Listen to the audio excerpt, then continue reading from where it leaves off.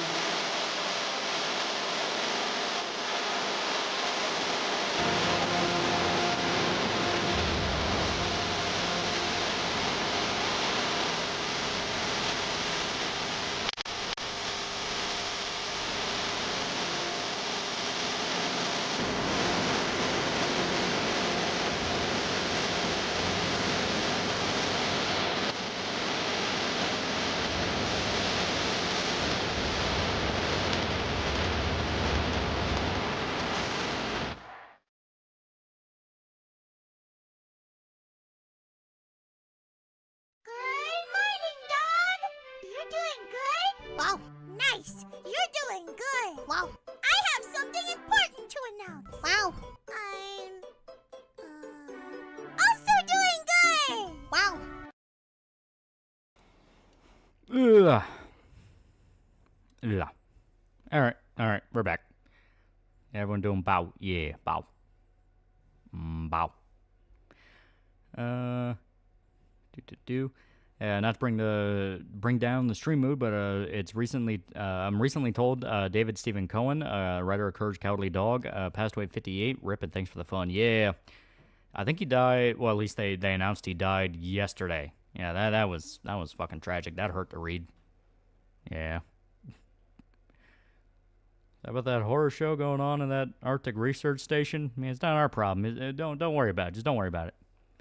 Intro song reminded me of the Japanese woman who does heavy metal. What was her name again? Well, I don't know who you're talking about, but the lady who did the intro song was Dorothy, which I've been listening to some of her stuff. It's pretty good. It's pretty good. It's nice, fun rock.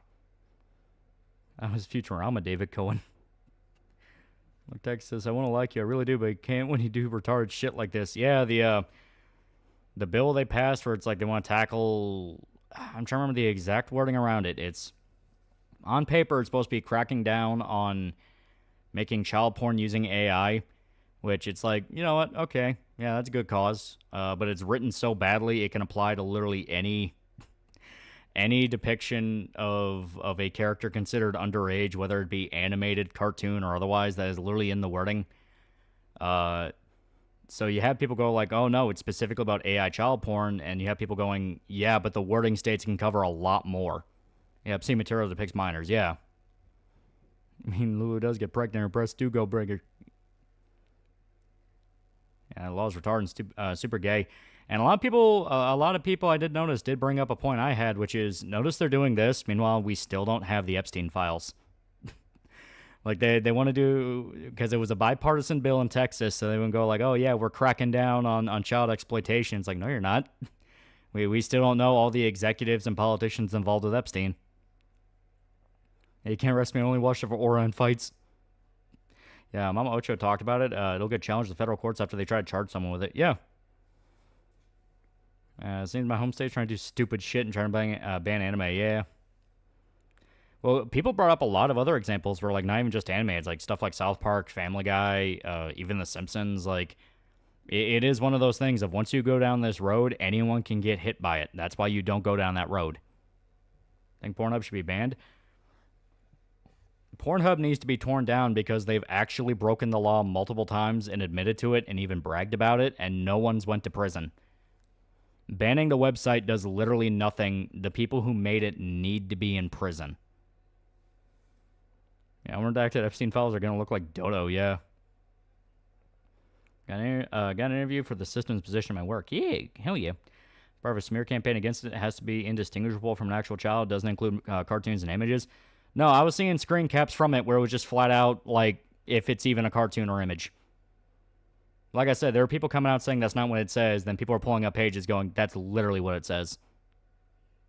So reasons why you want to make Dead Rising off the record zone video? Special reason. You'll know when we get to it. I hate being vindicated. I warn people this will happen on the ban porn calls. Remember when they tried to ban Supernatural because they claimed it was satanic? And impossible to ban pornography, rip Pornhub sunder, and subject its owners to everything that the traffic victims were. Yeah. Thanks for Dead Rising 2 video. Can't wait for part 3. Hell yeah. So on the disc I'm in watered it down to they're banning Lolly and Shota, and that's a good thing. I got timed out for trying to correct them on it. Yeah, it is just spite. That is what politics are now, just spite the other side. That has come up multiple times the last few months to the point of once you start smelling it and realizing it, it's like, then what the hell are we even doing? And the interview's on Friday. Hell yeah. Not someone that likes porn, but I don't condone censorship or banning. It's slippery slope. I'll come back to hit others. Yeah, it's like, if you don't like it, you don't like it. There's nothing anyone can do to convince you, like, oh no, give it a try, because it's just one of those things of, you just don't like it. It's not your personality. When you get into the point of trying to enforce something legally, you are opening a can of worms that will always backfire. Every single law has positive and negative consequences. As if I don't hate the Dodgers enough, Shohei Ohtani was just announced for Fortnite. I'm not someone that... Oh, yeah. A Marvel and DC be hit by that law considering how many underage characters have costumes and show skin or in bikinis. Yeah. Please tell me when the next chapter of Berserk's coming out. I don't know. I do not know. So I bet politicians that push the bill might have their name in the Epstein logs that brother virtue the darker skeletons in the closet. It was a bipartisan one. It has nothing to do with child safety. It's just about control. Control of media, control of information. That's all it is. That's what it always comes down to. Dengai Ichigo is confirmed. Already known that he'd be confirmed in Rebirth of Souls, but still pretty awesome. His gameplay is so hype. I'm genuinely excited for it. I think Rebirth of Souls would be dope. For some reason, Twitter people really fucking hate you. Everyone hates each other. I tell you, that's been the lesson the past few months, which is all of these allegiances and friendships you see on the internet are bullshit. Nobody actually likes each other that much. I really grind spent gears, and YouTubers have friends who get into controversy, and they go, oh, I didn't think of him as a friend. I actually hate him privately. Yeah, see? That is basically word for word what I just said. It's allegiances, it's conveniences. It's not actual, I guess connections is the right word. Yeah, JK Falls are coming out tomorrow. They were supposed to be out a month ago when they announced they were coming out. People are hyped for the Dead Rising 3 review. I'm here. Just accept my request can be done in the next batch. It only took 4 years. Yeah. All I need to understand, politicians are totally telling the truth this time, yeah. Yeah, they're adding the MK reboot film skins in MK1. Yeah. Hopefully 2 will actually be worth a damn. I think the bill will actually go through. It'll be shot down. Usually it does.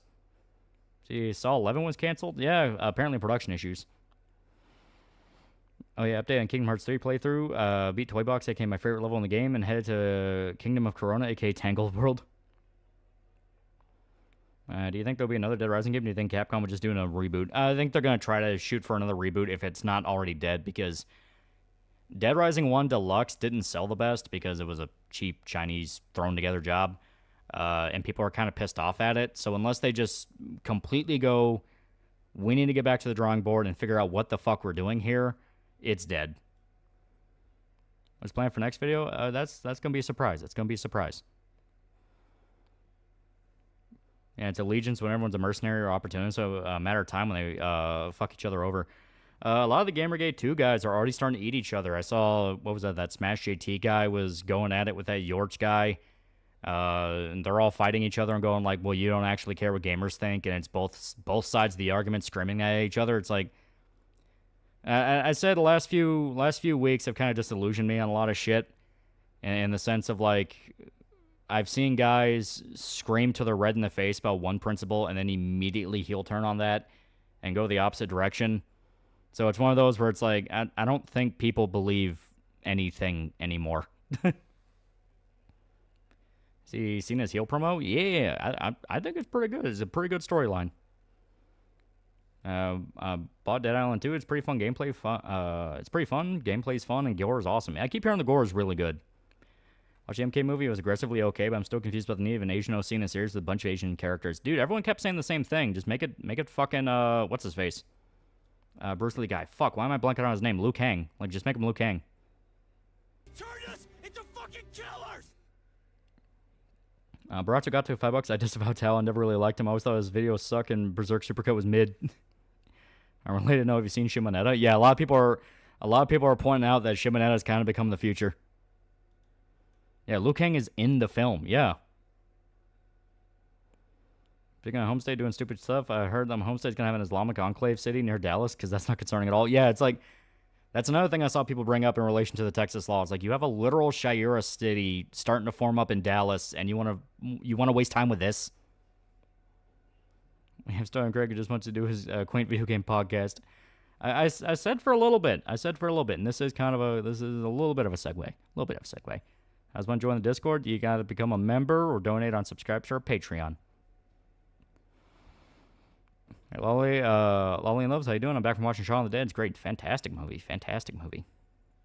Mark 9, $2 up, Lolly. So yeah, Dead Rising 2 had no right to be that good. Plus, I did feel bad for the military psychopath. Bro's heart was in the right place. Sadly, his mind was long gone. Yeah, it's one of those, if you did feel bad for the guy, it's just the fact of by the time you get to him, you had to kill him.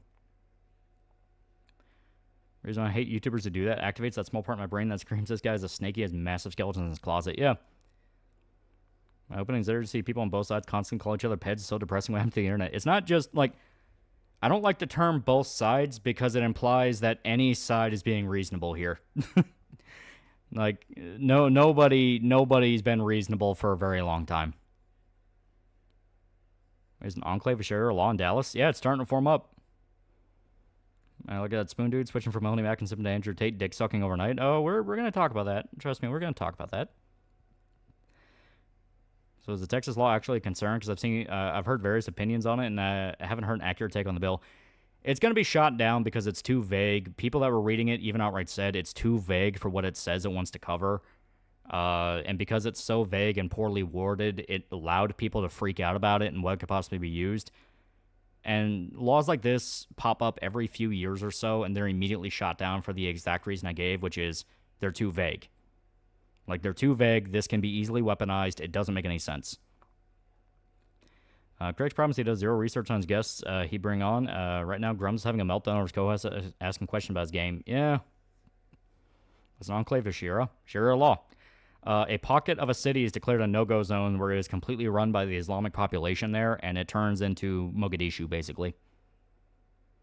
Got an idea, Plaster? All depicted characters are 18 or older across all art pieces. What was that Western your Aussie friend recommended you? It wasn't a Western. If you're talking about The Light Horseman, that is a movie about Beersheba. I'm pretty sure I pronounced that right. Basically, when the Anzacs, which was the Australians in World War I, led a cavalry charge against the Turkish-German position there and took it, despite the Turks and the Germans having way more guns and way more artillery. Like Arizona, last time they tried to force ID identification for not safe for pornographic sites that passed but was vetoed by higher-ups, and they're literally trying to pass it again. Yeah. There are people who are sobering the Texan law by using their favorite anime. That is the very thing they're banning. Fucking idiots, yeah. Like I said, it's all just spite. Things make so much more sense when you realize. I've said for a while we have been stuck in a very stagnant culture. We have not moved on from 2010 in over 15 years. For some reason, we are just culturally and mentally stuck in that time frame, even as time progresses forward. And that's because politics has devolved into divide and conquer spite tactics. Basically, everyone's being broken up into increasingly smaller groups, and on top of that are being told that the only way to promote their side is to be as spiteful as possible to all the others. It doesn't matter what you're supporting. It doesn't matter what your point is. It doesn't even matter what you're physically saying. All that matters is you are fucking over somebody else. If you are fucking over somebody that is perceived as an enemy, you are winning. And that's why a lot of the time these figures that pop up and get big followings end up becoming so hypocritical, because they're basically going headline to headline, chasing whatever trend it is, watching for the reaction of the guy they hate, and doing the opposite. Yeah, kind of entropy, yeah. Pronounced Anzacs? I tried my best. I tried my best. Correct the story for Dead Rising game as a sequel to 4, and you can do whatever you like as long as you use the main character from Dead Rising 2. Dead Rising 4 was an in-universe movie that Frank disavows and says was completely inaccurate and bullshit. And him and Chuck are currently stuck on, like... I've debated back and forth. It should be like some kind of cruise ship, like you're on like a massive cruise ship full of zombies. I think that'd be dope. It's pronounced Anzacs. I was tear up when you show those brave patriots taking arms to save the city in DR2.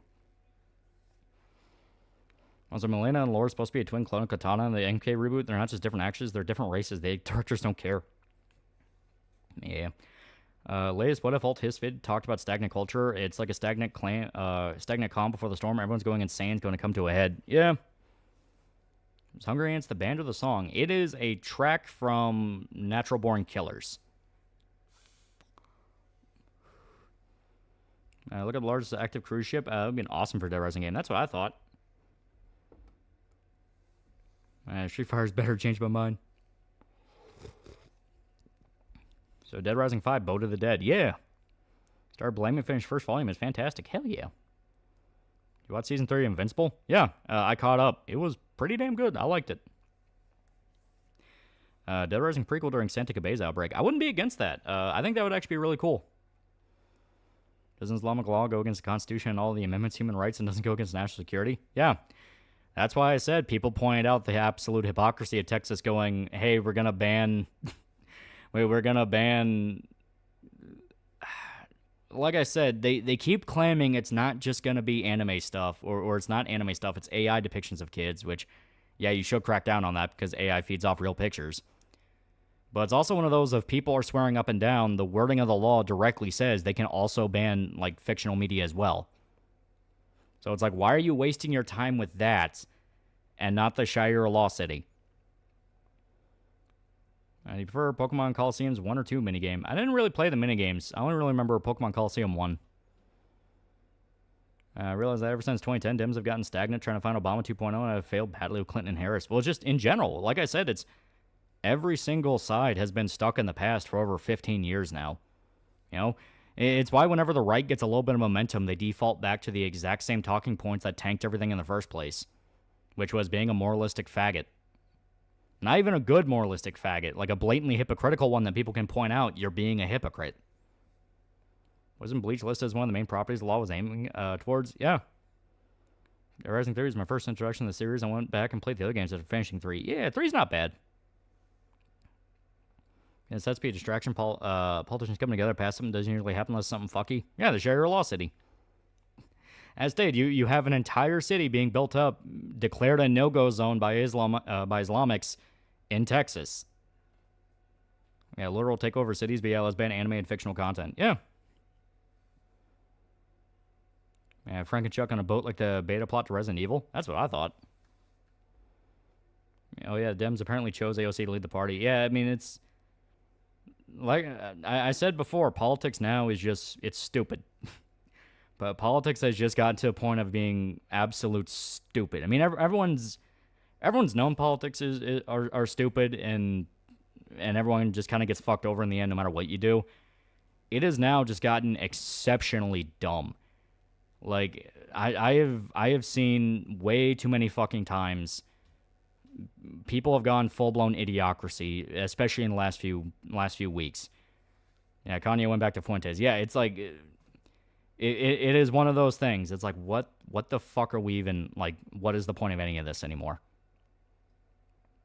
Favorite DR girl? I love Rebecca. Rebecca's my favorite. You know, anything about Islam?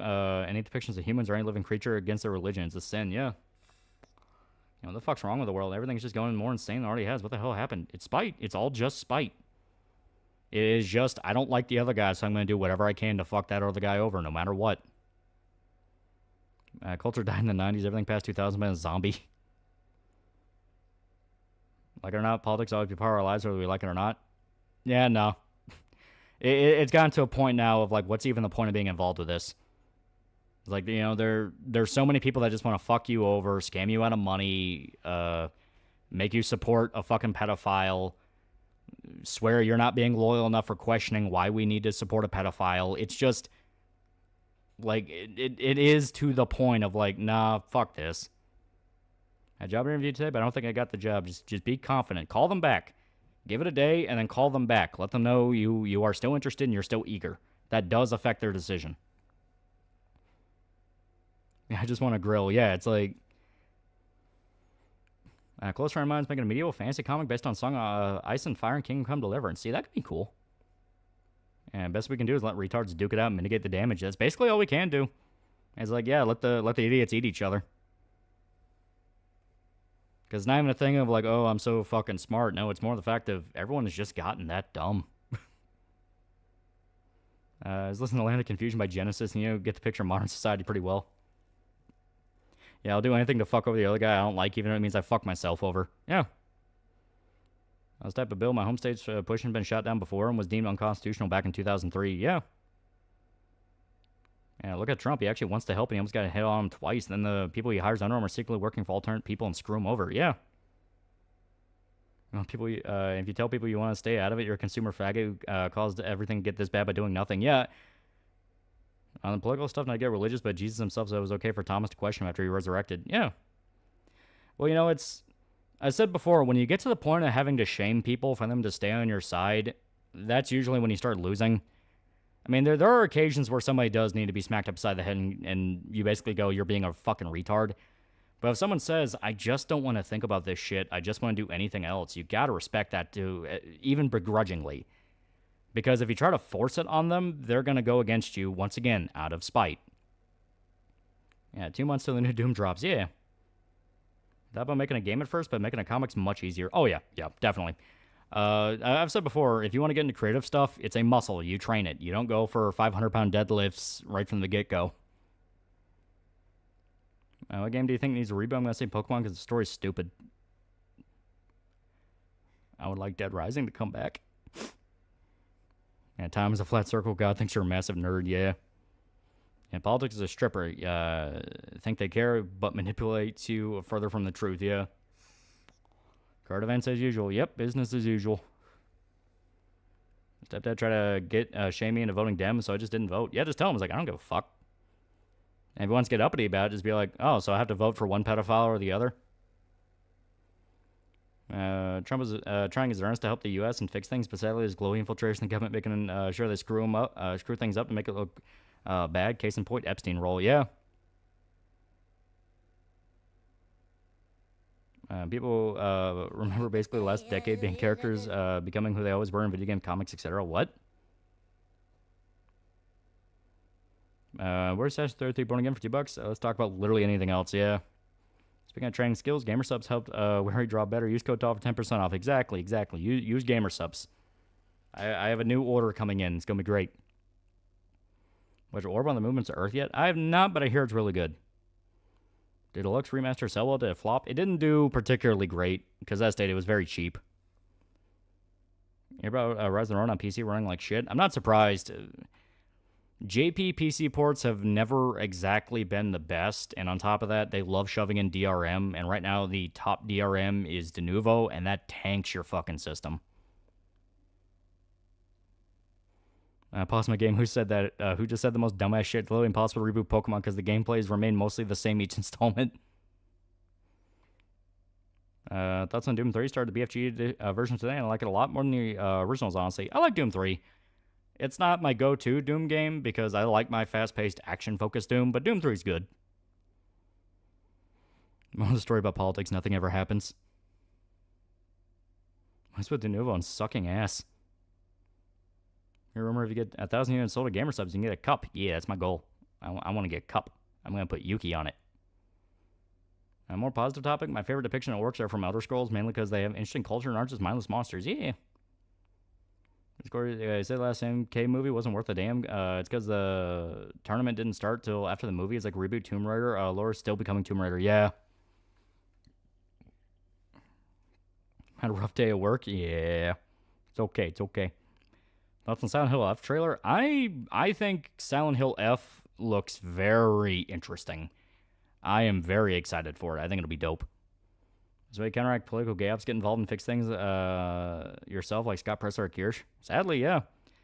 You know, it's one of those things of,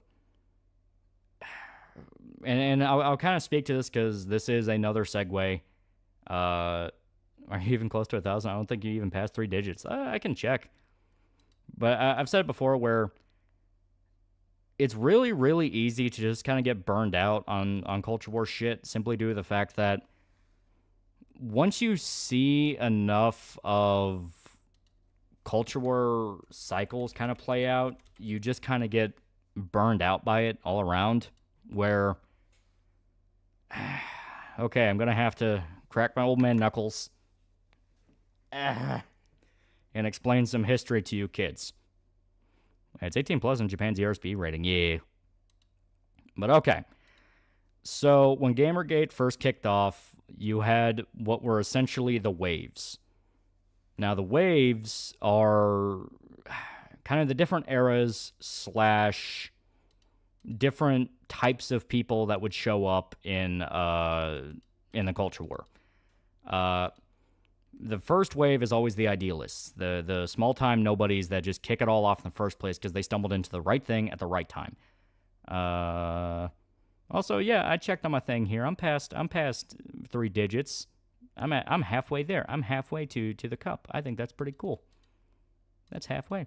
But yeah, you have the idealists. The idealists are the guys that kick everything off. They're the ones that stumble into the information. They're the guy with the big post. They're the guy that is the spark that sets off the powder keg. After that, you have the big name accounts who get involved and essentially megaphone out the message. You know, they scream it louder. They turn it into more of an actual thing. That's where you had the Zoe post, then you had Mr. Medicare and Mundane Matt and all that get involved with that. That's in relation to Gamergate 1.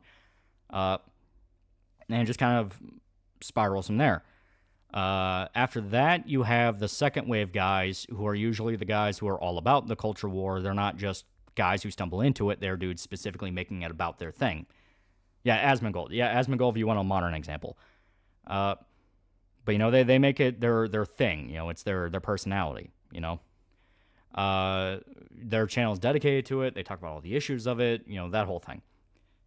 Then you get the third wave guys, give or take roughly. And basically, the third wave guys, they're still the guys that want to make it their whole personality, but they want to make sure you're doing it the right way.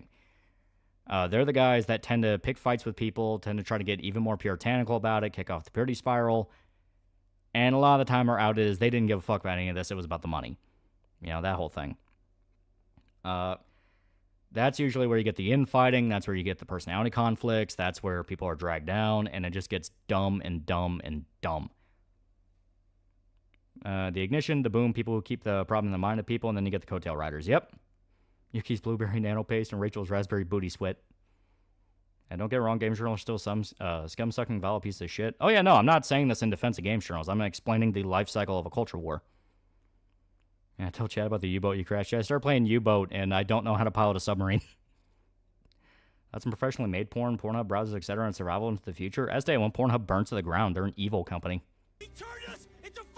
Peanut Slayer for $5. Thanks for streaming on my birthday, Log Man. A recommendation for a guy with $30 and a Steam wallet in the mood for CRPG or turn-based tactical. In regards to CRPG, I'm not too sure because a lot of the games I bought are different. I bought Aneurysm 4. Aneurysm 4 is really fun. It is very fun. It is basically Space Station 13 in 1984, and you all have to make a city work.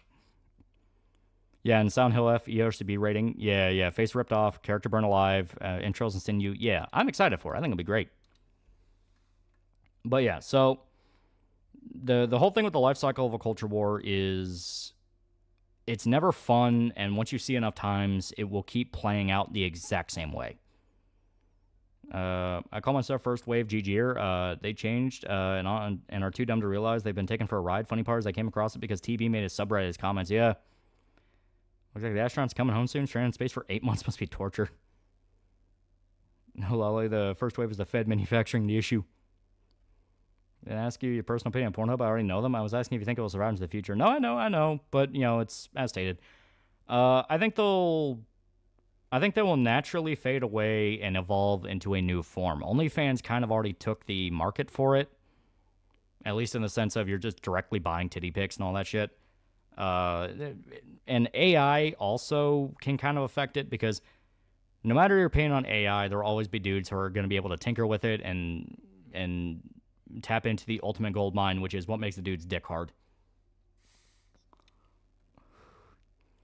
Oh yeah, you hear about Trump bombed the Houthis? Guess Luffy from One Piece went to a piece here and there.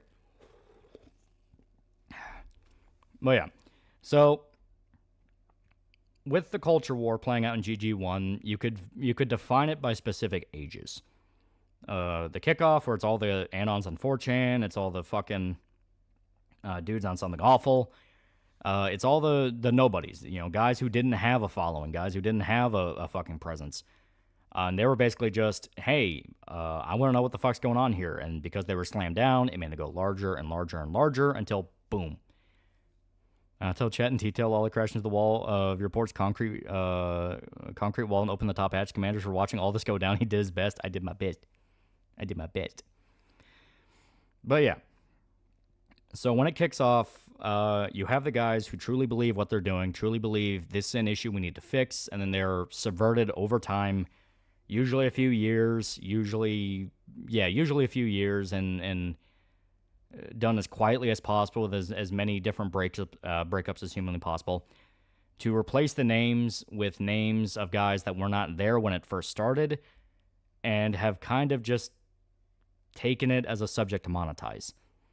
It is a very cynical way of looking at it, but it's happened 3 times at this point.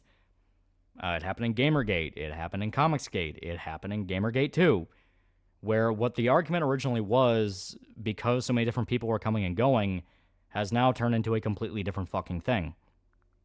You know, Comicsgate started off as, let's do a bunch of indie campaigns to create our own comic books and kind of eventually stumble our way into an alternative market for comics. You know, Indiegogo is a very good platform to fund indie comics. You know, Kickstarter is a really good way to do it. You know, using the tools at your disposal to create a new era, that kind of thing. Then it turned into fuck Eric July because he actually puts his books out on time. It gets ridiculous. It's one of those where you do genuinely have to ask, what the fuck does this have to do with anything? Gamergate 2 very clearly went in that exact same direction where everyone involved wants to be the main character and be the face of the movement, The exact thing Jim warned about when he left Gamergate 1 has happened over and over and over again. Yeah, this isn't only for culture war stuff, but for social movements in general. Yeah, social movements in general. Powers that be, learn from Occupy Wall Street. If you are able to get them fighting amongst each other for the dumbest reasons ever, you win. Yeah, it devolves into popularity contest. Yeah. Got some bad enough to make Jim quote Adolf Hitler when he was ducking out. So it looks like major Doom forums are now becoming graveyards. People who legitimately love Doom finally had enough. Spanish JT also doesn't help any lies about stuff going away. Yeah, I've said before, it is very important to pay attention to a lot of what these guys are saying, because it does eventually turn into you need to always be fighting. You are never allowed to turn your brain off. You're never allowed to think, well, I can take a break from it. You must always do the work. It is using that terminology. And when someone wants you to always be miserable, always be angry, always looking for the next fight, that's because they see you as a weapon. And see the Texas bill regarding Loli? Yeah, we talked about it. It's dumb. Yeah, at this point, it's all about give me money or Jews win. To a degree. I really started as an attempt to persuade comics industry. Then they started making their own when that didn't work. Well, yeah, but the whole thing with comics games that really kicked off once the indie comic campaigns began. That's when it fully became a thing. Problem is there's a lot of gullible people within GT2 that won't be told what they want to hear, which is that everything sucks. I noticed that with Rise of the Eggman. Well, it's just, it's an in general thing. This isn't like one specific person doing it. It's an across-the-board issue. That's why these culture movements always fail. You think the well has been poisoned around Yasuke and Japanese entertainment to the damage done by AC Shadows? Yeah, basically. Short Fat Daku is one of those prime examples when being miserable and pissed off. Yeah, it is just one of those things where once you start noticing, oh, they want me to be angry all the time because that's what clicks. Like, that is what gets them clicks. That's what gets them attention and revenue. That's when you realize, so they have to make sure to maximize the damage every single thing does, so I'm always angry. Good people don't need outrage to get your attention. Their charisma will attract you regardless of what they're doing. Leftoids and rightoids alike want their audience upset because it drives traffic.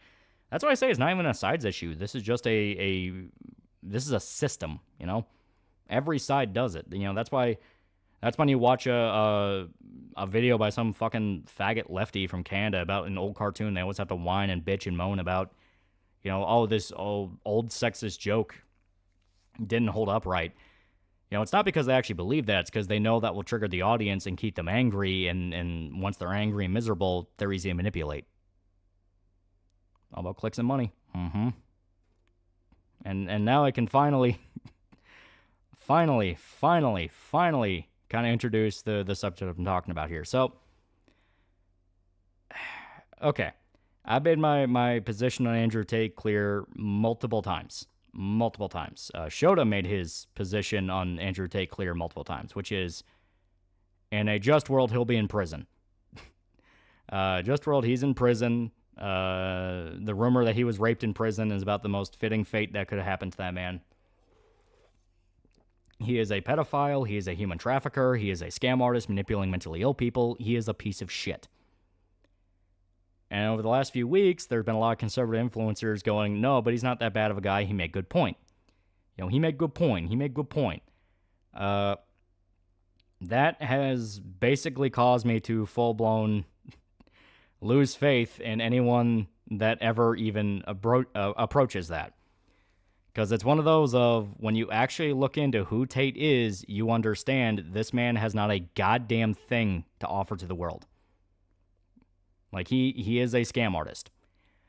He is a scam artist that doesn't believe a fucking word he says and relies on absolute idiots. That is all he is. He's also a pedophile.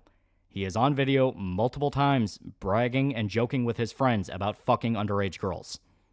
He is a piece of shit. He should not be listened to. He should be in prison. Yeah, so much for Goonergate. Yeah, very good thing to mention. I was about to bring it up. A lot of the figures that were involved with Goonergate then turned around and said, well, Andrew Tate, he made good point. And when people called them on the obvious hypocrisy of, why the fuck are you doing that? Isn't this a massive breach of the principles you claim to hold? They go, well, I'm not defending the guy. I just say he made good point. To which I say, no, that's cowardice. You want to have it both ways. You want to have it both ways in the sense of you get to ride his coattails while also telling your audience, no, I swear to God, I don't actually like the guy. And remember, he's a pedophile. Whenever someone is a pedophile, that is the descriptor for them for the rest of their life. For the rest of their life. Whenever a celebrity is mentioned that had a history of being a pedophile, that's the first thing people talk about with them. Gary Glitter, pedophile. Victor Salva, pedophile. If you're associated with them, that is the descriptor that follows you for the rest of your life as well. Francis Ford Coppola. Oh, he's the guy that bailed out a pedophile. Yeah, Aristocratic Utensil and Quartering Razor didn't do that at least, but he tried to say the Romanian authorities fucked up and trying to get him. He can say what he wants about the Romanian authorities fucking up and getting him, but Andrew Tate admitted to all of this. You know, that's the thing. Yeah, he make good point in his defense in case like this. Yeah.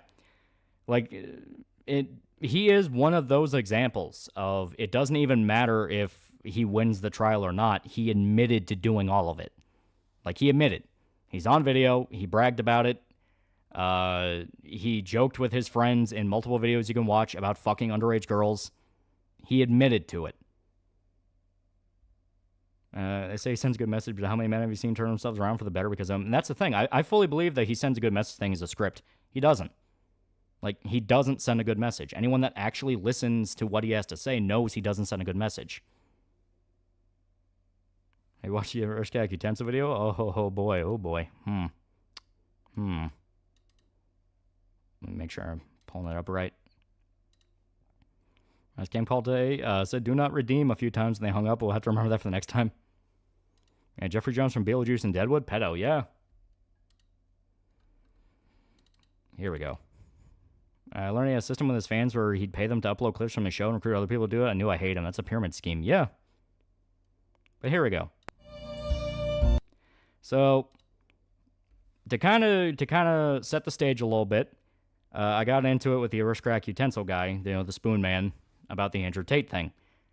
Because I directly said any conservative influencer saying Tate has anything to listen to is a piece of shit, and they're lying, and they're, in no uncertain terms, breaking every principle they claim to hold. He's using the term toxic masculinity is so overused, but the Tates are that to a T. Yeah, he's a scam artist. When it comes to criminal stuff, you need to not screw up. Tons of people that were guilty were let off because of garbage work by some of the law enforcement. Yeah. Michael Jackson was just accused of being a pedophile and still follows him after his death. Yeah. That's what I mean. When it is something that heavy, you don't just ignore it. Like, you don't just ignore it. But that's when I noticed a lot of people, a lot of people were basically doing a media tour for the guy, saying, oh, well, the Romanian police are oppressing him, and they're gunning after him for his message. And every time I would hear that, I would think, what fucking message? At the end of the day, what is he actually telling people? What is he telling people that's so fucking important that you ignore everything else around him? And when I got into it with the Utensil Man, he would just keep screaming, I didn't get it. I didn't get it. I didn't get it. So I'm like, what's there to fucking get? He's a pedophile. Like, what is there to get? Are you wearing green? I am. I got my green shirt on. What about Sergeant Hatred? I mean, Sergeant Hatred's funny, but a lot of the jokes around him revolve around the fact he's a pedophile. We're gonna just have an epiphany. They always defend Tate for saying you make a good point, even though it's basic bitch advice but they decried Jordan Peterson doing the same. Yeah. Yeah, they keep bringing up a message burn capable of stating it. Yeah. So Spoon Man went ahead and made a whole video explaining why Andrew Tate made good point. He made good point. He made good point. So we're going to watch it real quick. It's only 5 minutes. If it was any longer, I wasn't going to do this. But it's quick 5 minutes, so we can sit down and finally understand what good point is being made here. You're safe from pinching for now. Utensil Man got deported back to South Africa. Ooh, the state that's in, that's kind of rough. Muji said, if I said that New Zealand spoon would stand in for retard. But here we go. Here we go. So we're going to watch and we going to see what good point is being made. And make money is evil, easy, just be evil. Yeah. Here we go.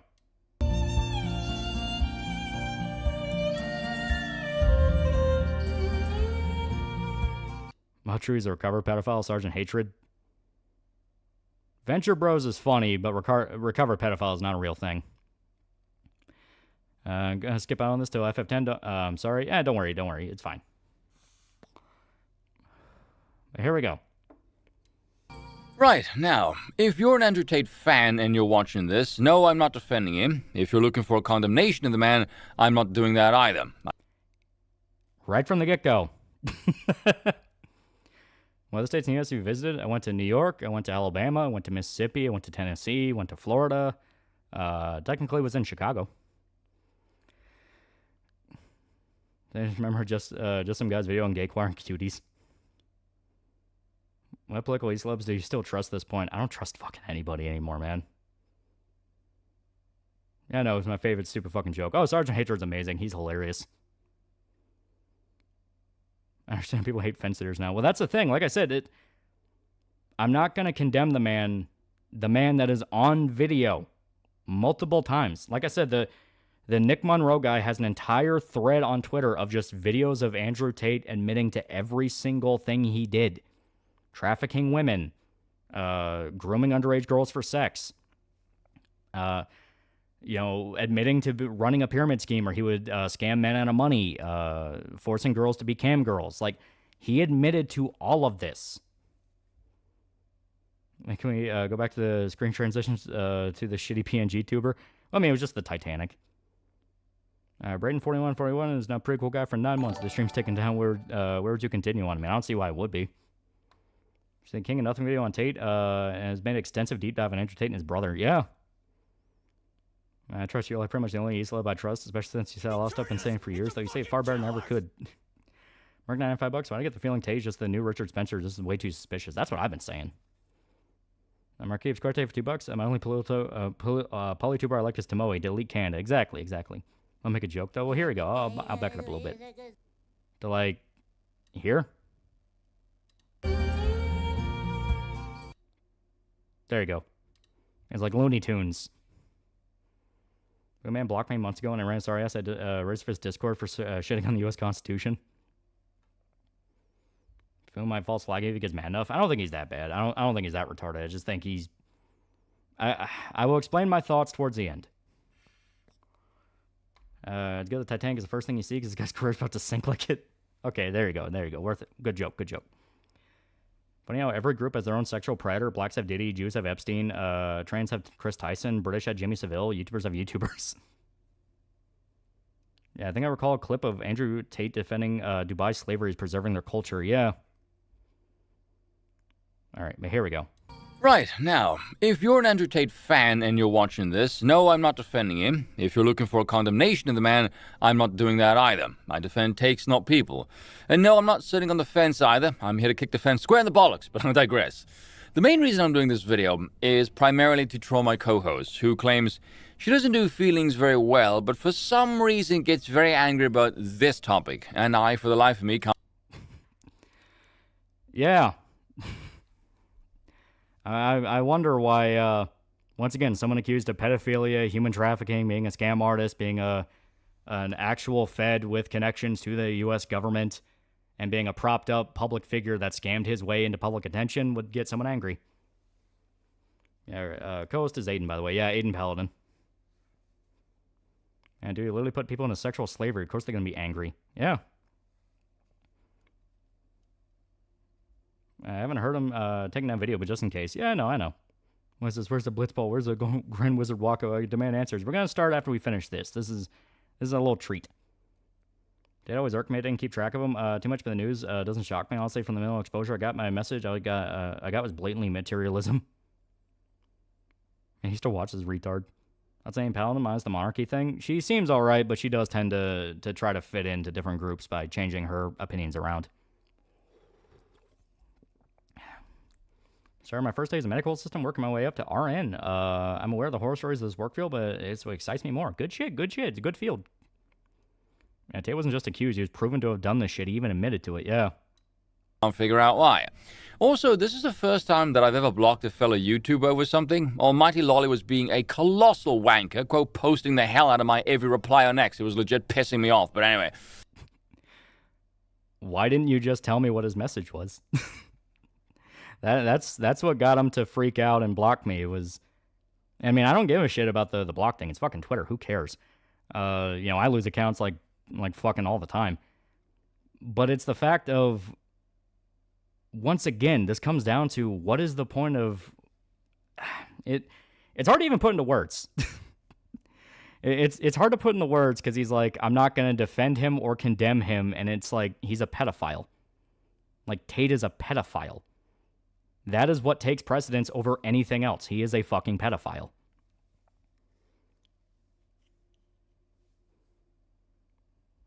Yeah, oh no, he tried to ask questions, yeah. Yeah, what's the point of trying to say? He's trying to say good things when it's not an original thought from him at all. Yeah. Kentucky weeb mogs, South African monarchist. You're a wanker, but more in the sense that you jerk off a lot. Oh. United States brother did an interview with Stefan Molyneux, who admitted to running a criminal camgirl enterprise, also flirting with men all day. Yeah. He mentioned you. Yeah, that's why I wanted to go through this. Because it's funny. It's funny. Yeah, Tate, listen, bitch, I'll take you, make you work for me, and you'll like it or shut up. Yeah. Literal things he said. Something that irks the balls off me when it comes to a discussion about Andrew Tate are the people who say, well, he just says the same stuff as everybody else. Really? Then let's see you say the same stuff and become a millionaire driving a Veyron. He became a millionaire because he's a scam artist that ran a pyramid scheme. Like, he didn't become a millionaire because of his talking points. That was later. That was after he already became a multi-fucking millionaire. Like, he got his fortune running a scam pyramid scheme where he would, like, basically catfish men. This is a thing I bring up all the time where whenever I hear but his message and, well, he got a lot of popularity from it, it's like, you don't know who the guy is. Post a video of yourself bursting a kitchen knife without having to verify your age with an ID to flex. Are you drinking today? I drank earlier. I drank Guinness, and I ran out of Guinness. Yeah, he has money. So what? Yeah, it's like, so what? He has money. Who gives a fuck? And he's so classy being a Sigma male and all that bullshit, right? Yeah. Yeah, Tate seems like a sort of person that would rat on his friends, the ones you don't rat on just to stay out of prison, which could lead to him wearing concrete Jordans in the ocean. What is his message? Go with the jam and don't let women walk over you. Very revolutionary. I can see why the Matrix wants him, yeah. Yeah, and so I'm supposed to take the word of a rich pedophile seriously? Yeah. I'm drinking a water gallon. Yeah, good for you. Good for you. I'm saying the U.S. has given away the Statue of Liberty to them. Come and take it. Come and take it, frogs. That to me is the dumbest cop-out as well, especially from other content creators. I'm sitting there thinking, there's a whole load of you in this sphere who all peddle the same damn message. Some of you have less than 25,000 subs, some of you have over 500,000. You ever think there might be a reason for that? Personality, age, sex, voice, production quality? Any of that maybe? No, of course not, because you're all fucking idiots. I don't give a fuck. Tate's a pedophile. He got his money by scamming people. He didn't get his money from his message. He got his money from scamming people. This is well documented. So we only give the frogs the cringe plague. And I said plaque, but plague is better. And what the fuck does sub number have to do with any of this? Yeah. Try to tell me this guy who looks like Alan from 2.5 Men is an alpha we should respect and not listen to true alphas like Lolly and Gamer Subs and Insert Code Talk. Yeah. Yeah, by his logic, Mr. Beast makes a good point. Yeah. Multi-millionaires pretend to care about public issues all the fucking time. It is like one of the most recognizable things in a celebrity, the vapid activism they do that they don't actually give a fuck about. Like, no one gives a shit he's a millionaire. No one gives a shit he has a big channel and a big social media following and all that. They care that he's a human trafficker. What's your Twitter handle? @KenshroTism. Is that wrong? Marcus running defense for pedophilia? Grab my vape. So he only follows people who has money and stats. True bootlicking cuck. He sounds like the type of guy to watch a movie just because Rotten Tomatoes said it was good. I had no idea people would bring up the sub thing. Sub counts are irrelevant. Yeah. Tate to me is a wrestling heel that people can easily dunk on. Congratulations, you're a better person than a pedophile. Yeah, basically. You're terribly search optimized. Bugatti Veyron does make you a good person. It makes you a person that used to have a lot of money. His fucks are expensive. Yeah. Here we go. We'll keep going. You see, when it comes to analyzing Andrew Tate, if your first shot is an argument, you're going to faceplant right out the gate, and I'll explain why. The reality is he is popular for a reason. Now, you can dislike the reason all you want. Because he hired a bunch of botnet farms to spam him out on every social media platform. Once again, he admitted to this. He admitted to hiring basically bot farm companies to spam him out. He admitted to paying his listeners to clip his streams and spam them out. Like, he is completely artificially propped up. He does not actually have a legitimate following. Yeah, tons of shit. People have big sub counts. That doesn't mean they're right. Yeah. Remember, Hitler was one of the first people to say smoking's bad. Just because someone says something factually correct doesn't mean shit beyond they can understand facts. Well, more than that, I'm going to get into it towards the end, because I'm pretty sure he's going to give me the exact perfect segue for it. M14 won the poll made last night. Olympia Fags beat the fuck out. Hate how many people don't understand. A bad person has the same message as you, cheapens the message. Well, like I said, I'll explain it more. I'll explain it more towards the end of the actual reason behind this. I got to defend Melanie Mac, by the way, just throwing it out there. Yeah, once again, I'll God, I'm all excited. But this isn't about what you feel. This is about acknowledging reality. Take Soccer 2 thing. And the reality is he's a scam artist, pedophile, rapist. Like, these are not accusations thrown out because I know, like Baldman, he is an admitted pedophile. He is an admitted scam artist. He is an admitted human trafficker. Things. The product and the environment. Again, you can dislike him all you want, but your job is to understand in this environment what makes this product popular. You have to try and understand the mind of the consumer, which means leaving your emotions, your feelings, and your values at the damn door. No. Not when it's a pedophile. As stated, there have been multiple pedophiles with massive platforms and amounts of power. The entire thing with the Epstein list is exactly that. They are pedophiles with high ceilings of power and money. Just because they have those things doesn't mean they're worth listening to. And in fact, they use those things to shield them. Yeah, Prague, you mean the 16-year-olds? Yeah. But he made a good point. So popularity means someone's right? What is this guy spending on Trump? Is he proved to be a rapist and human trafficker guy? There are clips and videos going back years of him fully admitting to all of this. You have to support the pedophile, Loli. You have to win. They just say leave your values at the door. Yeah. Like, I'll even run it back. I'll even run it back so we know 100% sure. Again, you can dislike him all you want, but your job is to understand in this environment what makes this product popular. You have to try and understand the mind of the consumer, which means leaving your emotions, your feelings, and your values at the damn door. I fully understand why Tate got popular, because he scammed his way to the top. That has been the thing over and over and over again. He scammed his way to the top. He did not earn his way upwards. He did not convince people with his message and build himself from there. He was already at the top by basically performing illegal action. Not even basically, just full-blown performed illegal action. And from there, started peddling this bullshit message to build a cult of personality. A cult of personality that, once again, he had to pay out the ass for because he hired botnet farms and tricked his own audience into shelling them out. Yeah, accused are literally saying he pimps them out. Yeah. So, this entire idea of, well, you need to understand how he got popular. I fully understand how he got popular. You clearly don't. You clearly don't actually know who the guy is. I double wink at you. That's an opinion on Berserk. It's a manga, by the way. I might like it. I might like it quite a bit. Yeah, Tate's a pedo, a rapist, a hypocrite, a liar, human trafficker, a scammer, and a fed. Yeah. Like, because the internet's so sanitized, any edgy thing could pop off. Tate popped off because everything had become so bland. Edgy teeny boys latched onto him. I think he's artificially propped up. I really do. He has family that work for the federal government. I fully believe he is another Richard Spencer.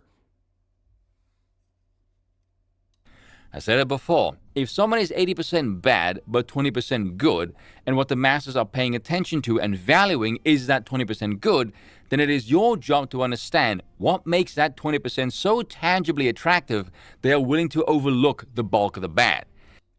No. Just no. If someone's 80% bad and 20% good, then that just means if you're only paying attention to the good, you're an idiot. You have a whole 80% of red flags to show why that's a bad thing to do. A part of the government CIA? I think so. I think it's flat out like it was like his dad or something was in the CIA. Yeah, he's 80% pedophile, yeah. Who are we watching? Spoon Man, also known as Aristocrat Utensil. But yeah, no. Because this goes back to the whole thing. We already have multiple examples of very rich, powerful people that are pedophiles. Like Jimmy Savile. Jimmy Savile is the exact perfect example for this. Jimmy Savile was a very famous radio host in the UK. He did all sorts of charity work, did all sorts of advocacy work. He outright ran a foundation to help troubled teenagers, or help troubled kids, I think was the exact wording. And I put that in massive quotes because he was using that foundation as a way of scoping out children he can molest. He was a full-blown pedophile, a rapist, a sexual sadist.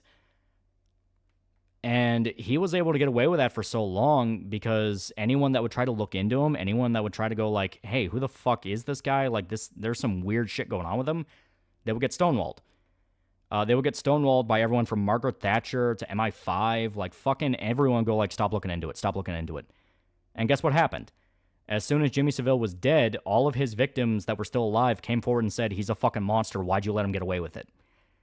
If you ignore something as massive as pedophilia and human trafficking for the sake of the message, you are just damning yourself to dying in a ship. You are damning yourself to sinking in the Titanic. Because everyone's just going to go, you acknowledge this was real, you acknowledge this fucking happened, and you set politics above that. You thought politics mattered more than not backing a pedophile. Yeah, imagine getting upset because the guy with Lolly name called you a retard. Ironic how it sounds identical to what the libs did for years. Yeah, and like I said, it's this thing when you actually know what built Tate up. You know the whole, well, you got to analyze how he got popular is bullshit. He got popular through fraud. He got popular through scamming money out of people. And once he was already a multimillionaire, he started shelling out money left and right to build himself up as a public figure. Like, he's completely artificial at every single level. And shout out to John Linden for saying you want to kill Savile. Yeah. And that's my big thing for, for all of this. It's the fact of the only people saying Tate has anything worth listening to is people that don't know who the fuck he is. And KSD2 drama was caused by Spoon's logic by them propping up Phantom Pulse. I mean, that's a whole other fucking issue. Not just thinking you're nuking the ship and any possible future movements. Yeah. Yeah, Feds rather defend a pedo than actually do their job, yeah. Yeah, one of the Sex Pistols fucking hated Savile. Yeah, that was Johnny Rotten. You can see Tate admitted his crimes in the interview he had with Dick Masterson. Dick was even contacted by the prosecutor of the Tate case, yeah. Spoon is terrible explaining a complex demographic issue of maybe he's a dumbass and accidentally he's in the same realm. Should take Lolly out of your name. No, at this point I'm proud of the fucking name. To be argument stupid, Al Capone was responsible for milk expiration dates on the cartons, thus lowering the chance of people getting sick from milk. Doesn't change the fact he's a murdering prick. Yeah. Yeah, pedophiles hide and whatever side protects them. Okay, before we move on, I want to break this down. Spoon is saying Tate's good because he's rich, popular, and he has takes he agrees with. What else? What else is there? All right, here we go. It's not about what's true, it's about what sells. Separate the man from the message, which I'm increasingly inclined to believe is either a product of a disturbing lack of empathy or a higher IQ. And yes, I'm aware it's kind of ironic I'm saying this skill might be built on a very limited amount of empathy. Now try and put yourself in somebody else's shoes. He could very well be vastly overestimating his influence, but he's managed to use that Matrix gimmick of his to give the impression his public persecution is an indication his popularity is a threat to the establishment. And he's directly working for the establishment. Necron, $5. I'd say Tate should be punched in his glass jaw, but that one for the man has a jawline. Did you respond to criticism in a video? We never get that from Dev. And curiosity, what I called Loli. I had my PFP when I first started the channel was mega mean. I got popular because he would say crazy shit for outrage clicks and then people spread stuff around like shorts. Yeah, that's what he did. Like, he hired botnet farms to clip his outrageous stuff and spread them around. That's how he got popular. Do you not find it weird someone named Lolly shitting on pedos? No, not even a little bit. What a load of buzzwords and gibberish, yeah. It's not about what true, it's about what sells. Nigga, he traffic humans. Yeah, it's like, it is this thing of, like, God. Okay. His main argument is, if you want to understand why Andrew Tate's popular, you need to objectively look at what made him popular. Conveniently ignoring his literal scam tactics that got him popular in the first place. Which is the entire point. The entire point is every single thing about Tate is artificial. Everything from his message, to who he is, to his persona, he is as fake as it goes. He fucking, like, he's a fucking steroid junkie. You can see the marks on his arms. Even his physique is complete bullshit. None of his advice is real. So it gets to this point of, then what the fuck does he have? What does he genuinely have? Yeah, what is this dude's point? Exactly. That was my big question when we were going round and round on Twitter, which is, what is even his message? If we have to break down what his message is, because focusing on him being a literal human trafficker and pedophile doesn't matter, what is his message? Like, what does he have to tell people? Like, doesn't all equal nonsense? Isn't that a wrong thing? Genuine question. I've explained it before, but basically the Lolly debate's retarded. It's just pedophiles screaming at pedophiles. I'm trying to understand why Utensil won't talk himself off this hill. Not new, been following since Generation Kill vid. Just never knew why it was called Lolly. Yeah. They push themselves a symbol of heterosexuality of his gay sex tapes are still floating around. Yeah. Yeah, what message is there? Exactly. Bothers people more your name or you quote tweeting them? And the very freedom to do as he wishes is an inspiring act of rebellion. I imagine there's many people who believe that is all a pile of wank. But yeah, even then his message just work out. You really need a scumbag like that tell you? Yeah. Considering sex scandals are the regime's bread and butter to try and hamstring people from positions of influence, that's a very good spin. He's good at marketing and he knows how to play off the controversy, which is to his credit. But really, Andrew Tate is a material man of the material world, and in the material world, men of material are glorified, and he most definitely is that. He can get away with glorifying the superfluous and the superficial, because once again, like, Kevin Von Magnum, $5. I see the message, Andrew Tate's not like us. Yeah, there isn't a message that there's a representative animal that people identify within. Reminds me of when the right started something for Russia, claiming Putin was trying to save America from the woke by invading Ukraine when Putin's involved in funding the woke. Yeah. And to make it abundantly clear, just say the accusations against Tate aren't real. Well, this is the thing. The entire video is, here's why Andrew Tate's right, and he has not explained what Andrew Tate's actual message is. It just explains he's popular and he's rich. That's it. I think a big reason for that is because even he knows, oh shit, betting on Tate was a bad bet. This is a bad idea. But he can't flat out say that. So he's going to try to muddy it as much as possible by just spouting words until people stop paying attention. But I think it used to be an anti. My opinion on Lolly has changed in the last couple of years. Yeah, it's weird and it's just wrong. Who cares? Worry about actual sexual predators. Yeah. Yeah, even when surrounded by beautiful women, Mr. Tate looks gay as fuck, which there isn't anything wrong with, just funny given the image. That's on Deltarune. Rumors are Chapter 3 dropping soon. I still need to play it. Here we go. Because our society only values those things, and as a consequence, he doesn't need to show much outside of that to give the veneer of great depth. A man's worth is in his wallet in the world of today. And considering the terrible behavior of women in general, especially when it comes to issues like divorce, the emergence of a man like Tate is the inevitability of a system that is layered with concerns of structural integrity. No. Once again, Tate is not an extreme reaction to an extreme problem. He is the artificially created solution to trick people into going along with him because it will persist the problem forever. Tate's message, once again, don't get married. Have sex with as many women as possible. Marriage is gay. Women are like dogs and you should not respect them. the exact things that set up the Me Too crisis and one-night stand culture that fucked marriage rates into oblivion. Like, once again, this is the thing of, if you actually know what Tate's message is, this falls the fuck apart. Because the whole idea of, well, he gives men who've been beaten down by society a voice to listen to. It's like, no, he is the exact continuation of the same thing that caused it. Really, it's just saying he got money, so he must be good. Yeah, Tate's the pagan skyfather anima reaction to feminine society. Yeah, Tate's a phase there to stop the right from catching victories thanks to control opposition. He's trying to worm his way into Trump's cabinet right now. Yeah, money equal worth is a terrible way to think or treat people, and it doesn't work. It does not work. We've seen that. We'll just perpetuate the problem. It will discredit all people that care to point out the problem real, otherwise, regardless how sensible they are. Exactly. I never trusted Tate. I was raised for better or worse. A proper Southern gentleman. His opinions on women and marriage never sat well with me. Anyone that tells you don't get married is not someone you want to trust because they're trying to keep you angry and miserable.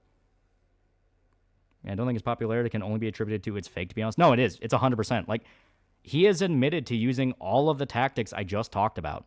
This isn't a thing of I'm speculating. I'm telling you what he directly said. Like, at what point do you not listen to the words he himself is saying? Spoon fears the soldier, lolly. This great Tate isn't doing what he does for some subversive ideals, doing it for money first and foremost. It's both.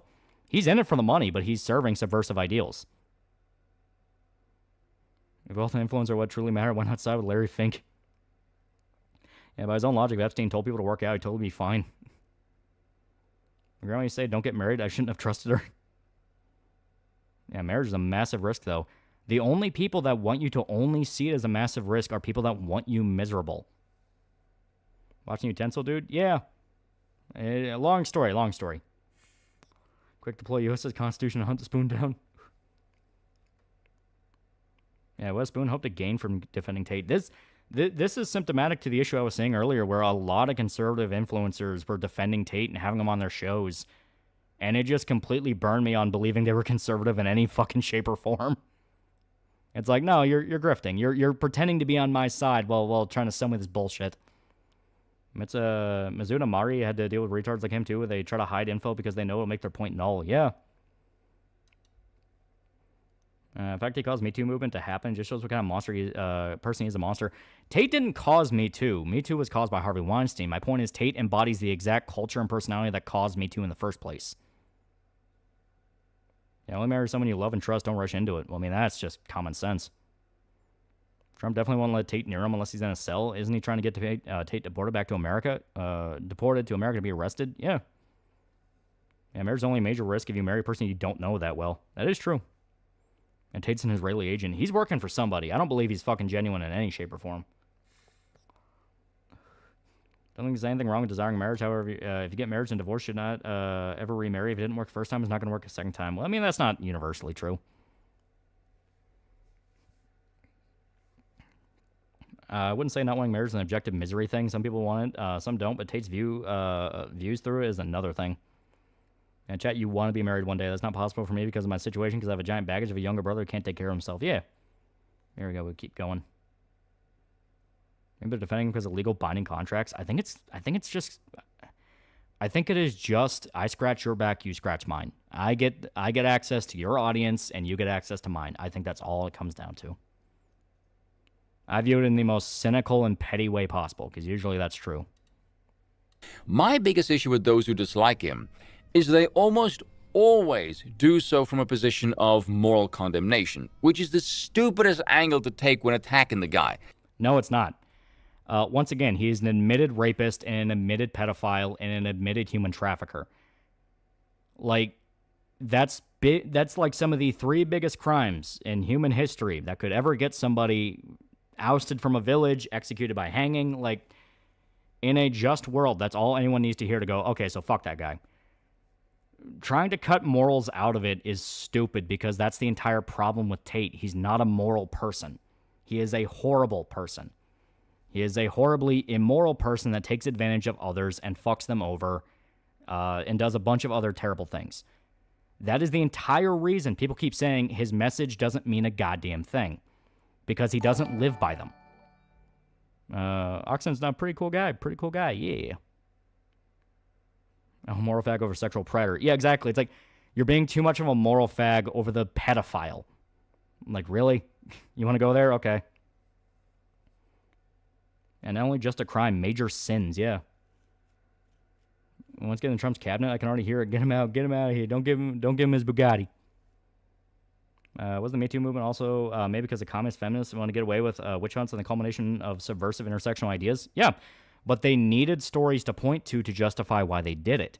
That is where guys like Tate come in. They are there to provide the stories they can point to and go, you need to listen to us because that's what's going on right now. That's why you don't listen to guys like Tate, because that's what they're trying to do. They're trying to get you in one camp so they can eventually be steamrolled by the guys they're actually working for. And morality doesn't matter, so the people complain about how morality's fallen to an all-time low. Exactly. There's hypothetical. Say AI generate child net, if work becomes legal, your best friend gets involved with it, are you going to stay with them since you're together since childhood? Or if you mean like Shota, no, I'd shoot that fucker in the head. Reminder, AI generated child porn relies on taking pictures of actual children. At this point, I don't care about being considered a libertarian, liberal or conservative. I'm just done with political labels at this point. Really doubt Tate's an Israeli agent because most of the people who say that are gropers and confirmed gropers are feds.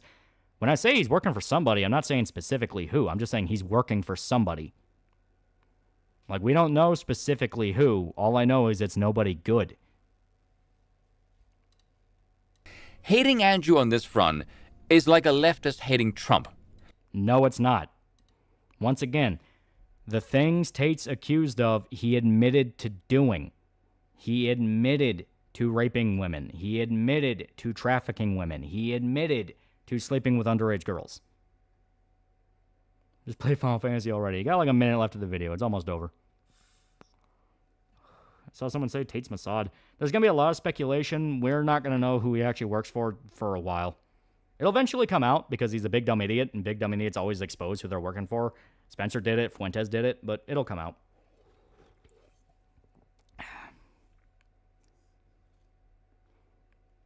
I guess NSA, like I said, we're not really going to know. The only logical entity you could work for is Israel.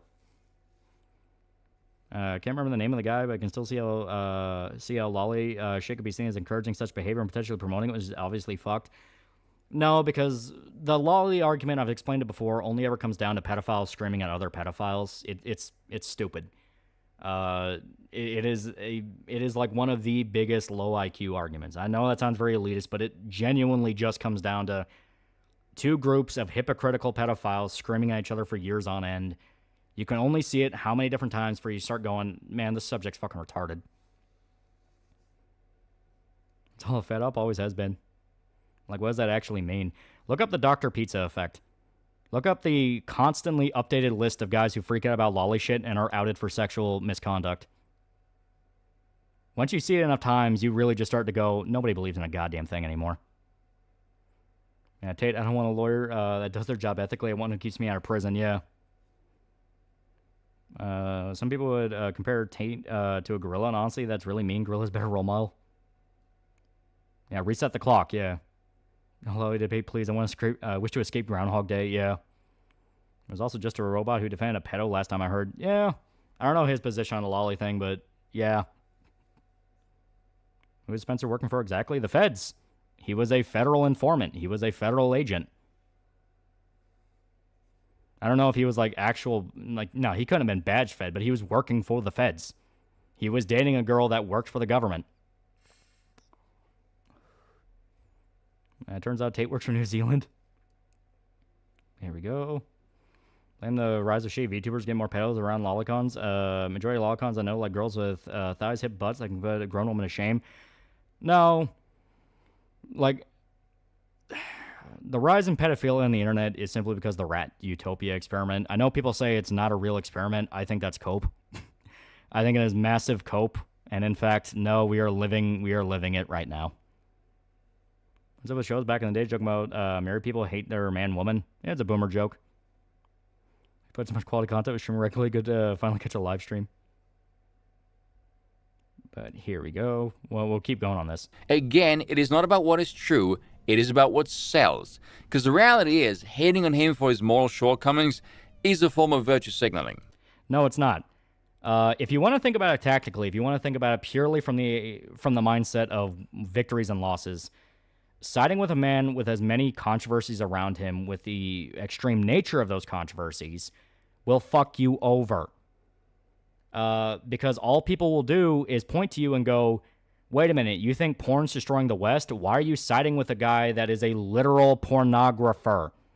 Ran a pornography website. Ran a cam girl site. Admitted to trafficking women for prostitution. Like, do you want to know why the Satanic Panic failed the way it did? The Satanic Panic failed because a lot of the big fire and brimstone preachers that made it such a big deal were outed as massive hypocrites. They were outed at gay orgies. They were outed as drug addicts. They were outed as stealing money.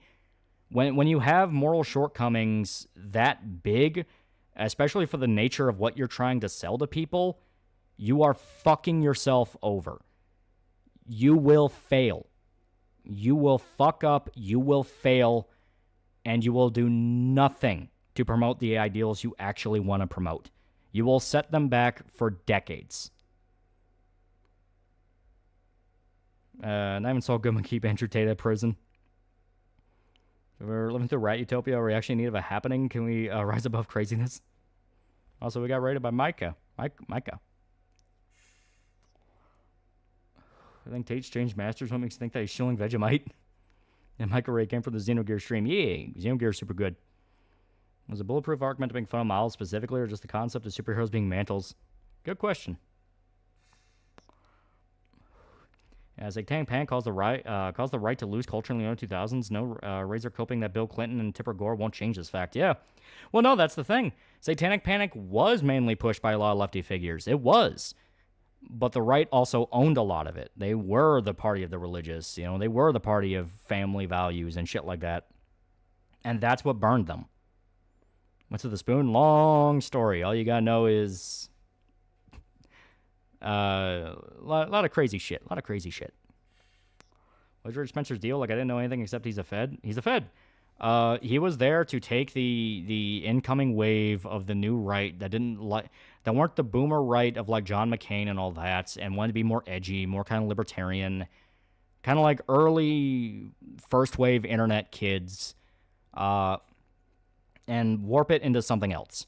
No longer did you want to just say whatever you want and not have to worry about getting banned. No longer did you want to have actual complete access to information and not get banned or anything like that. It then turned into, no, America needs to just become a new Reich, which fell the fuck apart because that directly got in the way of a lot of the shit people were pushing, which was, I want more freedom, not less. I don't want the exact same problems just handed to a different asshole. The pedo experiment? I'm talking about the Mouse Utopia experiment. Mouse Utopia was an experiment where you had a large group of mice all in one kind of little environment specifically created to service all of their needs. They all had a place to sleep. They all had a place to eat. They had places to play around. They could do whatever they wanted, and they didn't have to worry about it anymore. Eventually, the rats all went insane because there was no goal, and they were just kind of living day to day in a grind, and they started eating each other. And Down the Rabbit Hole's best video, yeah. Does anyone stop talking about politics and modern topics? But here you are, try thinking about being a sorcerer like me. I didn't want to. I didn't want to. It's simply the fact of, I guess this is just kind of explaining why I got burned out on it. Like, I got burned out on it explicitly because of shit like this, where it's, you know, people were pointing it out before. The Spoon guy was one of the Melanie Mac defenders, was one of the we need to ban porn people. And here he is going, I don't care about Andrew Tate's moral failings, his message sells. And it's like, what do you mean you don't care? Just a few months ago, you said that's all that mattered. Yeah, explain that back in your FF8 stream, yeah. Bullshit, I'm just going to fall back in my instincts. Oh god, he's coming out of the military-industrial complex. It's fucking badass. Glory to Lockheed. Yeah, it compares to rats. You can say we're a rational species and say that we're stupid animals that follow the instinct to anger mobs. No, we're rats. Has he explained what the message is yet? Mass Utopia is kind of slanted. The scientists didn't give the mice anything to do, so they eventually went crazy. When they replicated the experiment with toys and wheels, the mouse behaved like normal. I still think there's a lot more to glean from that than people want to admit to. I think it's cope. You're right, though. Nobody believes shit anymore, yeah. For those that just joined, all I got on Twitter beef, and Spoon got mad and speed ran a video. He's doing nothing but doing tricks on Andrew Tate's rich steroid-induced tiny dick. But here we go. Now, it very well may be the correct stance to have, but the problem is, it doesn't curb the enthusiasm for someone who likes the guy. It's a moral busybody trying to impose the values. Imagine someone like... The values being don't rape kids, don't traffic women, don't scam, like, because this is all shit Tate admitted to. And I don't give a fuck if it's about, well, you're not going to win over his fans. It's not about winning over his fans, it's about punishing him for the crimes he committed. You know? It's not about a popularity contest and stealing his audience. It's about he should be in prison. He is a criminal. He should be in prison. Anyone butting up to him is aiding and abetting a criminal. I'm not saying the Mouse Utopia experiment was nothing of value, but it's similar to putting a person in solitary and expecting to be okay after a year. Yeah, what value does Tate has? Yeah, it's like he's arguing about it like he's talking about, well, you don't want to go against this really high level streamer because, you know, their audience is very popular and big, and you're not going to convince them to hate them. It's like, he's not a streamer, he's a criminal. Where's my utensil sucks? Backgrounds from BioShock Infinite. BAS, you have used BioShock or 2. Am I very stupid? I just have admitted all of this. Yeah. Tate's Muslim. That alone should set off red flags as allegations. Muhammad literally raped 9-year-old and is considered a role model. Well, he's Muslim in name only. He doesn't follow any of the practices. He drinks, he smokes, he eats pork. Like, he doesn't believe in anything. He is a complete political nihilist. Don't you get it? We have to support degenerate porn culture, defeat degenerate porn culture. He's not a streamer, he's a criminal. So a streamer? him for reasons utterly unrelated to those who find him morally reprehensible. The fan could easily turn around and say, have I engaged in trafficking because of him? Have I pimped anyone? No. It's not about if he'll cause other people to do it. It's the fact he did it. You know? It's not about he'll inspire other people to do it. It's that he committed those crimes and should be in prison. Like that is insane. I don't want kids to be raped. Are you some kind of libtard? Yeah, Tate jumps between being Muslim and Christian when it benefits him. Yeah. Is Spoon not entitled to hypocrisy of his opinions? No, says the man in justice belongs to the convicted. Clown promotes his values onto other people and calls you a moron if you don't agree with him. Yeah. He's cosplaying a Muslim. Yeah. But yeah, I mean, like that is insane to me. The idea of, well, has he caused other people to start pimping women? It's like, it's not about what he caused other people to do. It's what he did. At this point, the Hodge twins had Tate on their show, and they said people who were angry about it were acting like liberals. I think it's stupid. Conservatives default to calling others liberals. They're not conservative. I am fully going that far now. If they have a guy like Andrew on their show like that, they're not conservative. They are LARPing. They are LARPing because it gets them money. It gets them an audience.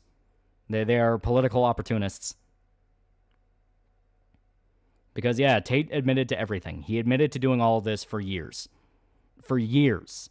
He only started going, it's all Matrix slander, once it turned into actual court cases. Once it became an actual legal discussion and an actual legal matter, it turned into, well, I was just joking, it's just a character, it's all this and all that. That's what it turned into. It makes me want to invade South Africa and Blair over there until we find the Spoon. We still on to the part where Spoon talks about Tate's messages. Yeah. Yeah, they have porn star on their podcast. Well, I mean, the porn star thing, like I said, that's Mox Nix, at least in the sense of... At least in the sense of the porn stars only hurting themselves. They're only hurting themselves, and a lot of time even they're like, I just did this because it's money, fuck it, whatever. But it's all legal. Tate is a criminal. A criminal. An admitted rapist. An admitted human trafficker. You can find video of him and his buddies joking about fucking underage girls. He's admitted to all of this. Tate all started his cam girl business entirely because he gambled with someone else's money and lost it all and needed money quick. He openly talked about it. Yeah. I don't follow Hodgwins, but I feel like as valid as guy may be, everyone deserves a chance to speak and be heard. Of course, that doesn't mean what they say is value. No, Tate is a criminal. This is not just a fucking moral fag thing. Got a compilation of him saying it. Can you link it? Oh, yeah. I very much do. Like, this is like saying that someone who has Jimmy Seville on to talk about his allegations as something of value. It's like, no. Like, there needs to be this hardline stance. Yeah, pause about making money regardless of morality, so it's okay to sell people porn no matter what's going on behind the scenes. Could be a kid. You good with that? Yeah. This is the thing of, no, you need to have better standards for who you're going to prop up as a figure of your side. Because a guy who is as very obviously a bad fucking move as Tate will only hurt you. And it doesn't hurt them in symbiotic relationship. Red Pill podcasters get to belittle women while the OnlyFans whores get more traffic to their sites. Yeah. Yeah, from this perspective, you can't take a moral stance. Yeah. And please post a clip of him joking about his pedophilia in Discord with that clip on hand. Oh, like I said, as soon as we finish this, I have it. So 10 hurts a decent game. We're almost there, I swear. If it was a joke, why joke about having sex with multiple of these girls? Okay, then what the hell do I gain by listening to you? You don't live in the traditional world, you live in the material world. And this kind of an attack is like trying to pay in a currency not in circulation. Recognize he is the consequence of a poor value system. No, he's a symptom of it. He's not a consequence, he's a symptom. Wondering why and how Andrew Tate's famous and still held in any regard. Like, say whatever you want about Joe Rogan, he's not prosecuted criminal human trafficking pedestry charges. Exactly. And I'm pretty sure the point is you have to take a moral, nihilistic perspective since there's no objective justification for our current society. That's just buzzwords. The remake of Nosferatu stars Taze Orlok and AlmightyLoli's Willem Dafoe's character is totally not ripping off Helsing. Pretty sure the point. Yeah, what do I gain? Listen to you not being tied to the hip to a pedophile. Yeah. It's not I said something actually. Well, it's like I said, it's this whole thing of you can bury it in as many $20 words as you want. You can try to explain it away as he's a consequence of something. He's this, he's that. At the end of the day, he's a fucking pedophile. Like, he's a fucking pedophile. I understand what Preston Jennings said. It's a lot of fancy words, but a lot of consequence of the. That's just a consequence of the topic. Yeah. Man chooses a symptom, dismisses. What does Spoon Man get from defending Tate? It's just the thing to do right now. Like, there were shitloads of conservative influencers having them on their shows, and that was what burned me on a lot of them. Where it's like, I don't think any of you have principles.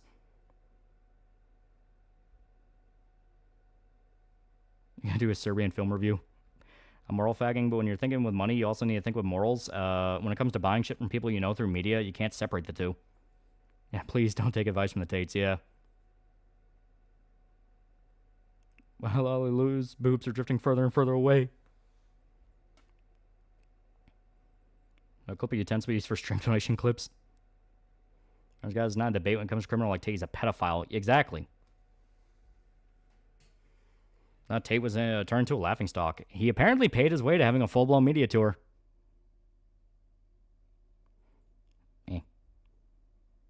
Yeah, chat, Tate is bad man. His words don't mean nothing. He likes to say buzzwords, yeah. Get to FF10, we can continue this later. No, we're finishing it. The symptom of a problem, not the cause. My issue with Tate is not so much Tate himself, but rather he's selling the right drug at the right time at the right place. Modernity. And the way to replace someone like him is to offer a better alternative. But that is predicated on changing the values, not merely the personalities that spring forth from them. And that's not going to get solved through legislation either. Well, not unless you want to invoke the spirit of Europe in the 11th century. Cheers for watching, and once again, I apologize for nothing. So that was 5 straight minutes of basically saying fucking nothing. Like, quite literally saying nothing. It's all just, he's rich, and he's famous, and he is a symptom of a bad... no, he's the consequence of a bad society, I should say. And no, he's not. But there's something that cannot be addressed with just Tate bad. No, he is. If someone is not willing to understand that a guy is a piece of shit just from hearing, oh yeah, he admitted to being a pedophile, you are deluding yourself. You are deluding yourself.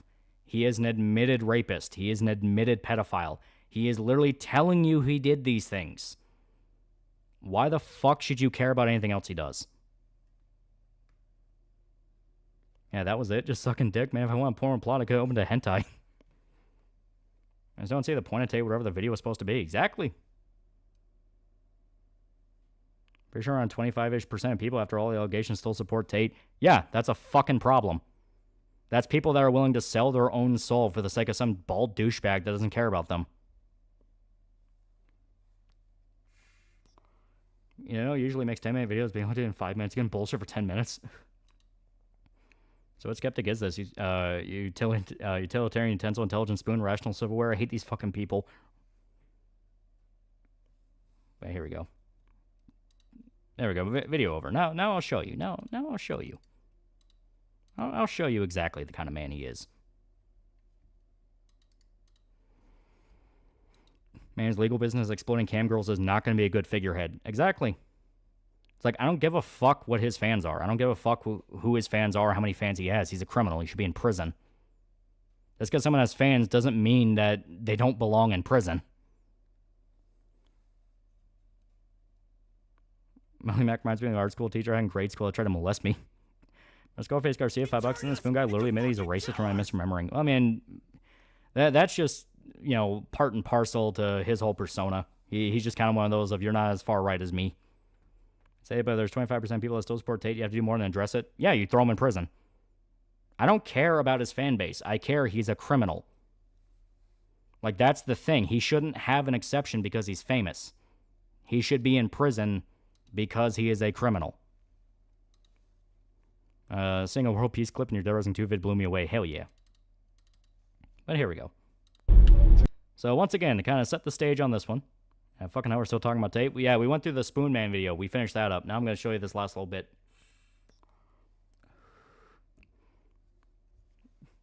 Man, how can you show me a new way of life? Talking about what you do to those 25% of people. I don't give a shit. I don't give a shit about that 25% of people. It's like, I give a shit about throwing that asshole in prison. So my thoughts on text bills, going to try to make owning fan servers illegal, especially in the AML things. We talked about it before. It's dumb, and it's probably going to be shot to pieces. Ignoring Tate's crime is still a scam artist. Yeah. Don't buy that Tate's a real person. By that, he seems like a character he's playing something like Borat. Well, I mean, he is. He blatantly is. Bundy had fans doesn't mean he's absolved of crimes. Exactly. Got the Romancing Saga 2 game they showed off. It was on sale. I'm going to have fun with that. Claim it keeps getting better. Hold up. Oh, hell yeah. It's super good. But okay. So, to kind of set the stage on this one, this is by a guy called Milk Bar TV, whose entire thing is he does like big compilation videos of current events and news and all that. Oh, shit. And he has a compilation literally just titled Andrew Tate's Disturbing Attraction to 15 and 16-year-old Girls. So we're going to watch that real quick. It's only a minute. Once again, these are short. That's why I was willing to do this. Saying we need a plan to reprogram the supporters. Just tell them he's a pedophile. Like, if they're unwilling to bend away because they hear the guy they like is a pedophile, at that point, they're not worth even talking to. It's like, so you're going to sell your soul for a pedophile. I realize what messing with a quarter of the population means societal collapse, right?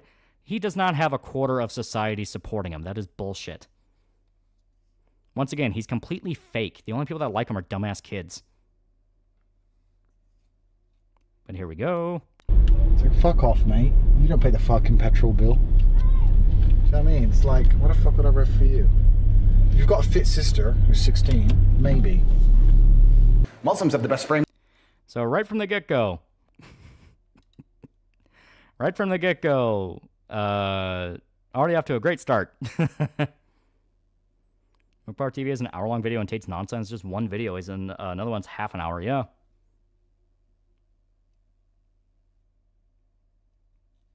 That's right. Fixing English accent. Yeah. Makes sense because the incel rate's at 35%. I don't care. At the end of the day, his crimes are what matters. His crimes are what matters. And if someone's willing to ignore his crimes because they like what he has to say, they're going to do it to somebody else. Like, it's the kind of person where they're that desperate for some kind of e-daddy. Like I'm heated about it because this is the exact kind of guy anyone else at any other stage in history would just be ousted. Don't look at the video. It's clearly the Jewish gay commie Illuminati using AI. Technically, it can't be racist because according to race scientists, not part of the master white Aryan race. The Irish blood in me nullifies. A Pathfinder Kingmaker on Steam Spring sale. Have you tried it? Yeah, it's pretty good. But here we go. Here's the next one. On Earth. Crazy. I want this. Yeah. And this is my society, and they're coming along telling me they're going to blow this up and take this away from me. No, I want a virgin wife at 16 who's going to obey me. Once again, he literally just tells you. He just flat out tells you. That's a Meat Canyon State video. I haven't watched it. Kingmaker in the sequel is good, but very long and used the Pathfinder system. Yeah. What the fuck did he just say? Yeah. So anyone telling you, oh, don't pay attention to what he's saying, why? He wants you to see it. Well, if you're okay talking about, you mentioned on a previous stream you work in real estate. You're a real estate agent or something else. I work in the office. I'm not a licensed agent. Wait, there's this reaction to Tate, can we ban Islam? I mean, there's a lot of practices in Islam that should still be considered illegal despite their religion, but the whole point is he is a criminal. Like this isn't about political expediency or fitting an agenda. It is this man's a criminal and he should be in prison. Over a quarter of adult Americans voted for Kamala and there still hasn't been a civil war. Shit happening to Tate would do fuck all, yeah.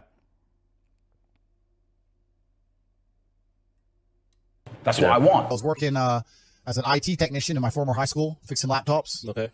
Got fired from there for sleeping with the head girl. You know how it is. It's hard out here. How old? I was like 18. Oh, shit. And she was 16. So I was like, what's the problem? And they're like, oh, yeah, but you're a member of staff. Da, da, da. So he flat out says he was 18 and banged a 16-year-old. Now, usually, you can argue, well, it's like a 2-year age gap. You know, there's some nuance there. But he's in his 30s still talking about wanting to fuck 16-year-olds. Because he didn't... So right there, he didn't bang her because he actually liked her. He banged her because she was 16. Like, if you are a 30-year-old plus man trying to sleep with a 16-year-old, it's because she's 16. It's not for anything else. So for a second, they actually does that 25% of young men. So what? Those drift to the next guy the minute Tate disappears from the public. No actual loyalty. Exactly. 16 shouldn't be a legal age of concern in the UK. Thanks for nothing, Starmer. Yeah, any plans of getting a realtor license? I've dabbled back and forth, but I just don't think being a licensed agent's for me. Whatever. So I was contacted by Andrew Tate, the older of the Tate brothers, 3 years ago when I was just 16. I messaged her. She's like, I'm only 16. I was like, give a fuck. Know about me. I'm 21. I don't care. Bro, I was banging her. So now he's 21 banging a 16-year-old, which is well past the age of, you know that shit gonna get you in trouble. 30 trying to get with a high school student, I'm calling the police. Well, it tells everyone who you are. It tells everyone who you are. It's not because you actually like her, it's because she's underage. Andrew just looks like a snake. Why does anyone support him? Are young men that, seriously, that desperate to have a father figure? Yeah. I think 16, 21 is definitely illegal. Yeah. He's obsessed with the number 16. Fucking why? Because he's a pedophile. This is why I kept saying over and over again. He's a pedophile. He's a pedophile. He's a pedophile. It's not because Tate man bad, therefore he must be worst thing ever. It's because he's literally an admitted pedophile. And one sec, the fucking thing crashed. This is why I said over and over again, I don't respect anybody that has him on their show because he is a pedophile. He flat out admits to doing all of this shit.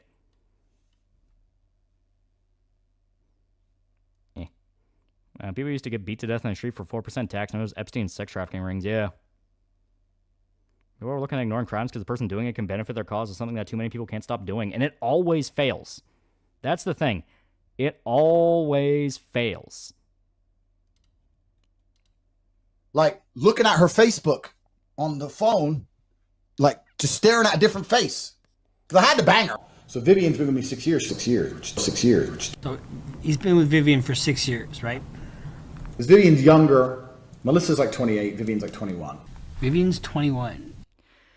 So he's with a girl for 6 years, and at the time he made that video, Or when he was telling the story, she was 21, meaning he met her when she was 15. Anyone else money or influence be buried under the prison? Yeah. He's the exact same as an 18-year-old marrying a slightly younger high school sweetheart. Tate's a kind soul. I got some issues with my dad, but I'm so glad he's around. Holy shit, yeah. That's an NYC congestion pricing? I don't know. I haven't paid attention to it. That guy's forced charisma, very charmless. Yeah, he's just... You can feel he's fake. You can feel he's a snake. Yep, still creepy. Started dating at 15. Yep. Feel like I need to end the stream of Predators by Black Helicopter song about how to deal with pedos. Yeah, I guess he wasn't dedicated to 16, yeah. And at this point, he's been a girlfriend for 6 years. It means that they met when she was 15 years old. I'm fucking all these 16-year-old women or 18-year-old women. Freudian slip right there. Freudian slip. Yeah, Romeo and Juliet has clauses for age gaps between teens and young adults. It does not apply to parental authority figures. If he was tried, he would be a sex offender. Pathfinder is good if you like incredibly complicated systems that don't hold your hand. Oh, I know. Me and my buddies tried it out one day for a session because we're like, well, 5e is kind of watered down. Let's try Pathfinder. We had no idea what the fuck we were doing. Why'd he slip at 15? Tate just handed the future prosecutor a smoking gun. Yeah. Whatever the law is in America. 18? It's 18 usually. You get married at 16. I think. All right, in Romania it's 16. Sorry. Yeah. So if I'm fucking all And he moved to Romania where the legal age is 16. these 18-year-old women, blah, blah, blah. 16, I think. All right, in Romania it's 16. Sorry. There you go, Milk Bar. Very, very good work. Very good work. So there you go. About having Yuki and Rachel jacket art. You can have one with Rachel and have it say Meal on Wheels. There's a lot of ideas I have for fun little merch stuff. Like I said, if I get to the threshold where I can get a Gamer Subs cup, I want to have Yuki on it. I think it'd be cool. For context, 15 is high school freshmen, sophomores. Yeah. Check Discord. I had something to say that YouTube wouldn't let me. Yep. YouTube didn't want me to say this. He likes number 16, right? How about give him 16 gauge shell? Yeah. Now you understand. Now you understand. Oh, yeah, karaoke guts. I saw that. Yeah. Now you understand why I got so heated seeing people go, oh, he's not actually that bad of a guy, because I know who he is. I am fully aware of who he is. I'm fully aware of the statements he said. I am fully fucking aware of his shenanigans. Anyone telling you he is worth listening to is either an idiot or they're getting something out of the deal. They don't actually listen to a goddamn word he says. They don't care. And did he move to another country to get with 16-year-olds? He moved his cam girl operation there because he was being investigated.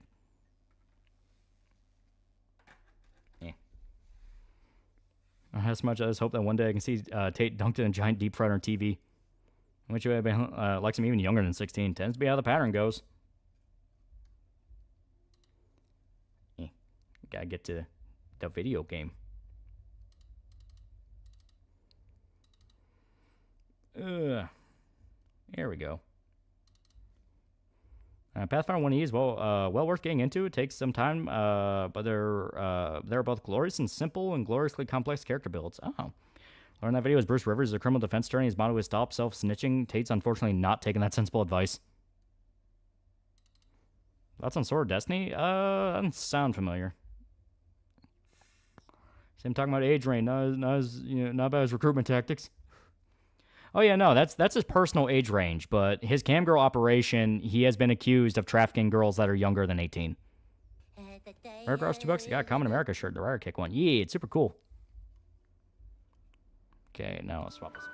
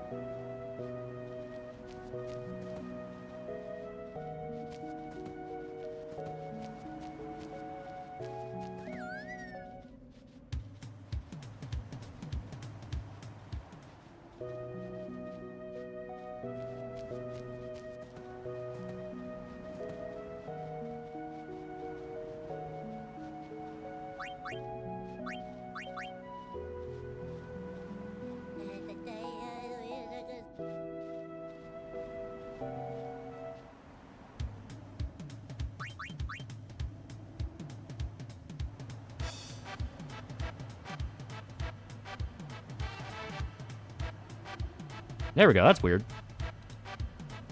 Jeremiah Hembry, $5. Start playing Final Fantasy 14. Playing any of the past DLC. If you mean the free trial, you go up to Stormblood. Also, I guess it didn't go through the first time. Gorno's Bulldoze for $2. You check out the IP and Hucky's Digital Debate. Yeah, isn't that the radical Islamist guy that talked about wanting to fuck 5-year-olds or something? Horizon 3 may be disappointed, but they give us the most powerful character in fiction, Kenny. We play more Blitzball. We're gonna play more Blitzball after we do a few rounds of this. Every time I hear FF10 intro songs, it's in fact early 2010s gaming YouTuber everyone uses it as a joke. Sad song, yeah. No Common Rider? What got you started? If you mean Common Rider, I'm trying to remember exactly how I got started, because I would watch like Power Rangers here and there as a kid, but I didn't get like super into Power Rangers. Oh yeah, I forgot. Chocobo fucking controls weird.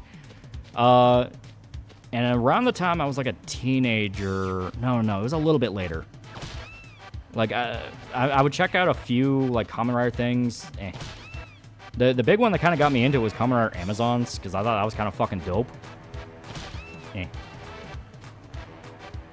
was Guinness. I always want to give it a try. It is very bitter. It's a very... Think like beer with the consistency and a little taste. Not too much. A little taste of black coffee. Shit. Welcome to Chocobo Racing. Did I get shadow banned? No. After badgering him about starting FF10 just for him to commit another stream of Chocobo training and Blitzball. Yeah. Treasure Amazons or Modern Series? It was the Modern Series. It was like 2018? My god, is horrid. It's a minigame you gotta do to unlock Titus's ultimate weapon. It is a pain in the ass. Every single challenge to unlock ultimate weapons are a fucking pain in the ass.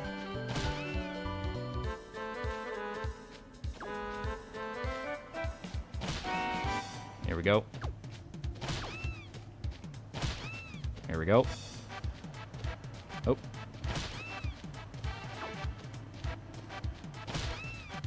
Fuck. Remember Titus the laugh being used as a punching bag for years, and it pissed me off because I knew context. Yeah. Oh my god. How much more do you gotta do for this? We gotta get a perfect run, meaning you cannot be hit by any birds, and you gotta collect 15 balloons? Is that about doing the Blitzball off stream? No. We have to suffer through it together.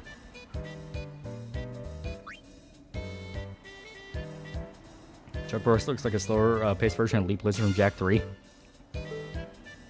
Internet seeing game franchise studio peak in real time, knowing that that's it, they can never top it. Saw it happen to Witcher, now Elden Ring, yeah. Enough politics. Prefer Megatron transforming into a tank or gun like OG Transformers. I always thought the gun was cool. Fuck. Here we go. Good job in DR2 video. Forgot how fine BB Love and her gigantic ass was. Thanks for that. She terrifies me. I understand that people hate this game. It's grindy as fuck. It's grindy if you want to get certain things done. If you want to do main story stuff, it's actually pretty quick to get through. Brother and I had too much to drink. We ended up making fun of tweakers while his girlfriend drove us back to his apartment. There we go. Bruno's Bulldoze, $2. Check the other Dewa vids in your DMs. I mean, I know about him. I know about him. Just like I said, he basically just kind of amounts to, yeah, he's just some radical Muslim guy that wants to talk about fucking 5-year-olds. So I pretty much know all I need to know about the guy. Next video subject. I'm gonna keep it a surprise for right now, but it's gonna be fun. It's gonna be really fun. It's gonna be a nostalgia bomb. I'd say the game is medium length, the extra stuff, main story is still pretty long. That is true. Especially considering there are going to be boss fights that are basically glorified stat checks. Like, hey, if you are not a certain level when you get here, you're going to get fucked up. And it's like Majora's Mask. You don't need to do a lot of side content to advance, but getting the best gear is torture. Yeah. You say 5-year-olds? Yeah. Is Dead Rising 30 video going to come out? I want to do it in batches to where, I get a handful of videos done that I've been meaning to do for a while, then I'll do a Dead Rising one. I'm keeping it around like maybe 5 or so. That feels like a good little time between each one. Next, Dead Rising video will be off the record. Going to do 3. I'm doing 3. Off the record is going to be the finale. That's going to be the final chapter. You know, it's one thing I would love, kill to see before I die. Finally getting a bone animated series. Big companies keep denying us. God, I hate Boston RPGs or stat checks. Favorite character from this game? I love Orin. Orin's so fucking cool. Son of a bitch. Yeah, okay. Oh boy. You gonna do Dead Rising 4? All of them. I'm gonna do the whole series. There we go. Why didn't you talk about off the record in your Dead Rising 2 video? Because it's getting its own video. Like, each game is getting its own dedicated video, because there is enough to say in each one. Because if you think off the record is just Dead Rising 2, but with Frank, no, that's actually something it kind of uses to trick you. Seen the Shao Kahn costume for MK2 movie? It looks fine. Not gonna lie, Orange one of the best old vet types in JRPGs, yeah. Getting well, I hope the stream has been fun so far, though how long have you been at this? Also, great job in DR2 video. Great video. We literally just started the game. We had a whole other tangent before this. Sue for the future hell going through Dead Rising 4.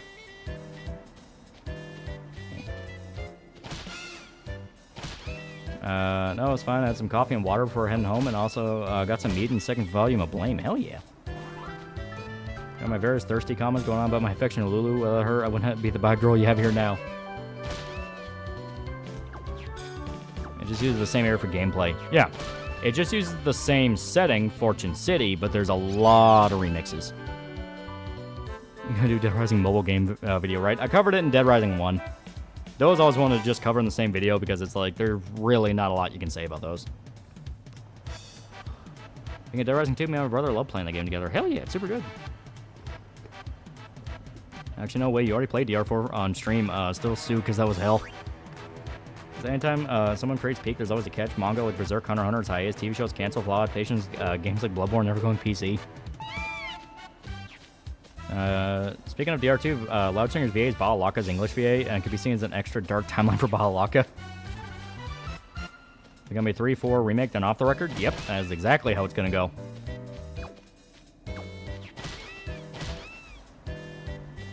Kinda hard, nobody has a mod for this minigame. I'm pretty sure there is, I just haven't seen it. Fair news, my Tomoe patch came. Hell yeah. Thanks for the streams. They help grind salvaging and Tiger grinding in Xenoblade 2. Yeah. Dead Rising 4 video gonna be Christmas video? I don't have like a specific timeline for it. I don't know. Like, I don't have like a specific date for when I want it to be out. But as stated, I want to keep it to the system I have now where Dead Rising video, batch of videos, Dead Rising video, batch of videos, Dead Rising video, you know, that kind of thing. So more than likely, it probably is going to come out around Christmas. Not even intentionally, that's just going to be how it happens. Though it is going to be really long. 4 is the one I have a lot to say about. And none of them good. Got my Kirsch patch today, hell yeah. Seen Dead by Daylight, Kaneki from Tokyo Ghoul? Yeah. Here we go. I avoid those birds out of sheer luck. I don't even know if I'll be able to do that again. Nope. Okay. From what I understand with the minigame, you don't need to avoid every bird. You can get hit by 1 or 2, but each one that hits you, you have to collect another balloon on top of that. So you already got to collect, what was it, 12 to 15 balloons. And on top of that, any bird that hits you, you have to collect a balloon on top of that. Why can't the rookie jump in AVP? I don't remember what happened with Dead Rising 4, except they turned Frank to a sociopath that talks like a Marvel character. I have a lot to say about 4. Could have chosen the girl ghoul, that Kaneki got his organ from as the killer, and Kaneki's a survivor. I don't know shit about Tokyo Ghoul.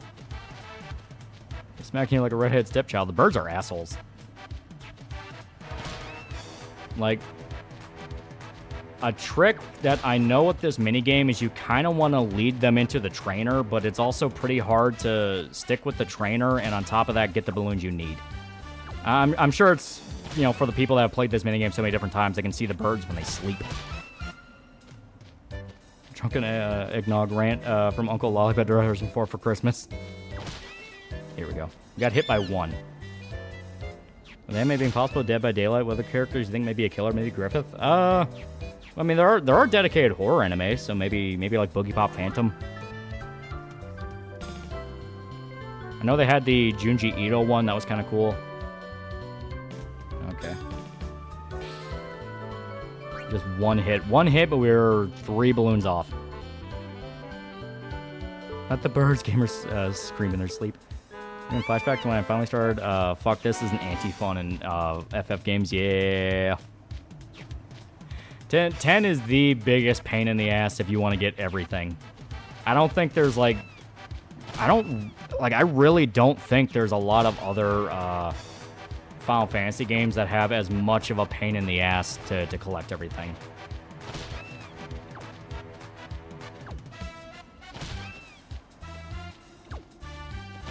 Shit.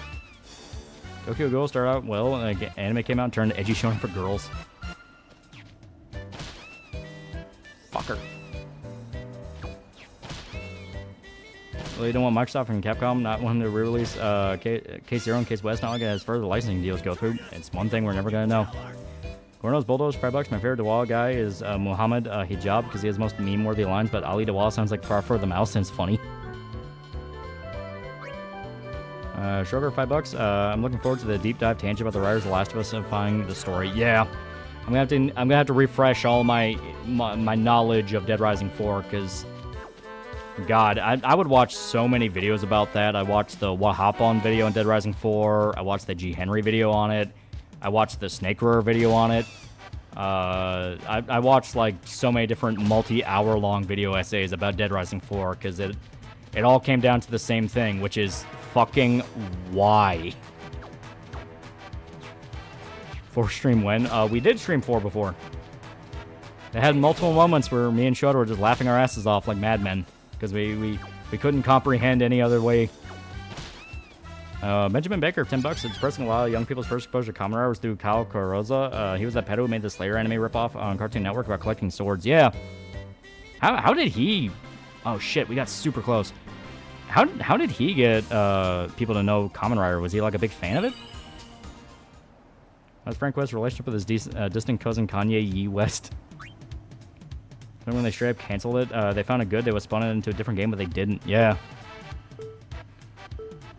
G. Henry, as much as he became a moron now, actually had the best hits for Dead Rising 4. It's sad what he became. Yeah. It is genuinely sad. He made good videos, but he delved into that thing of, no, if you don't like my politics, you cannot watch. And, you know, my position, I'll slip in some political takes every now and then, but my big thing is, I know people don't like it. I know people are like, man, I don't want to hear that shit. It's like, I'm sorry, but, you know, just it'd be how it be with me. It's like, you know, it's one of those things. It's like everyone has their take, everyone has their thing they shove in, everyone has their thing, and I try to avoid it as much as possible unless it's something that just objectively you have to talk about it. But at the same time, I don't want people to think like, no, you're not allowed to watch. It's like, I mean, it's fucking YouTube. Everyone's free to watch what you can watch. German God 777, $5. That's on Alyssa getting her old employer Kotaku sued, aka Gawker 2.0. How'd that happen? That's on Skype being shut down this coming May. End of a fucking era. That's on Sam Hyde and Anissa. Sam Hyde's very funny with that. It is very funny. Views are views. Well, not even just that. It's more the fact of like, you know, it's that part you roll your eyes at and go, oh, okay, so you're kind of a dipshit about that. But it's not meant to be like, you know, once again, I understand everyone is tired of it. I understand everyone's like, man, fuck this shit. That's why that is why, as stated, I tend to kind of avoid talking about politics as much as I can on videos unless it's something where I feel like you just can't avoid it. Like Generation Kill, how do you avoid talking about politics in the Iraq War? And it was mainly the setup and circumstances around what caused the war and kind of hints towards the reason people turned on it, like what we got today. Whole fucking thing. If you're ever owed debt to the Hulkster for bankrupting Gawker, Bobby Kotick is filing defamation charges. Oh, okay. Yeah, can't avoid politics, much like you can't avoid birds. Well, it's not even that you can't avoid it. It's more the fact that people will subconsciously just remark on something they view, you know? Sometimes it's intentional. Sometimes it is literally just a reflex they add in. I have a little bit of intentional. I have a little bit of like, nah. I just think it's a fun little take. I think it's clever and all that. In regards to Wolfenstein 2, it's like, I mean, the marketing campaign for New Colossus expressly wanted it to be there, so it's one of those. But at the end of the day, it's like everyone thinks everyone else is a retard with politics. That's just how it is. Corno's Bulldozer, $2 to check out the David Wood testimony video? No. You hear about NetEase lawsuit? What they get sued for? They're fucking my friends group calls by randomly adding in test call contact in the cell. And test call contact to the call. Oh, okay. Interaction in the gimmick fights and gimmick Queen's Blood matches and name rhythm, especially the piano mini games and FF Rebirth G engines are a lifesaver. I was messing around, but it's true. Every time we get peak, there's always a drawback. Yeah. I mean, that's the nature of creating anything in general. Something goes wrong. It's about how you manage something going wrong. Getting better at dodging them, I believe. Fuck. It is one of those things where I think when you're at certain points, the birds will just straight up spawn on you to fuck you over. So you gotta either be... If you're further ahead, they'll do it, and if you're further back, they'll do it. So you gotta kind of have to stay weirdly in the middle. I stopped believing. Also, yeah, a big thing about this minigame that does piss people off. I mentioned it before. I keep saying possible Skullgirls gonna be censored again. I have to explain to furries and other dipshits why that's bad. Yeah, I've explained it before with the minigame and why it can kind of piss people off. The barrier for what is actually the no-go zone is very vague. You think it's this wide open plain, but it's not. You have a very strict hallway. When you get close to the edge, the chocobo will immediately correct itself and try to get back on path. But you don't really know where that is. You don't really know, like, okay, what is the limit for the path? Where can I go? Where can I not? So the chocobo can end up veering violently off course in a direction you did not want them to go in. It's one of the things where it does feel like this is the thing to make you buy the strategy guide of how the fuck do I avoid those birds, and it just straight up tells you where the path is. Necron, $5. I would agree with Razor. I will always agree with Razor, at least on this point. Don't support people that hate you. Stop watching people saying fuck anyone that's MAGA. Yeah. Sugar, $5. Also bad news for you and your new DR2. You said Japanese take. Game was made in Capcom Vancouver. No wonder the Motion Men were written like that. Well, no, I talked about that in the video. It was made in collaboration between Capcom Japan and Capcom Vancouver. Which one killed more video game studios, EA or Microsoft? Oh, EA. EA had, like, I think still has, like, the running title for the most companies killed. Because they would buy up people like crazy, mismanage them, and then just shut them down. Here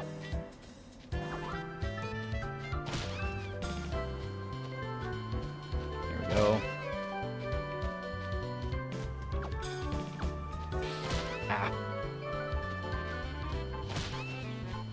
We should take on the Halo retcon on the Forerunners. I just don't really understand a lot of Halo lore, so I don't really know what they did. Yeah, they killed Westwood and Bullfrog, yeah. Yeah, I hate EA, but Epic and Ubisoft are getting close. EA was notorious for getting companies they got their hands on, yeah. We spent so much money, why do people hate us? Yeah. I know Guts' Bailet is focused to going to. Yeah, I also want to know. Forerunners used to be primordial humans. Ah, okay. I guess they changed that to just straight up be like aliens. Here we go. I'd argue Ubisoft is worse than EA. Well, we're talking about purely in the sense of studio closure. They would buy up a studio and then kill it. That was always EA. Ubisoft, funny enough, would usually kind of make a lot of stuff themselves. They didn't really have a lot of... At least as far as I'm aware. Maybe I just don't know about them all. But Ubisoft kind of made a lot of their stuff first party. Like, if you bought a Ubisoft game, you bought a Ubisoft game. It wasn't really in collaboration with a lot of other people. Was it glossed over that part? Part bad. Everyone said thank you to the guy with the wife beater and gun in the intro. Yeah. Disney would somehow get Yox IP. Do you think they would be stupid enough to let the illness cure you for how often they disrespect their legacy characters? They would not have any fucking clue what to do with it. Like, that basically just amounts to Disney in general. They don't know what the fuck they're doing. They just rely on social media. That's why with Born Again, they went all in on the, no, Punisher symbol's fascism. That's what Twitter says, right? Disney does not know how to get its fucking head out of its phone. They think if you get a bunch of Twitter likes, that instantly means it's a success when they're the guys paying the accounts shilling it. Fucker. Yeah, I'm not kidding when I say the barrier forces you back. As you can see, like, I'm trying to move Titus to the left, it forces the Chocobo back. So you gotta know, you gotta know the space. And I think Ubisoft used outsourced their stuff back in the 80s and 90s. Bloodborne's one of my favorite PC games of all time. It's never going on PC. Except that moved on is what is. I'm Born Again. The plot point around Punisher's skull being used by corrupt cops, they're getting really obnoxious about it. Like, the image you see is like a big skull paint on the wall and just says triggered. And it's like, oh, they did not learn a goddamn thing.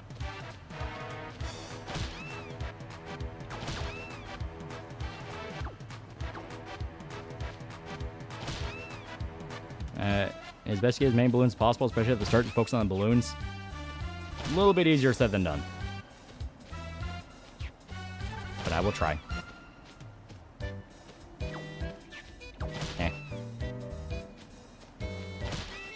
Why did they never say Titus' name in the game? If that is canonically his name. Now you can change it, but if you leave it, should record a character saying his name.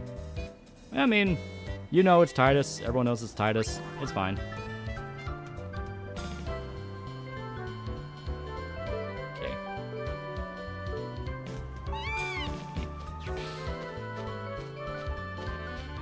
Also, the reason I say it's easier said than done is because the trainer will almost always outpace you in regards to balloons.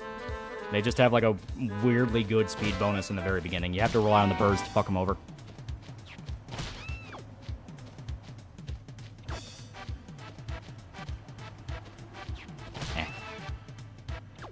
We're not using controller stick as tapping and D-pads. Where I wanted to go is how I did it. I mean, the stick's not bad.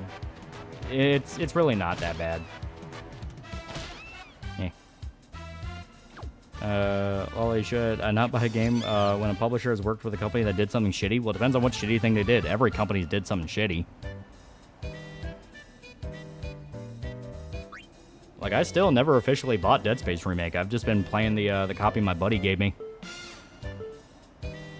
And corrupt cops, now the Punisher will want to kill them. Corrupt cops and Punisher's a vigilante. No, shut up. Shut up. I think Ubisoft's here that Ubisoft's going to try to threaten people with lawsuits for saying anything bad for AC Shells. They really, really, really need that game to succeed. Like, all the news about Ubisoft and all the financial issues they've had recently, the fact they're going to try to sell off IPs without their shareholders being aware, like, they need that game to work. To the point of, like, okay, there are only two possible... Yeah, there's only two possible roads for AC Shells to go down at this point. It's either going to be the big thing that blows up and kills Ubisoft, and it's just going to completely flop. No one's going to play it. It's going to be Suicide Squad Conquered on crack, because all it's had is bad press. All it's had is people saying this looks like shit. Like, the skill up video I watched laid out exactly why it would kill. Why it would kill. Here we go. And that is when Skill Up said, I played it and it was kind of boring. And then I saw the gameplay and it had levels, like enemy levels, and rarity systems. The two big systems that pissed everybody off with Origins and Odyssey and Valhalla. Actually, did Valhalla even have the character levels? I know it had the gear rarity. I don't remember if it had levels. But basically, the exact two systems that Ubisoft really wants to bank on, because they want to have their live service shit where they can sell you loot packs and all this crap, and seasonals and all this shit. but everyone has said repeatedly they don't like it. They don't like it. It sucks. It drags the game down. It makes the pacing garbage. The game is just fucking boring to play because of it, over and over and over again. And I saw those were in the game, so I thought, okay. Yeah, Valhalla did have both. Okay, so there you go. You have a grindy, not fun to play combat system that's flashy. I saw footage of it, and it looked like they didn't really have the level system on for it. Maybe it was a thing if they turned it off or hit it.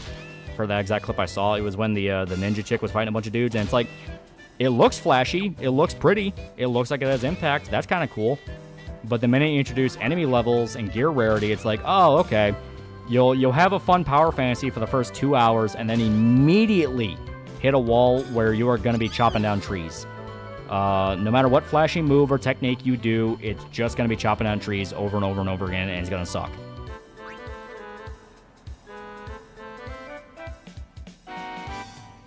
Yeah, sorry, you're not high enough level for your next stab to be effective. Exactly. The exact joke that killed many other Assassin's Creed games, and they're persisting. Coop Megasex LR versus Conquest. Not who wins, but what happens. Coop would win. Because he's a gamer. Son of a bitch. You can still enemies in Valhalla if they were at or below your level. Yeah, but the problem is the fact you had to even get there. You know what devil Ubisoft made deal with, but AC Shadow's coming out on 30th anniversary of Tokyo Sarin Gas Tax.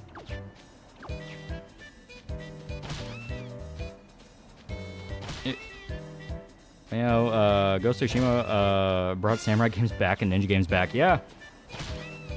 You can choose Valhalla by running to the France DLC and get a scythe that outlevels every enemy. Heard that Xbox 360 got its first software hack. Software only hack in 24 years? Oh, wow. You like Far Cry games? Guess what? Everything is Far Cry. Yeah. One tip I heard for those mini games: don't bother going for that first balloon in the beginning. Just let the trainer get and focus on other balloons. There we go. In Castlevania, get new games or at least a remake. Alexi, a remake of Simon's games 1, 3, and 4. Combine in one big remake. That'd be dope. Or 1, 2, and 4. Yeah, that would be dope. I would love to see that. Hey, son of a bitch. A recent Ubisoft game I played is R6S. Yeah, Rainbow Six. Yeah, that's pretty much all they have. Rouse Media made a new video about Danger Dolan felt pretty damn good. Remember back watching Dolan's list videos. So you can't go here because you're not strong enough. Come back when you're a little stronger. Pinged you on Discord. Alright, give me a sec. The birds are hard. The birds are mean. For fucking real, looting enemy levels. Shit's one of the big things that killed Far Cry New Dawn. It was awful. It's bad. It is just bad. God says about checking my mini games. There is no map showing you the areas you can go. Oof. Yeah. But yeah, no, the problem with their enemy levels and their enemy varieties is because Ubisoft has this issue. I guess the best way to describe it is game companies will look at a game like Destiny and kick themselves in the ass for not doing it first. You know, they see Borderlands and go, fuck, we should have done that. They see Destiny and go, fuck, we should have done that. They see Warframe and go, fuck, we should have done that. So they're all constantly on the lookout for the next game to turn into the next Destiny, the next Warframe, the next big looter shooter. The Division was literally them trying to do that with Tom Clancy. That was literally what the Division was meant to be. It was meant to be basically Borderlands, but with Tom Clancy. It's a looter shooter. You go clear dungeons, you get guns over and over and over again. You know, that whole deal. And the problem with that is, with them trying to turn every single game into a live service, that means they're spending way more money and way more resources on games than they just focused on some single-player stuff and maybe a dedicated multiplayer here and there. And eventually that reaches a point of you are bleeding way more than you could possibly be earning. And AC Shadows looks like it's another example of that. What's that game that's basically Resident Evil in feudal Japan? Q1? Or Kuon? How do you pronounce it? From Software made that one. Who's Tom Clancy exactly? He was he was an author that focused a lot on like military fiction, and ended up kind of defining the genre. He has some damn good books. Yeah, Onimusha. Yeah, Onimusha as well. Onimusha also counts. Son of a bitch. Yeah, Tom Clancy was a great military author. Yeah. Yeah, every game must have levels and gears and rarity system in it. Yeah. Yeah, Hunt for Red October. Yeah. Love you, bro. Yee. Without Remorse, one of my favorite books. Yeah. Super good. I know what Guts Bailiff's focus is going to. But I'm not sure what you mean by that. Yeah, Some of All Fears, Clear and Present Danger. He's wrote a shitload of books. So Miracle Shadows barely gets the success it needs. So Ubisoft need for their next game. Should they give up on AC? Good question. Like I said, I think best case scenario, AC Shadows will make enough to get its money back, but I don't think it's going to be very fun. Just because, as stated, the gear rarity, enemy levels, the two big things that killed every other Assassin's Creed before it, you're not going to magically make it work this time. Making it look like Ghost of Tsushima is not going to magically make it work. It needs to feel like Ghost of Tsushima. It needs to feel fun to play. And if you do the whole chop down a tree because you're trying to do the Skinner box of getting people addicted by playing a little bit each day, it's not going to fucking work. It's like the scene where Rapunzel contemplating her decision to go back to the towers is the same, both Sword Doll and Goofy add in, yeah.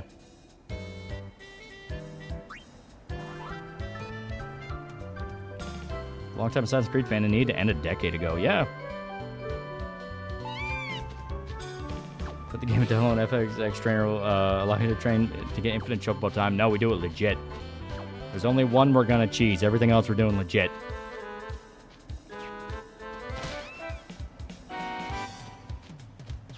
Oh, fuck. There we go. There we go. Oh, God. Son of a bitch.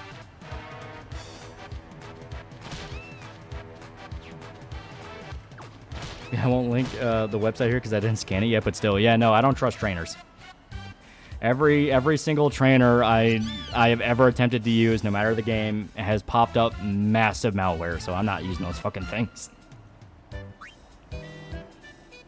Samurai gameplay looks really bad, like it was added in last minute. Talking about for Yasuke? Yeah. There has been persistent rumors for a while Yasuke was added in last second to capitalize off George Floyd. Like, everyone kept saying the same thing when they showed off the ninja chick. What's her name? Now? It's like, why isn't just she the protagonist? And a lot of people genuinely wonder if Yasuke was just going to be in the game as a cameo, and they blew him up to be a protagonist because, well, my George Floyd.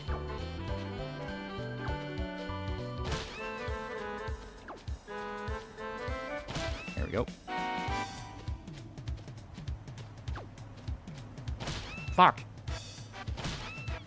I got hit by a single bird at the very end. New anime I like to watch, Alia. Sometimes hides her feelings in Russian. Yeah. I never played the Bungie Halos. Feel like ODST would be Rob Rally. I played them. I just don't understand a lot of lore around them. Pronounced Naoe. Okay, Naoe. The part of plot of Far Cry 6, most unrealistic part was that after the commies took power, the other commies were not purged. The Legend of 67 would be in ditches. Sword Doll and Goofy count at 8 now. Yeah, they made Yasuke the main love interest from Ninja Girl. It's got pissed a lot of Japanese guys. They don't like black guys and tearing their women. There we go. So yeah, you kind of want to zigzag it. You kind of want to serpentine it. Problem is your level of serpentine is kind of fucked. Here we go. Please don't, Mr. Chocobo. Please. Fuck you. Going on with those $5, you really need to watch Apostate Prophet's video on Muhammad Hajib. Dude has the funniest lines but does terrible shit. Thing is, there are several awesome Yasuke characters in Japanese games: Obsidian Samurai, and now Neo 1 and 2, Nagori Yuki, to name two awesome examples. Yeah.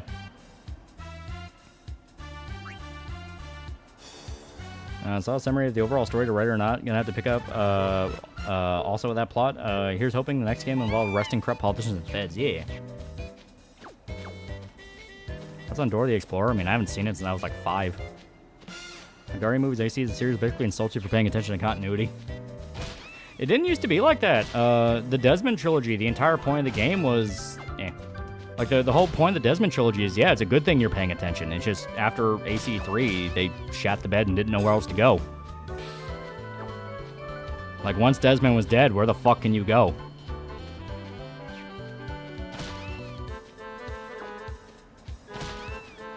Speaking of failures, remember when Disney were entertaining the idea of an all-female POTC film? Oh yeah, Pirates of the Caribbean? Yeah. It was supposed to have like Charlize Theron in it, right? Are you ignoring me? You're ignoring me. Stop yelling. I can't hear my tunes. Yeah, even Assassin's Creed 3 kind of sucked. There's so many asshole birds in this field. AC3 is clearly supposed to be the end. That's the thing. It was supposed to be the end, but at the same time, it couldn't be the end because it was a massive cliffhanger. You gonna play Yakuza 8 before Pirates in Hawaii? You gonna watch cutscenes? I was gonna play it first. I don't see why not. Fuck. Also, they just left Desmond's body to be collected by the Templars. What the fuck? Yeah. Checked out Ready or Not. Seems like something you'll definitely love. Oh, I played a shitload of it.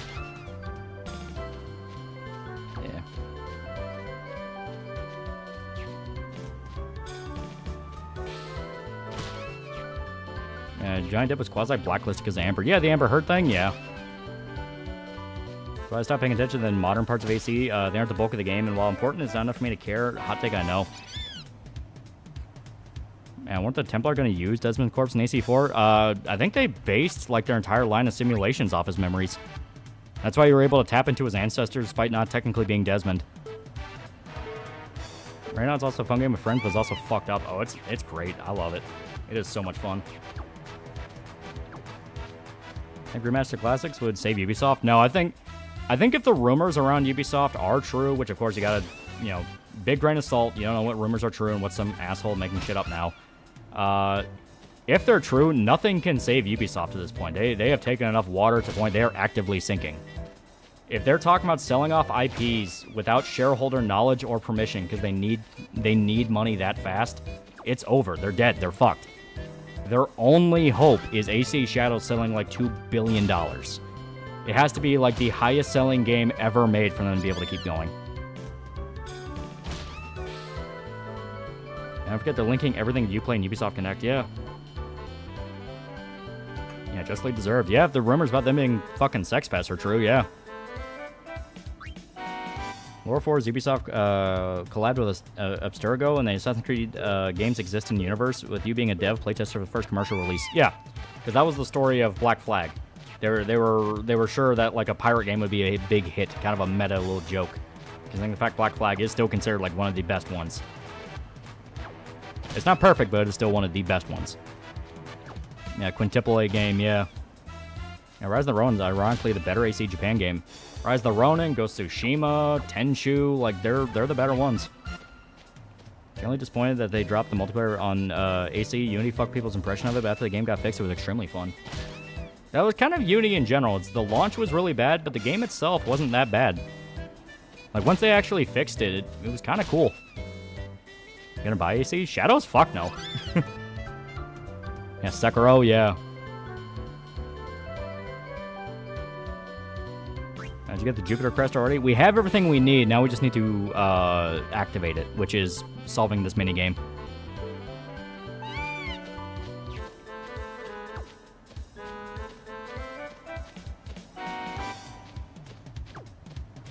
There we go.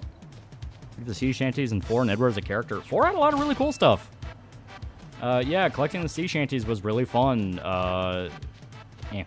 It needed to let you have more styles of ships. Like, if you could go from, like, the tiny little jackdaw to, like, a big-ass fucking battleship, that would have been amazing. But even then, the ship you had was really fleshed out, and there was a lot you could do. Pretty sure there was either one or multiple producers. He would call female employees fat or slut and harass them. Yeah. Do you wonder when Ubisoft goes under, what's going to happen to my illegal copies of their games? That's a very good question. Ubisoft was very infamous for being one of the first big companies to shove in DRM in mainstream release games that didn't need it. Assassin's Creed 2 on PC would brick if Uplay was down because the DRM was tied to Uplay.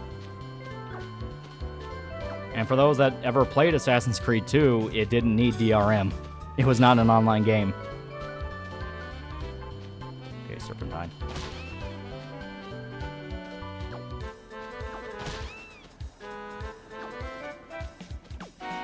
Fuck. I want to go in a straight line this way, but then the Chocobo is like, no, I don't want to do that. And it's like, you fucking coward Chocobo. What's DRM? Digital rights management. Basically software you put in a game to where if it's not online and can detect it's a legal copy, the game bricks. It doesn't work.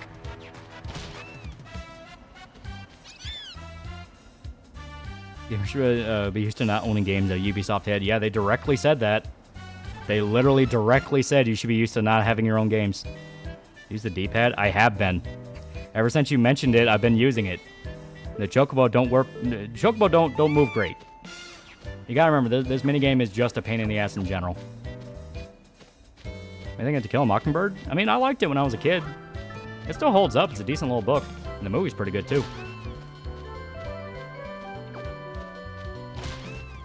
You will own nothing and be pleased about it. Yeah, because they want the ability to just turn off your game at any point and tell you we'll go buy the next one. That's all it is.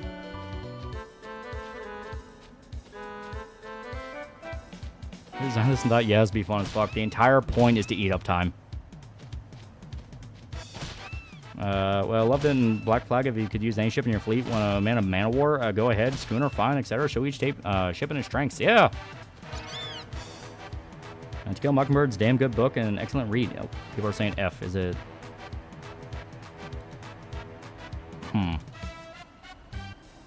Thoughts on Assassin's Creed 3? I don't hate it, but I don't love it.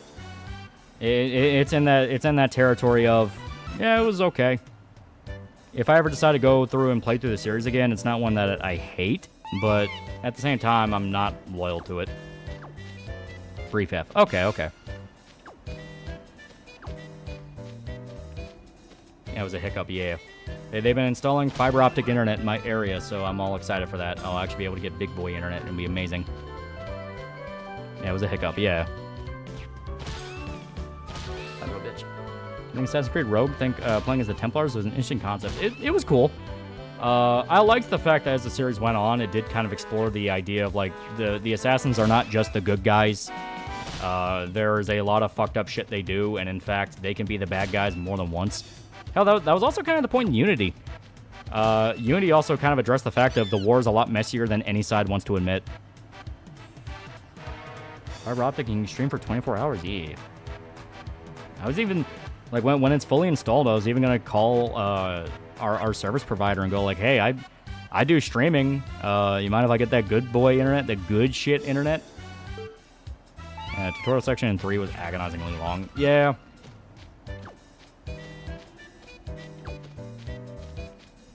I'll be honest, I don't like the ship combat, maybe just not like 4, even though outside of that, I like the gameplay. I get it. I do understand people that go like, hey, I'm here for a fucking Assassin's Creed game, not Sid Meier's Pirates. It's like, I get it, but I really like the ship stuff. The ship stuff is really cool. There we go.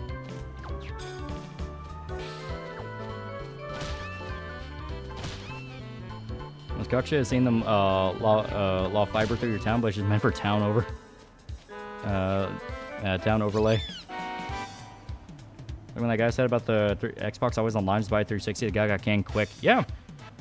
Well, because everyone knows what they're doing. You're supposed to get Beyond Good and Evil 2, yeah. Yeah, Fauna singing the shanties is adorable. Black Flag was one of the games I saw my dad sit down and play. Yeah. I think Black Flag also has problems, just in the sense of, once again, I think the pacing in that game is kind of all over the place. There are some moments that are, like, fucking awesome. Like, when Blackbeard dies is probably around my favorite segment in the game, because you really get that feeling of, oh my god, everything is going wrong, holy fuck.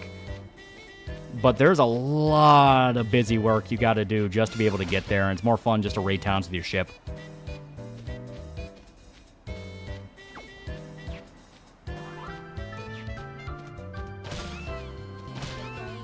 Wargame 341 for $2. Irma Guard, Bert Spur.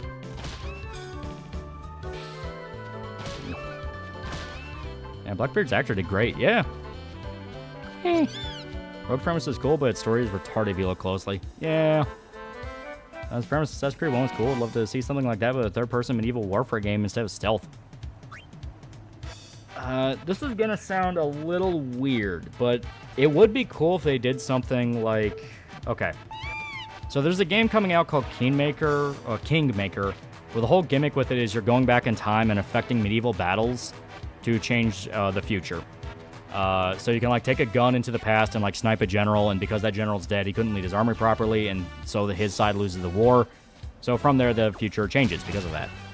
Fun little game. I really, really want it to come out and not just be Ghostware, because they have not really shown off much of anything beyond it's coming out and a few trailers. But I think that'd be really cool for an Assassin's Creed game where you have a segment where it's a full-on war and there's a battle. And instead of like the big cinematic thing, it's all dynamically happening, and you have to work your way over from one side of the battlefield to the other to kill leadership and kill command. Kind of a little bit like what Shadow of War does as well, where if you kill certain figures, you can affect the entire army from top down. I think that'd be cool. Like I said, Assassin's Creed's kind of dabbled in it, but it's mainly been really story-heavy segments where you can't really do a lot of dynamic stuff. Serious inquiry by Super Chat 10K. Will you do an EU4 World Conquest? I don't think I've really ever touched EU4 that much. I mean, I do like the game. I've only played it a little bit, but fuck it. Map games. We hit fast forward, see what happens. Yeah, it'd be fun. That early access Kingmaker's releasing Q1 this year. Yeah, and we're already almost at Q1. Kingmaker sounds like one of those Russian alt history schizo novels. It looks hilarious. Because, yeah, the game is goofy as fuck. You can, like, take a big pickup truck with, like, a 50 cal machine gun back in time and shoot up an army. It's fucking great. Yeah, he told me about Kingmaker. It sounds like if the Secret Age of Empire units had story mode. Yeah. Bronco Assassin's Creed set in the American Civil War probably be a fantastic setting for that kind of thing. Could be an interesting idea. North Assassins, South Assassins. Yeah. Also, son of a bitch, we got hit again. And it delayed the game again. I fully believe it. Yeah. Sounds king. Yee. Like I said, you know, I would like to kind of dabble with it a bit more. I mainly, in regards to the map game, I've only really touched Crusader Kings, and I don't know how to expand my borders. I just hit fast forward and see what happens. And Hearts of Iron 4, which I know a little bit about how to affect the borders, but I mainly lose. So Gameplay Chronicles X is leaked, and you cannot change language, so after the tutorial, localization is still fucked. I fully believe localization was still fucked. Yeah, we're at the end of Q1. It's just first 3 months of the year, yeah. I think of Resident Evil is always focused so much on Chris, while Leon's always sidelined. Last game we saw him in was 6, and that's, he was only 1/3 of the game. I mean, Chris did come first. He is technically kind of the protagonist of RE. But, if anything, we don't really see a lot of Chris. He shows up in 1, he shows up in 5, he shows up in 6. He shows up technically in 7, and he shows up technically in 8. We don't have a lot of games where you can really play Chris. Yeah, Chris is awesome, yeah.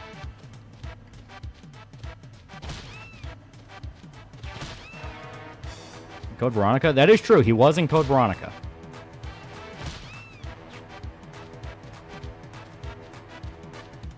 I would rather be slapped on the back with a pizza slice fresh from the oven or eat an entire canister of strumming. I mean, the pizza one, you just get slapped with it. It cools off super fast.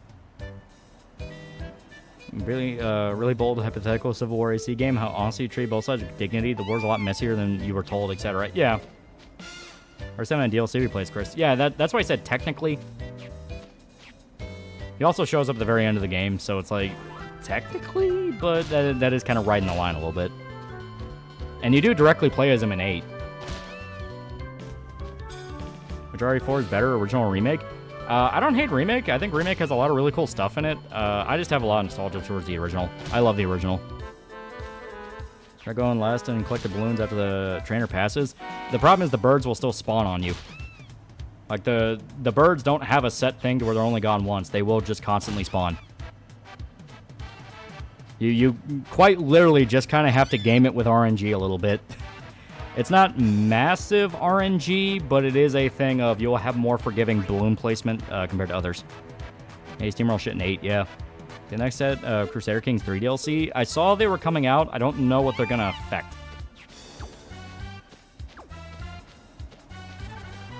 Yeah, Chris said Marvel vs. Capcom 3 and Infinite. Yeah. Leon pretty, though. Leon is really cool. Yeah, Leon really cool. Why does this segment even exist? Because I need to artificially inflate game time. Every single ultimate weapon has a massive pain in the ass to get. I think it's unfair we don't get a lot of Leon love. Not saying we have necessarily plays him, but at least have him show up, which he never does unless he's playable. Yeah, I love Leon. So is it gay if it's with Leon? And coming up for an hour with this minigame, it's a painful minigame. And FF10 or FF in general? FF10 is like the... Yeah, it is like the hardest game to get ultimate weapons in. Because every single thing they're tied to is such a grind. A lot of the other games, you'd actually be shocked how forgiving they usually are. Like, FF1, it's really fucking easy to get everything you need to have, like, ultimate forms of characters. It basically just amounts to remember to pick up the rat tail. That's it. Pick up the rat tail, talk to the dragon, you have everyone's ultimate form, and from there you can just track down the ultimate weapons. And once you have them, you can use them. I'm trying to understand why Spoon doesn't like 10. This is if you want the ultimate weapons.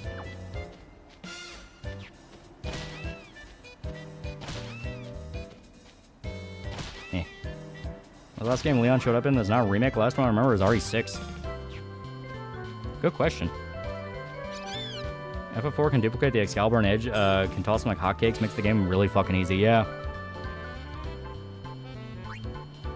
Pick up that red tone, give the blacksmith adamantium to the give the blacksmith adamantium, yeah. That's basically it. As Bale will be picked up by Griffith in the water, but this time he'll get them and keep him from it before Femto teleports. Well, Femto and Griffith are the same guy, so I'm not really sure what you mean by that. There we go. Kristen 1, Veronica 5, Revelation 6, 7, and 8. Was he in Revelation? Oh yeah, you're right, he was. Because if Jill shows up, Chris is going to be there. I just want to see Carlos and that guy from Zero.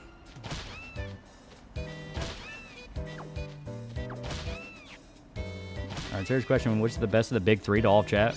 Which big three? What about Steiner's weapon, FF9? If you're talking about the speedrun weapon, that's not his actual ultimate. Like, that is just, as stated, a speedrun weapon you get, I think, if you've already beaten the game once. Everyone's ultimates are in the final dungeon. You can just pick them up. It's just the fact of the way FF9 works, it's not a guaranteed you win the game thing. You still need a lot of other weapon skills. So you're kind of encouraged to constantly be swapping in and out equipment to get as many skills as possible.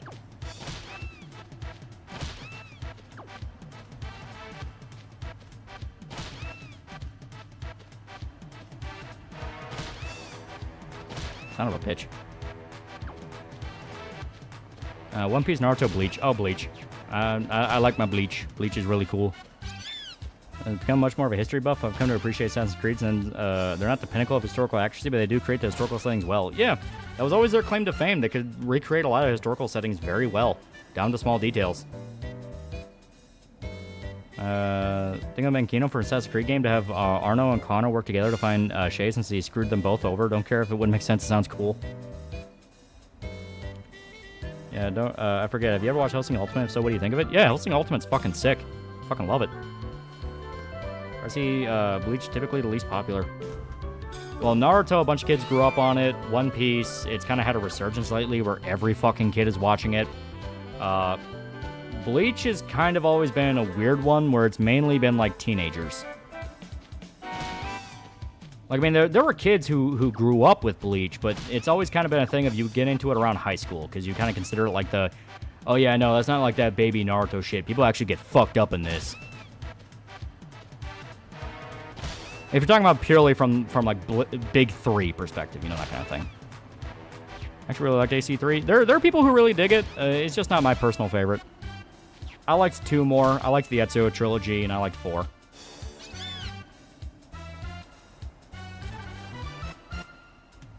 Yeah, probably the new solo leveling better than Season 1, in my opinion. I've been hearing that.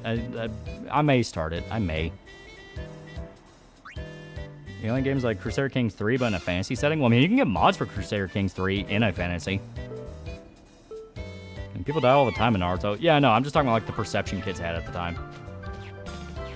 Because remember, if you were a white kid watching Naruto in America, you got 99.9% episodes of just filler. AC3 taught me Ben Franklin's a hagmatsu. There we go. Older sister interested in Bleach. She's a Naruto fan, so I say if you like Naruto, you'll like it. Not sure if it was the correct answer to give or not.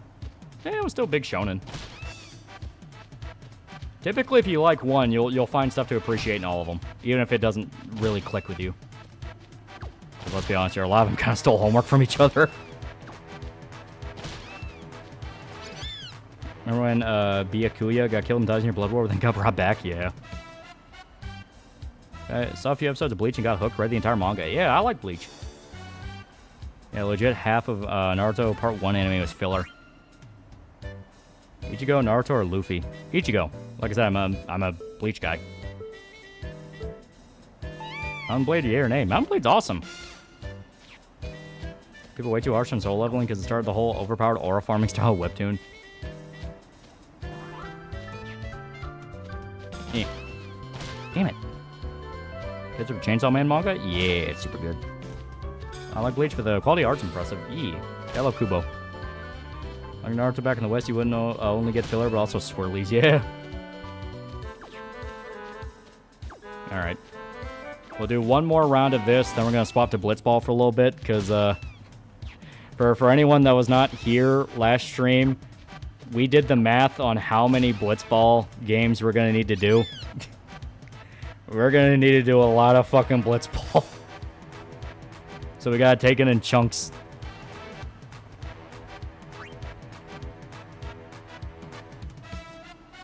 So say I hate Naruto Shippuden because of War Arc. Quay. This video game exists in FF10. Isn't the fate of the world at stake? Yeah, this is how you get the ultimate weapons to save the world. Fuck.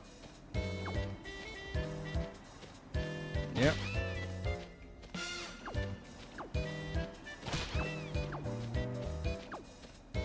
Here we go. Fuck. That is another thing I'm not a big fan of with the minigame. The camera's pretty bad. It tends to rip control away a lot, and that when you have birds screaming at you, that's not a good mixture. I want to watch more Blitzball.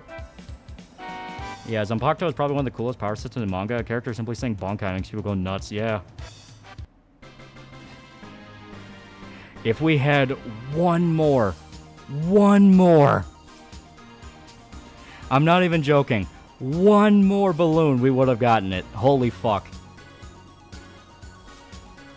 Bleach was always the anime that had style and followed the rule of cool. Not say that's all there is to, but it was a pretty big factor, yeah. There's a trick to this? Yeah, there is. It's... Estate, you do like Serpentine.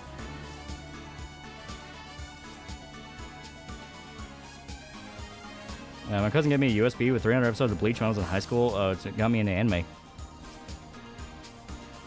How does Waka even hold world championship without slashing himself up? Do it again, Lolly. Totally got this time. The only hot streak fail. That is true. That is true. You can't let the hot streak fail. Sure, you're not ready for when Aizen rips his Bankai in the upcoming season. You gonna play 13? Yeah, the idea is we go through every single mainline game. Spin-offs, we will adjust as necessary. And we haven't done the older games because those are pretty short. I mean, Final Fantasy 1 you can get done in like 7 hours? I mean, I'd say that, but, you know, with random encounters and all that shit, but who knows? The point being, the older games are a lot shorter compared to the modern games, which can stretch for like hundreds of hours long. I think the only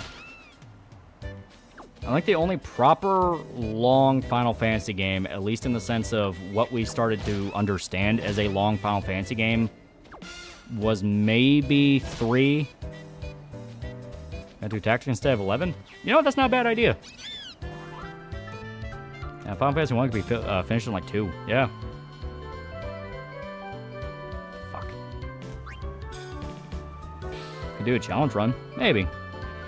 I'm gonna do 11. I say we might just do tactics instead. It would also work because tactics and 12 are in the same universe. So it can kind of be like a lead-in. Who's best Bleach girl? Was it Kukaku? I love Rangoku, or Rangoku. I can never fucking figure out her name. Big booby chick. She is great. I argue 3, 4, 5, and 6 are the longer stories of the classics, with 6 being the longest. Yeah, I'm talking like in terms of what you consider when Final Fantasy games started getting long. Because I put that at around maybe 3, maybe 6. Yeah, Rangiku, yeah.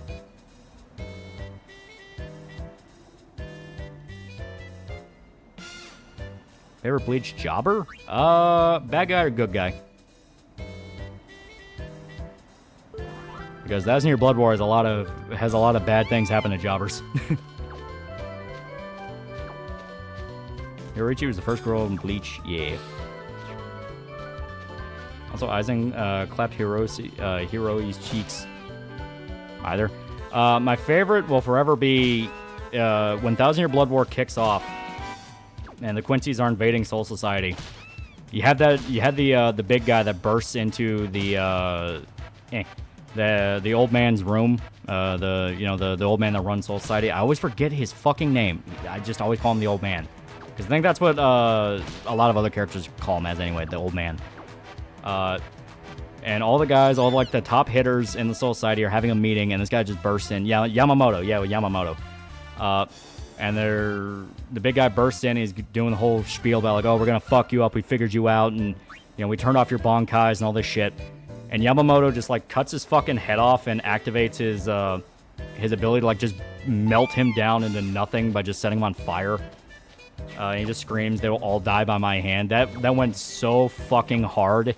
And I'm like, that is amazing. I love that.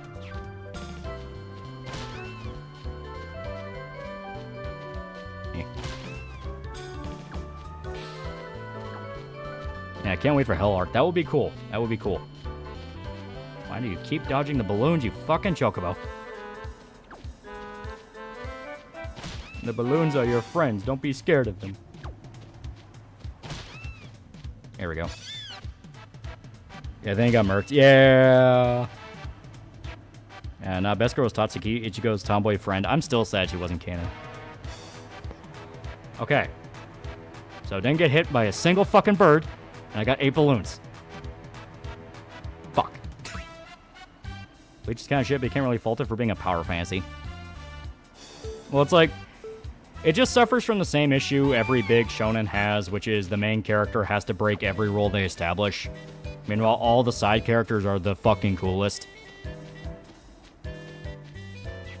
Because, like, I love all the shit they add in Thousand Year Blood War. Like, the one guy whose bankais, he can do a kabuki dance, and he writes that Yavok, or however you fucking say that guy's name, is just an ant to him. Like, that was fucking cool. I love that. And then, of course, you have the other guy. I got pink kimono guy. Fuck.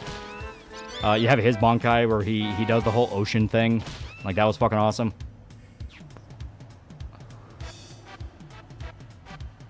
Hot take of moderation, aura farming is peak. Yeah.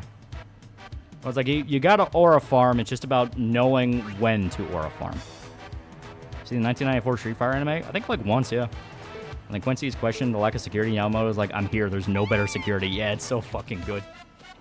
I fucking love Yamamoto. He was really fucking cool. Yeah, Shinsui, yeah. Or Shinsui. I can never fucking pronounce Bleach names. Maybe that's why I don't remember a lot of them.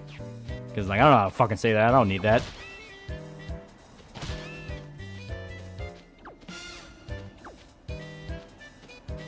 Ichigo being half Quincy, quarter hollow is a bit much towards the end. Oh, yeah.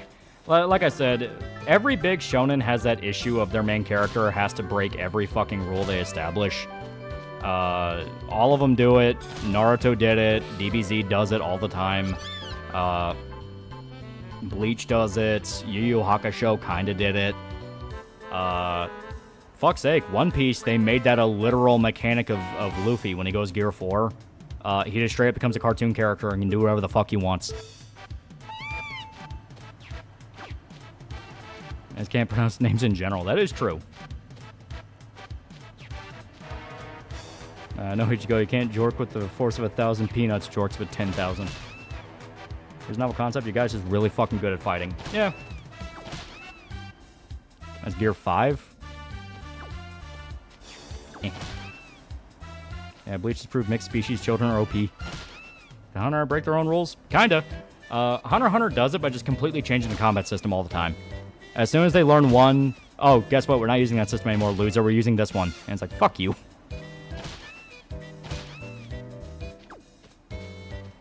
So Ichigo, I don't know any other name in Bleach, and I'm the redhead reaper with the massive honkers. Rangoku or Hime?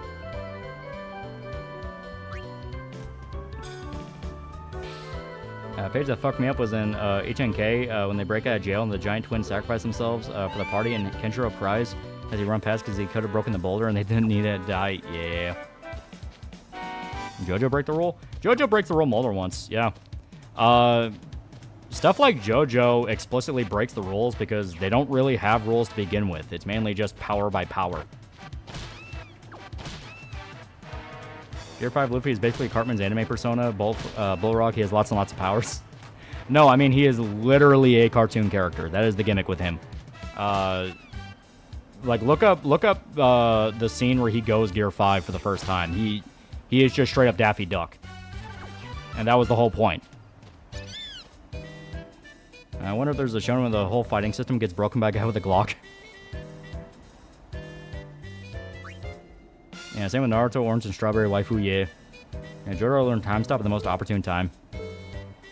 What's anime protagonists being born with god power and everything? I mean, if you can make it work, it works, but I like my protags that, no, they just get really fucking good at fighting.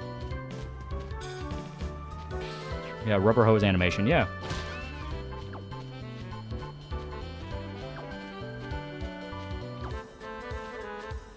Yeah, I remember Rocky's editor suggested Tournament Part 3 initially until Rocky Crate stands. Yeah.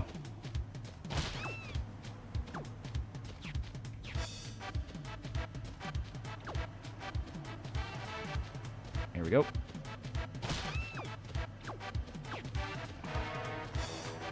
Eat shit. Which Bleach girl has the biggest cans? Rangoku has big ones. The one-arm chick has pretty big ones. Fuck. What is her name Nell? The underworld chick that goes from like the lolly to the big chitty chick. Holy fuck, we got it.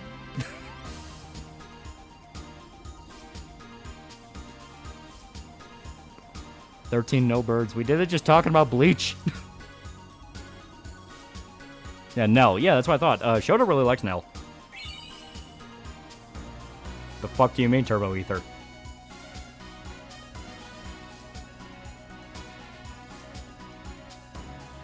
Yeah, Nell, I think, has the biggest canonically. Yeah, because I think that's the joke with her. That's what I thought. Bitch.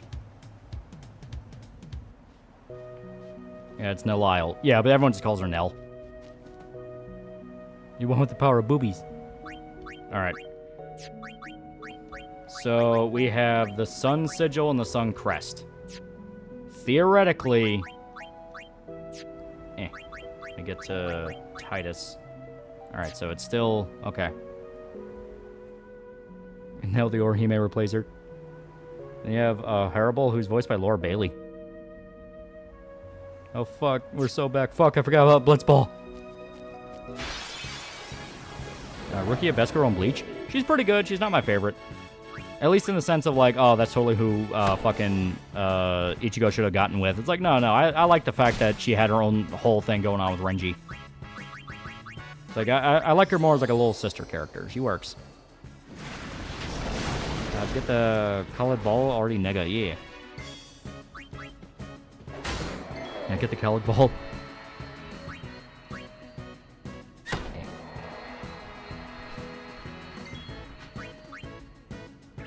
Yoriichi? Yoriichi doesn't actually have that big of tits. She's more of an ass lady. Save the game, don't risk a game, crash or death. That's what I'm trying to do. Yeah, Renji earned Rukia. Yeah. Rukia the Hag. No, we don't need any of this. Okay, here we go. I'm fine with her not getting with Ichigo. I still think she's cute. Yeah, no, I love Rukia. Rukia is a really good character. I like the fact that when you first see her, she seems like the stoic. That's all like, oh, you gotta take this seriously. Then the minute she's given a chance to relax, she's just full on being a goober, fucking around. Like, I love it. I'll go with Senator Armstrong, be a Blitzball. He would kill everyone.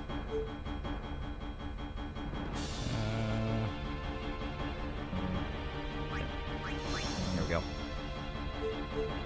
We'll go to Luca. Here we go! Don't leave. I just did.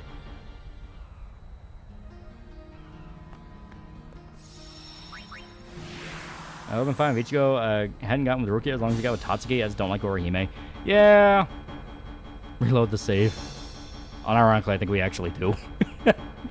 Like, I think we do.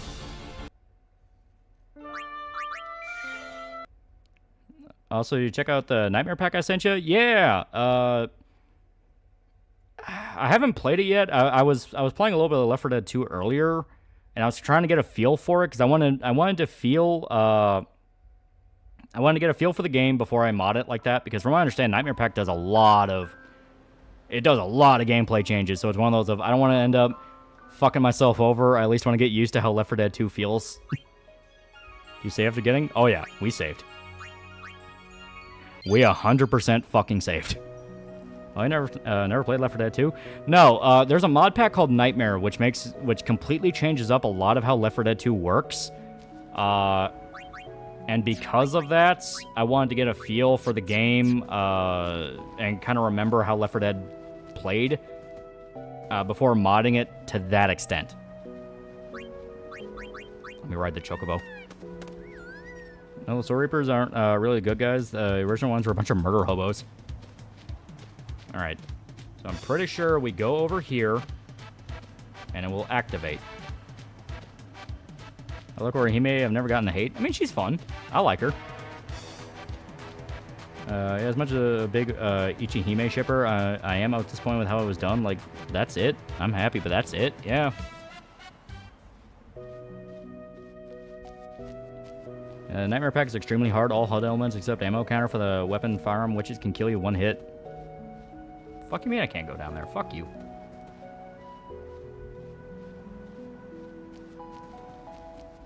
Do we have to do another race real quick before we can do that? We might have to. Your opinion, who is the coolest captain in Soul Society? I like Byakuya and the person Unohana turned out to be.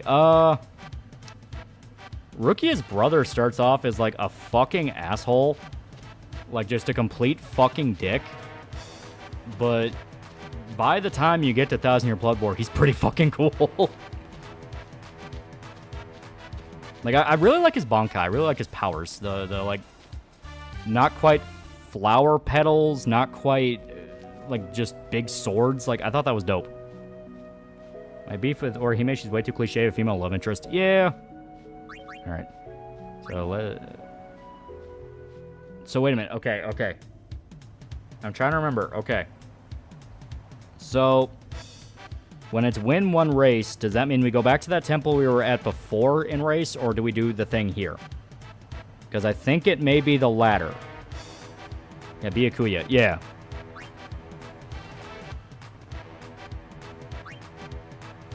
Speaking of JoJo, what are your thoughts on stands like King Crimson, Wonder of You, and how overpowered they can be? I like it when, oh, fuck. I like it when the villain stands are OP. because that plays into what I like the most about JoJo, which is it doesn't matter how strong your power is per se, it's how you can use it. Do that race, catch a race. Okay. Alright. So, when they say win, do we just break the record, or now can we just quit and go do it? You'll cross over the administrative results and see if you can pop more balloons and rub it in his face when he doesn't. Shinji and Shunsui, best captains. They are pretty cool.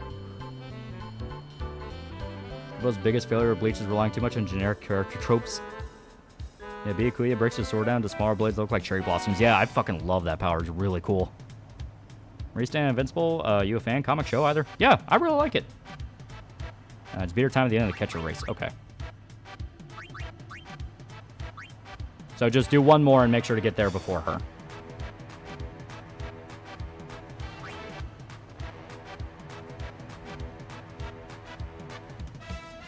Seeing Stanley was a victim of exploitation, elder abuse. Kind of heartbreaking that such an inspiring creator was treated like nothing in Twilight years. People can be assholes. Oh, yeah.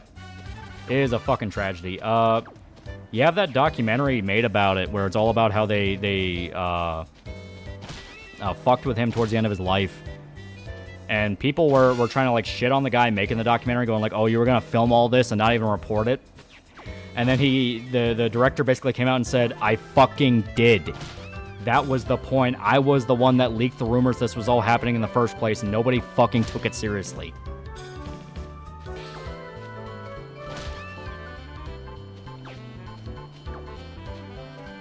There's a reason JoJo villains up to part 6 are all temporal abilities. Yeah, it's really cool. Alright, I think... Yeah, we did beat her time. Okay. So now we go. Which can kill you in one hit. When you jump, you land. Alright, let's go. So there should be enough for us to go over there.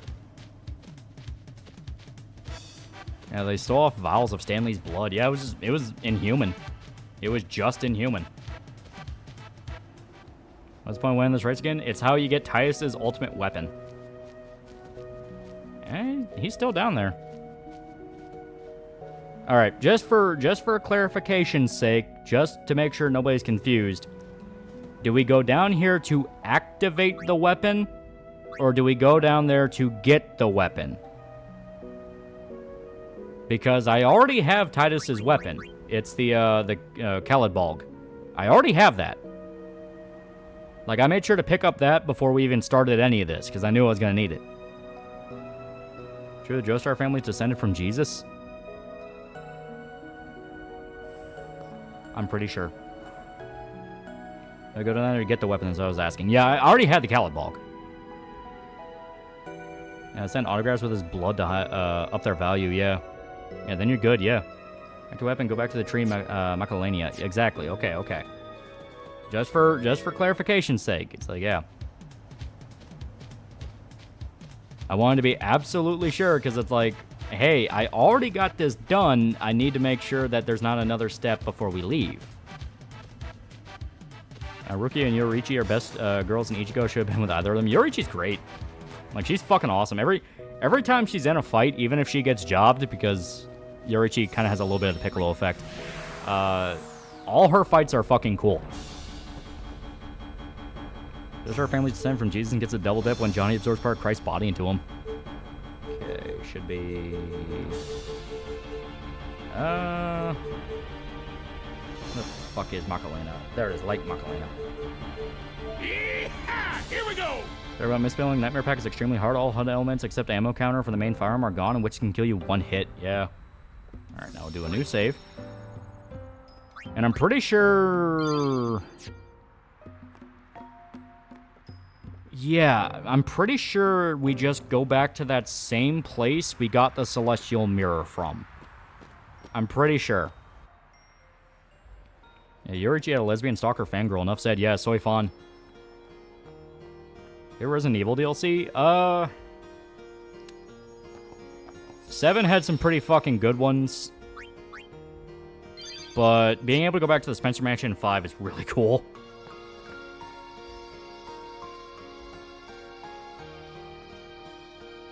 Yeah, Made in Heaven was originally called Stairway to Heaven, yeah. Oh, God damn it, no. I'm not doing butterflies. And DLC from Mario 5 with Jill and Chris, yeah. It's really fucking cool. And Hana's another captain I really like. She's sweet, but scary when you see her true self. Oh, yeah. Yeah, go to the tree on the Shining Path. Yeah. So it is the place we got the Celestial Mirror from. Okay, just wanted to be sure. Yori so good times, good times. It's over. I don't think Soifon knows what sex is. That's some Biden auto pen thing.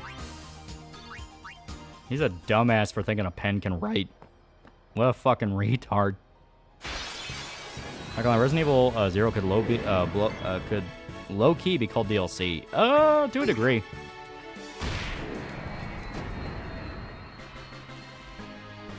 Resident Evil 5 Lost in Nightmare is when you go back to Spencer Mansion. Yeah, it's really fucking cool.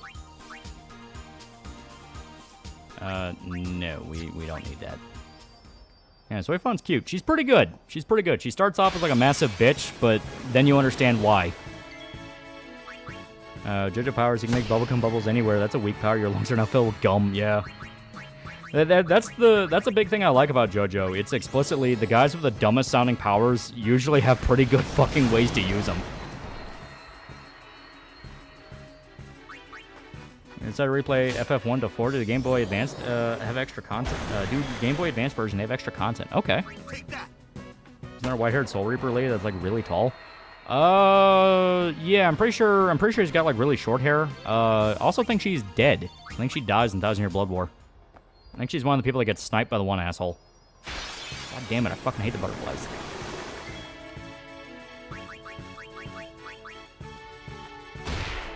Ichigo is the freak son of a Shinigami and a Quincy, corrupted by a hollow. To top it off, he's been a substitute Shinigami the whole time using Rukia's power. Don't think about it. Yeah, it's Asane Unohana's lieutenant. That's what I thought. Yeah, it's like, I do remember her. Lost in Nightmare DLC, you can turn into fixed camera. Yeah, Lost in Nightmare's really fucking cool. Flesh Simulator on YouTube. She takes over Squad 3 after Unohana dies. Okay, okay. So it's probably just like a random background lady I just thought was her. Would you box Ippo? He would fuck my shit up.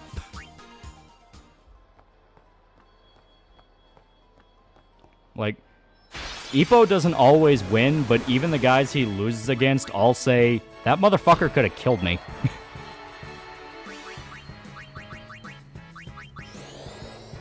Yeah, Twisted Sister, twist that man's nuts in 720. Doesn't stand his ability to force opponents to fight in D&D style combat. Yeah, Ippo's just Jack Dempsey, yeah. This is Breath of Fire with all these enemy encounter shit. Well, we're close to the end of the game, and usually when you're at the end of the game, enemy encounters fucking skyrocket. We're also specifically in an area where there is a mini game where if you run into the red butterflies, you get jumped by enemies. I've been running through it because I'm not here for the mini game right now. I'm here to get to the light path. Who would you box in general? I mean, I'd be up for anyone that wouldn't hurt me physically. Did it take us back to the... Oh, God damn it, it did. It took us back to the fucking beginning. D4C makes me so happy, yeah.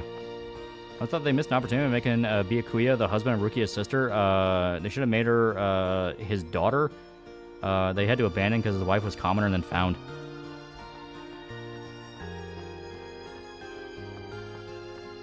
So someone that isn't a boxer. Like that is back the way it came. Ah, fuck. I always forget where it's at. You ever finished Metaphor? I got like halfway through on my own, but I haven't finished it yet. I got busy with other games. It's super good though. How long would show us against Ippo?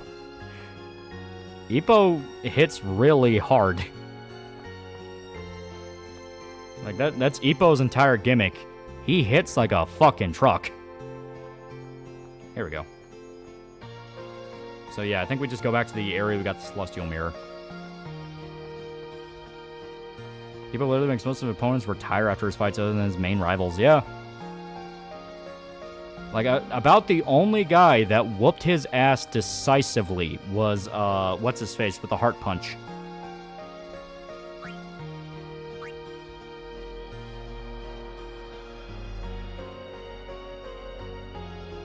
Alright, so Ippo is the Mike Tyson punch? Yeah. He's basically Jack Dempsey with Mike Tyson. There we go. Yeah, Tate, yeah. Tate whooped Ippo's fucking ass. That was explicitly a situation where there wasn't really anything anyone could do to help Ippo. Okay, now let's see. Is it fully activated? Double AP overdrive. I think we still need to... Yeah, here. Yeah, you do it twice. Look, Ippo's awesome, but he got nothing on Joe Yabuki. Yeah, Sendo, yeah. Yeah, Shinji versus Django. Who do you not want to fight in the Baki series? Pretty much anyone. Like, everyone in the Baki series hurts you. Can you imagine that kind of power? Toughness of Dempsey, power of Tyson, yeah. We'll come back for these. So now we have Titus's weapon fully upgraded. Let me get to it. Yeah. So he has break damage limit, meaning he can go over quad 9s, triple overdrive, evade and counter, and magic counter. So this is Titus's best weapon in the game. So now that we have Titus, now we have to get Waka's. What do we have for Waka? Because I'm pretty sure... Yeah, okay. I'm pretty sure the Mars crest is for Waka, so we... No, it's the Jupiter, I think. Oh, we'll figure it out. We'll figure it out. No more Quay. Yeah, no more Quay. We no longer have to worry about Quay.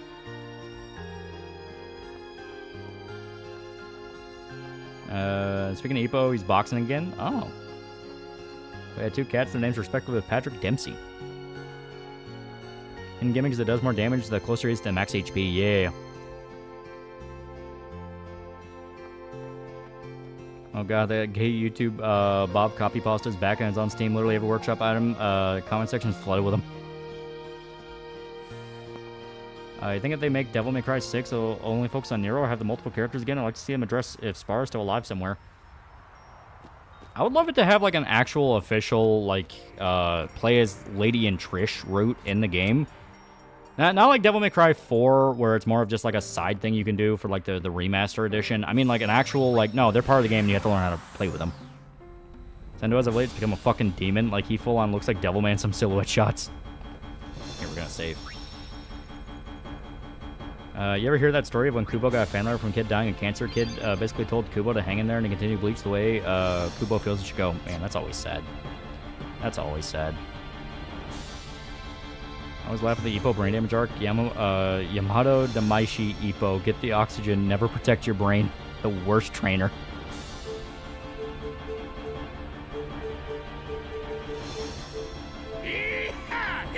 Before I left for work a few hours ago, start Fallout 4 again. It's fine. My main gripe will always be how they change perks, turn into a simple skill tree. Yeah. Devilman Crybaby versus Guyver. I like Crybaby. I think it's pretty good. Got off the record, but what was the problem you mentioned in the video? It's not a problem. Off the Record's whole thing is it is a complete remix of Dead Rising 2. It is a full-on remix of a lot of elements and story stuff and character stuff. The only thing I really have an issue with in Off the Record is it gets a little spiteful towards Chuck, to the degree of like, I mean, I get it. Frank's really cool. He's awesome. I love Frank. You don't have to put Chuck down. I like both. You know, we were in the exact position to have 2 very, very cool protagonists. Favorite Super Best Friends playthrough? Oh, that's hard. There's so many good ones. The Silent Hill 2 one is great because that's just Pat gushing about all the stuff he loves about Silent Hill, and that was really cool. The David Cage ones were always fun. Fuck, what other ones were, like, really good? Fuck, okay. Their Souls games ones were pretty great. Yeah, Deadly Premonition ones were pretty great.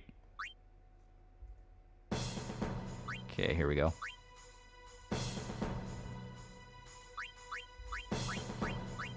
So if I do my math right, yeah, Punisher 1 was good. Yeah, Punisher 1 was good. Chuck got too much crap in 3. Yeah, I never understood that.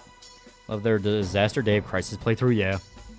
think Off the Record would have worked if it was the first game of 2 and 2 was a spin-off.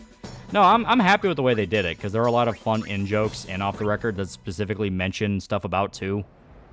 And like, oh, you didn't expect to see that. You thought it was just a remake of 2, didn't you? Tate and Virgil were trapped in the underworld at the end of 5. You think they'll get out eventually? I don't think the series should see them being stuck there. Sons of Sparta must return. Oh, they'll come back. They'll 100% come back.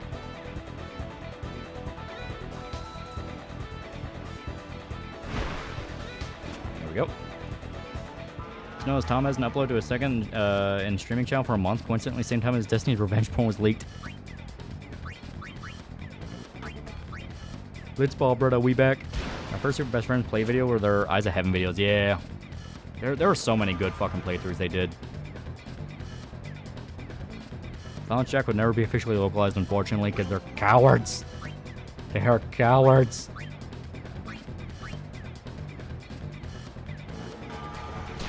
There we go. All bad, all dead, am I right? Virgil had Yamato, and Yamato can open portals. Yeah. I don't get this about FF10. Do they breathe underwater or do they hold it really long? They hold it really long, they're athletes. God, Blitzball. We left Quay for Blitzball. We beat Quay. We beat Quay. We finished Quay. Oh god, Blitzball. Oh, again, I love you, but I just can't. Well, I did the math on it, so... From what I understand, this is to the best math I could come up with at the time when we were doing the stream about it. So, to get the next... Yeah, to get the next roll that we need in order to unlock the material we need for fucking Waka's ultimate, you have to beat a tournament with it as the first prize. Once you get the first prize one, the sigil will be a league prize, and then you just beat the league. That's as far as I remember.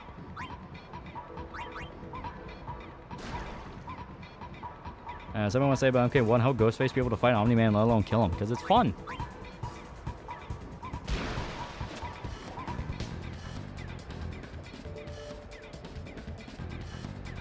Do they ever say it's water? I mean, yeah, it's literally water. That's why everyone knows how to swim. The Wolves getting a second beta on March 22nd when the training mode in Tizok is playable.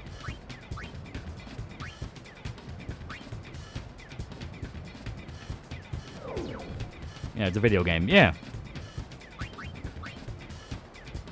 Yeah, Ghostface has that dog in him. Here we go.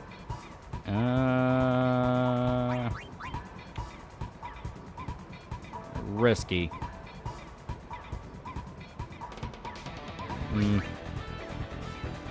Too far out. Fuck.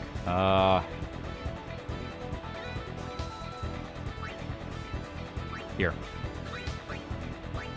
Go for another Jack shot. Yeah, it's magic water, Waka. I don't gotta explain shit. Thought the water in Spiro was not real water. It was more like some sort of supernatural liquid. What was Sin being made of it? That is true. I think this is too far out to work, but we're gonna see.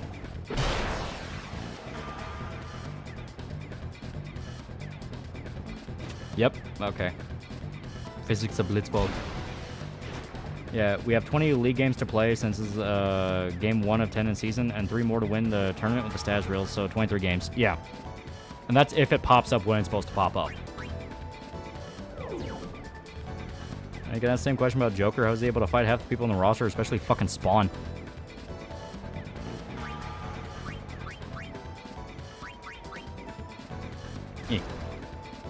Oh, hello, Godzilla survived in the Monster Hunter universe. He will do pretty fucking good, but he will fall. The quest for drip means he must die. Okay, he's going for a shoot, and fucked it up. There we go. Cheetus. Nothing on Spiral Game Theory bullshit. MK1 Ghostface's Billy under the mask, in your opinion, would Stu have been cooler to see? Apparently it's gonna be both. Because because Ghostface's whole thing is he can summon, like, the other Ghostface to fight for him. So I think the joke is it's Billy and Stu. I read the spiritual precursor to Devilman called Demon Lord Dante. Yeah, it's pretty good, but you can tell it's very much just prototype Devilman. Here, once again, we will risk it.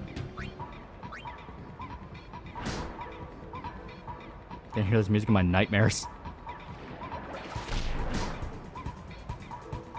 Yeah, Godzilla's a bit of a screw you, I win character at times. That is true.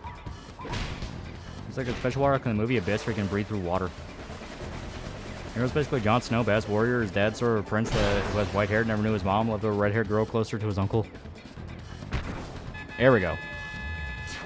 Damn, how good would that armor look? It would be drip. Mirror match intro that implies it's both Billy and Stu. Yeah. Well, that early spawn was just basically a barbecue held together by a suit who needed guns who eventually become so powerful he can put God and Satan in a timeout.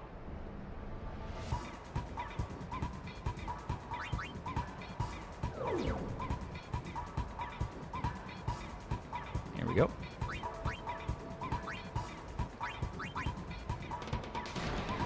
These characters breathe under the water because it's a video game.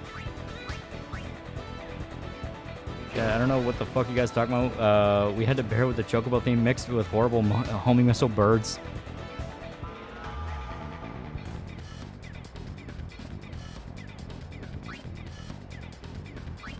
Just go for it. Fuck it. See what happens. Play that Conan can sing as Omni-Man since he fought Eldritch Nightmares. Yeah. In fact, you literally have to agree to not kill him when you get the license. Yeah.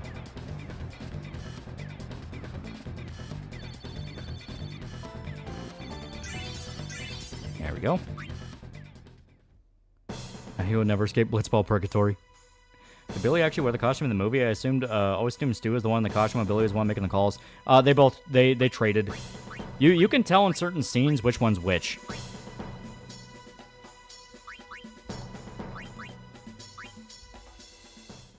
Remember the mantra, it's only a game, I should really just relax. But now Mario's able to breathe underwater for several minutes in Mario games, or else Sonic has survived being in the vacuum of space. Yeah, it's a video game, yeah.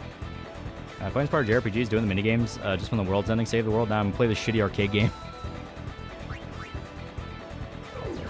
we go. So he's fucked up.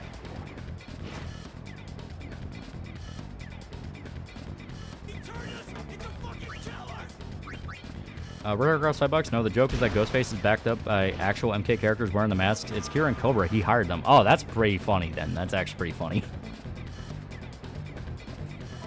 I got half of the night, glad I was able to catch a stream. Hope to be back for another one soon. Hope you and Chad have a good night. Yeah, good shit, good shit.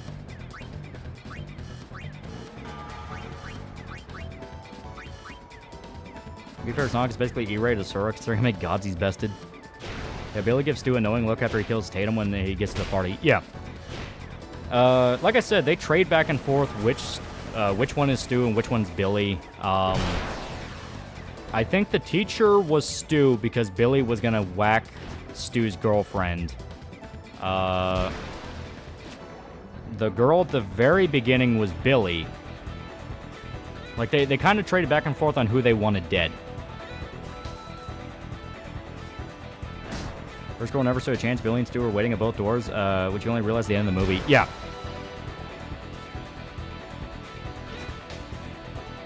I'd say Kirby's more Sora. Yeah, Ghostface should have a chance, possibility for it to be a dude from Scary Movie says Scream. That'd be funny. Then you have to get the right Scary Movie.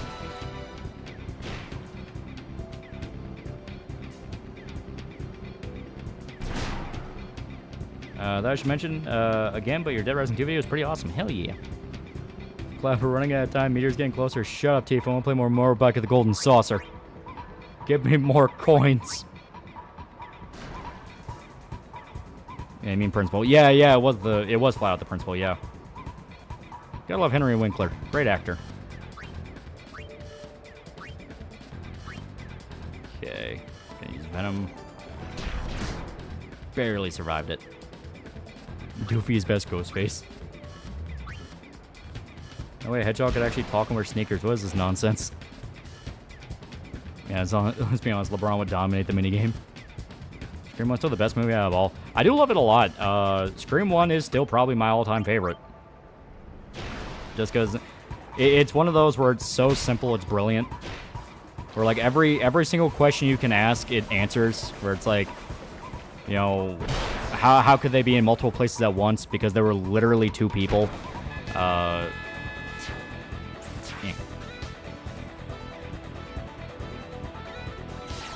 a video on here tackling who's who whenever Ghostface is on screen. Yeah. Like I said, you can tell in certain scenes. If the ghost face is trying to look very threatening and scary, that's Billy. If he's kind of fumbling around and falling over himself, that's Stu, because he's a dumbass. Like, fun little subtle stuff. That's on Westcraven's Shocker. I think it's fun. It's not, like, amazing, but it's fun. Scary Movie 2 is my favorite, followed by the first one. Henry Winkler staying at the foot of your bed at 2:30 a.m. holding an axe and telling you about the history of bananas. Like, man, I think I'm going to need to call the police, man. Indieverse stab movies are kind of fucked up because they're based on the murders that took place 30 years ago, and isn't one movie about keeping the kills going to make more stable movies? Yeah. What do you think of Scream 3's twist that Billy wasn't actually the mastermind, and instead the half-sibling of Sydney who was giving him orders? That was dumb. I don't think Scream 3 is awful, but it does have a lot of moments where it tries to retcon the original when it really did not need to fucking do that. Yeah, Stu's just having fun. It's not his fault. He's susceptible to peer pressure, yeah. There's also a reason Randy says everybody's a suspect, yeah. Rick from Splatters would be perfect for Mortal Kombat. That'd be cool. Scream 4? 4's okay. He's a 10 out of 10, but his stroke games be is to the Blitzball arena music.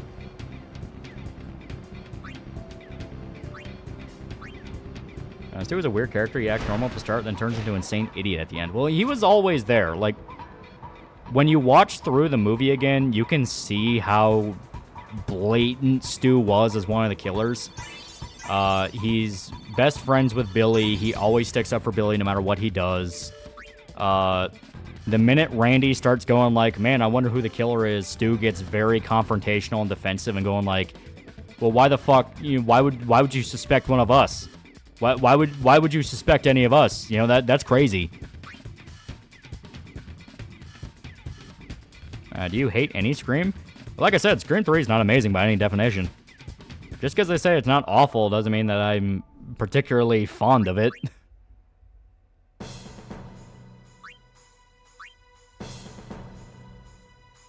Yeah, Scream 1, 2, 6, 5, 4, 3. Yeah. He was in a movie called Stab. He was stabbed. Scream 3 was Burn. Yeah, Scream 1 also made fun of cliches in horror movies. Yeah, the entire reason Billy and Stu are so obvious is because of the fact that that's kind of the joke. They're very obviously the killers, but they do enough to make you go, no, they gotta be the red herring. And then you get to the ending and it's like, man...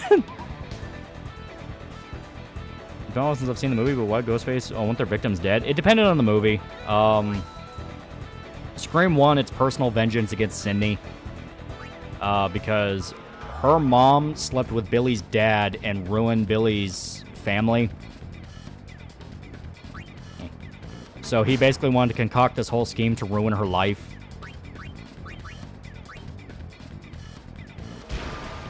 Yeah, screams come from inside the house. What a scary premise they feel. Many horror movies don't take advantage of. Personally, I think home invasions are terrifying and aren't featured in too many movies. I'm not really sure. Horror movies have kind of done everything.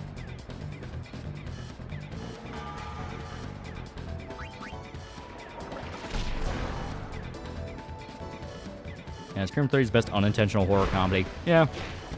Which says a lot because Scream does have a lot of comedy in it. There are legitimate jokes in Scream. Yeah, so I would hope that Stu is a born-again Christian in the next one. That'd be fucking funny. A horror movie about being deep in debt.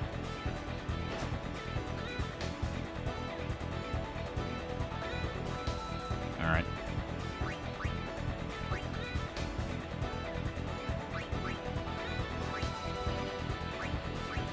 It's gonna fuck up horribly. Scream 1, 2, Revenge Plot 3 is I want to film a movie. God, I hate the Roman, yeah. My mom's gonna be so mad at me, yeah. You're talking about Billy and her, and I don't know what you're talking about. I'm implying what you're saying to Billy and Manny is kind of nutty. Billy from Scream, he's one of the killers. Billy and Stu, they're the two main killers, and the her is Sydney, who is the main character. That's on Falling Down. It's good. It's a classic. Halloween 4, The Return of Michael Myers, the best. Don't Breathe is one of the better unexplored ideas for a horror movie. Sequel doesn't happen. It doesn't exist. The horror movies that are held up as being really good, they personally feel are shit. Personally didn't care for The Exorcist. Kind of unnerving, but didn't scare me. Yeah, there's more than a few. Like, New French Extremity, to me, just kind of... To me, very rarely actually able to live up to be disturbing. To me, I just kind of feel like, that just happened. Posted by Uwe Boll, better than Falling Down. Oh, we all hate the Jews. That movie is legitimately funny. A horror movie that's Rambo from the perspective of the soldier getting picked off. Yeah, that's kind of Don't Breathe.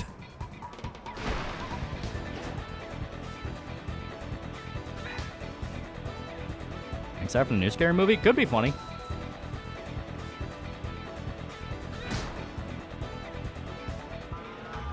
Jalen Silent Bob and 3.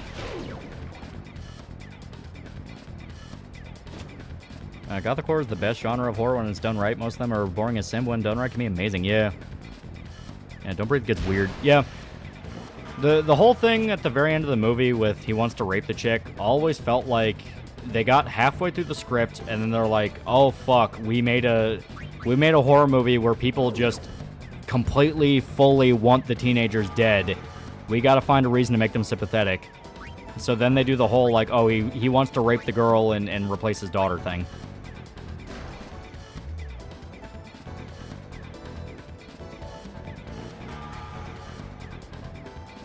In your opinion, do the new Scream movies hold up to the Craven saga? They're pretty good. They have good kills. But none of the characters beyond the legacy ones really ever feel like they live up by any means. Aren't they adult robbers in Don't Breathe? They're like 20-year-old kids.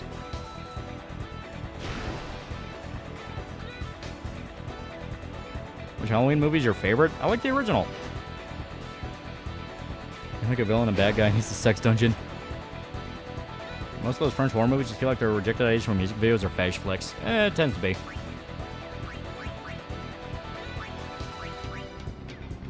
Insemination plot from Don't Breathe is unnecessary. Should have kept the veteran PTSD to the lesson of bum-ass teens. And 20-year-old kids, so adults. I'm saying colloquially they're like kids. You know, the whole point is they were dumbasses that just robbed people and didn't give a shit. That's on Halloween H2O. It's okay. But the original premise could have been a reverse action film. The horror stems from the villain perspective. Yeah. And I mean, hell, people who watch slasher films talk about all the time how they're waiting for the teenagers to die, so it's not like it would have been that crazy to just make it to where, like, no, the old man's completely right. That's the most scary movie? I mean, that's complete, like, personal preference thing. Like, what someone finds scary, another person will find funny, so it's hard to really say.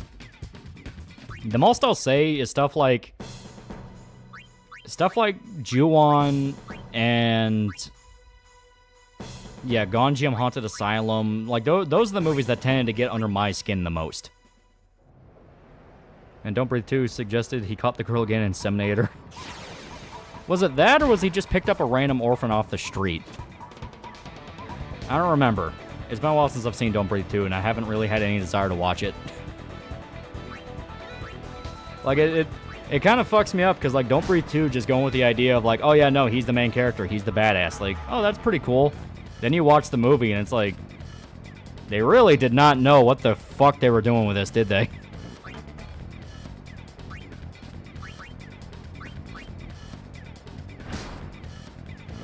Yeah, Your Next had very funny death scenes. Your Next is good. Your Next is kind of one of those of, you think it's going one way, then it goes a completely different other. Yeah, I'm almost completely desensitized to horror. I mean, stuff can still get to me. You know, I'm not one of those of like, oh no, I can watch any horror movie and be perfectly fine. It's like I said, ghost stuff tends to fuck with me. Just, I don't even know why. It's like, ghost stuff just fuck with me. You installed Lightning Dodge mod yet? No, because I knew it was going to take a while to do the Blitzball and the Chocobo one. I heard Don't Breathe 2 got political.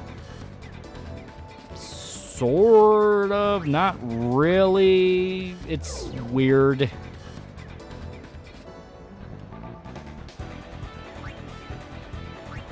Like, there was nothing that was, like, explicitly, yes, this is current event thing. It was more of, like,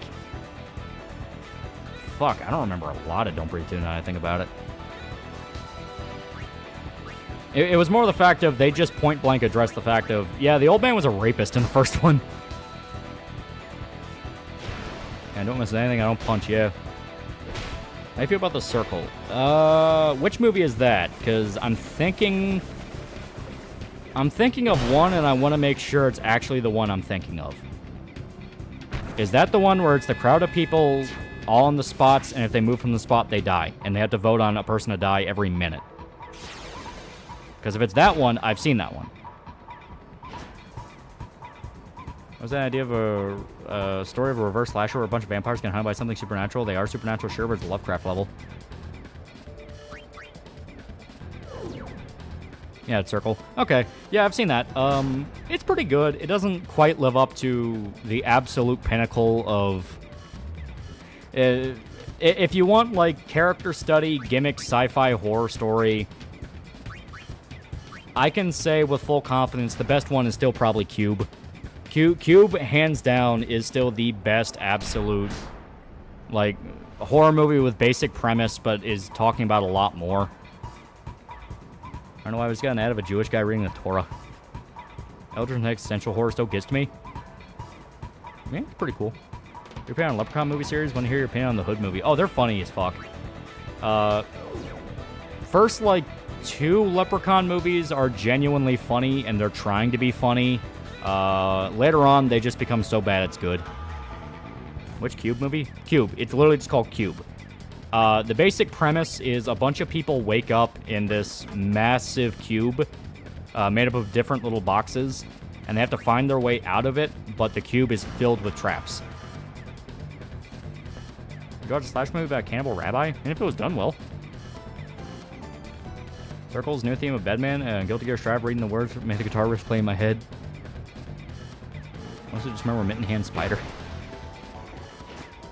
Watch all the Cube movies yesterday, including Japanese remakes. Sequels are ass. Yeah, every sequel misses the point of the original. You finally have a horror comedy where the monster is chased by people that's harmless and doesn't get why people want to kill it. I think they've actually done that before. Missed a good horror movie, man. That ending alone, yeah.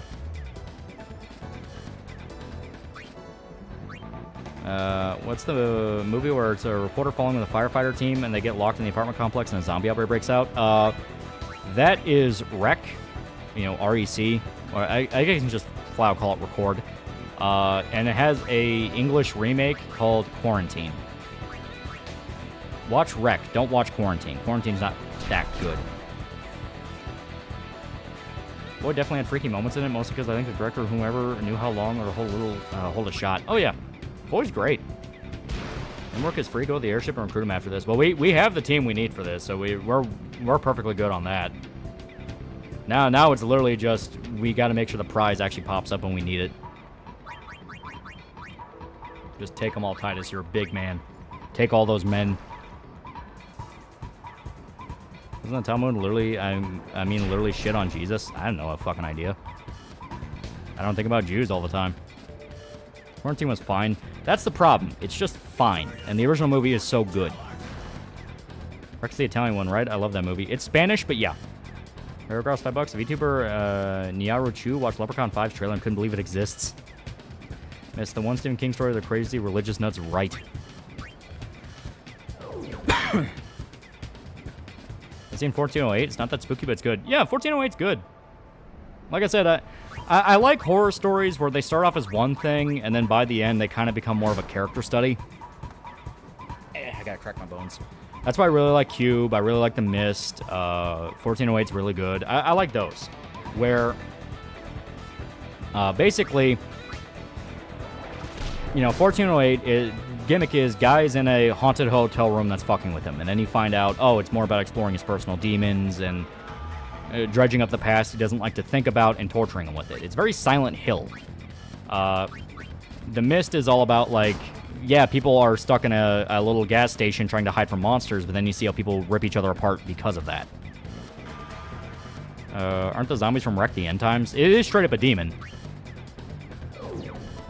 Our friend and I shared an opinion that thrillers are more entertaining than horror because presents suspense better and overall carries better characterization. I mean, you can have thrillers with a lot of horror elements. That's Silence of the Lambs. Silent Hill 2 to be precise. And it's funny because it's more Silent Hill 4. Confirm TheAlmightyLoli's a mystery box fan. Oh, no. Mystery box is stringing you along for time on end, not giving you answers towards anything, when what I'm talking about is the exact opposite. It gives you tons of answers. I'm watching 1408 and Dear's my uncle, but I don't remember much of it. It's a good movie. Definitely go back and watch it. One thing I will say, if you try to watch it on streaming services, anything like that, you have a problem where I do not know why. I genuinely don't know why, but every streaming service defaults to the director's cut ending, which is not good. It's not a very good ending. Compare that to the theatrical ending, which ironically fits way better. It was like it's like one of those weird times where the theatrical ending is the one you want to watch, and the director's cut ending just feels like tacked on. Does Hereditary get to you? No. Hereditary doesn't get to me. Midsommar never got to me. I'm trying to remember an A24 movie that legit fucked with me. The Devil Guy Trapped in the Elevator movie was good, but it would have been better if it just stuck to people in the elevator. Yeah, an all-in-one location movie. Yeah, that would have been better. I've seen In a Violent Nature. Yeah, it is interesting. I like it. Any horror films about time travel excluding Evil Dead? I mean, technically, I guess. You have like sci-fi thrillers where people realize how bad time travel fucked things up. There's more than one ending. Damn, you look this up. Watch the Mr. GG video. He goes over 1408, the original short story, and all the different endings to the movie. What movie had the better theatrical ending? 1408. Green Room? Green Room didn't fuck with me, but it did make me definitely wince at some of the violence. It had some pretty damn good violence. Yeah, In a Violent Nature is oddly relaxing. I like Donnie Darko. Donnie Darko's great. I find Martyrs pretty disturbing. Martyrs is pretty fucked up, yeah.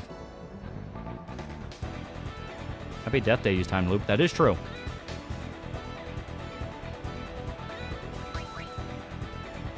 You ever seen Primer? Yeah, I wouldn't really count that as a horror movie, though. That's why I was kind of thinking about it. It's like, that's not really a horror movie. That's more of like a psychological thriller. What about Pandorum? It was to me what Alien was to others. To me, Pandorum is probably the best Dead Space movie we're gonna get. It's not perfect, but it does have a lot to like about it. I made Green Room made a movie before that called Blood Ruin. Not a horror movie, but I've seen it and it's pretty damn good. Oh, yeah. I've seen all the guys' movies. I've seen Green Room. I've seen Blood Ruin.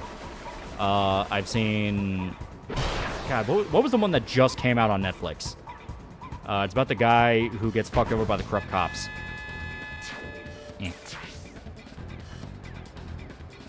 I'm trying to remember the name of it, because I saw that one. I liked it a lot. I just don't remember the name. Rebel Ridge. Rebel Ridge is really good. Hold the Dark is okay. It has problems. Mainly in that Hold the Dark's big issue is it kind of starts going up its own ass and gets really like artsy-fartsy for a story that really doesn't need to. As just a grounded, criminal thriller, it could have been a lot better.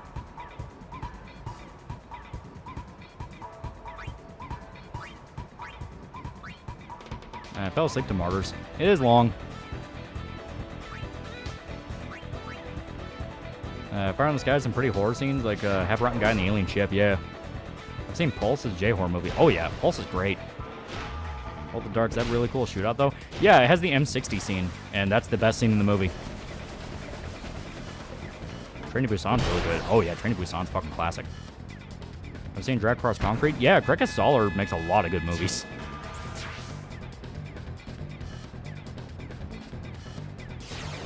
Blue Water Anthro Girl can get it. Never seen Martyrs, only know it through Mr. GG. I think the original Dracula movie actually holds up pretty damn well. It's pretty good. Skin Marine got to me just because of how actually hard to watch it can get. Like, not a lot of violence on screen, but it gets artsy with the blood and a knife scene. Yeah, I fully admit, yeah, Skinamarink kind of got to me a little bit, just because it is literally the kind of movie made to where you watch it by yourself in the dark, and like the atmosphere fucks with you. It's literally trying to emulate what it's like as a little kid walking around your dark house. So it's like, yeah, that just kind of activates that little member berry in the back of your mind of remember how fucking pissed terrified you were just to go to the bathroom when you were a little kid and you had to walk through the dark. Yeah, Guillermo del Toro made a horror TV show about vampires called Strain. Yeah, it's pretty good. Basically, I know most disturbing movies are YouTube called Spooky Rice. Memorable Italian horror besides 100 Days of Sodom. They did a bunch of stuff. Italian exploitation films were pretty much the backbone to Grindhouse back in the 70s. I think the entity in Skinamarink was. I think it was a demon. We don't know how the demon was there. We don't know how it got there. We don't know if the kid was already dead and he was in hell. Like, we don't know about that. But it was a demon fucking with a kid. One thing I know about Skinamarink was the Wendigoon video. Interesting. It is a good movie, but, you know, it's one of those, there are a lot of qualifiers. So, yeah, Cannibal Holocaust Italian, right? Yeah. Yeah, so the big thing with Skinamarink is it is very, very abstract. It is very out there, and it's not really easy to recommend. I'm scared of the dark when I was a kid. I'm more afraid of the beating my mom would give me. Remember that one scene in Zombie with the eye and the splintered door? Yeah, that was pretty dope. I've been playing Red Dead Undead Nightmare. Clearly the answer is Bigfoot ate a baby.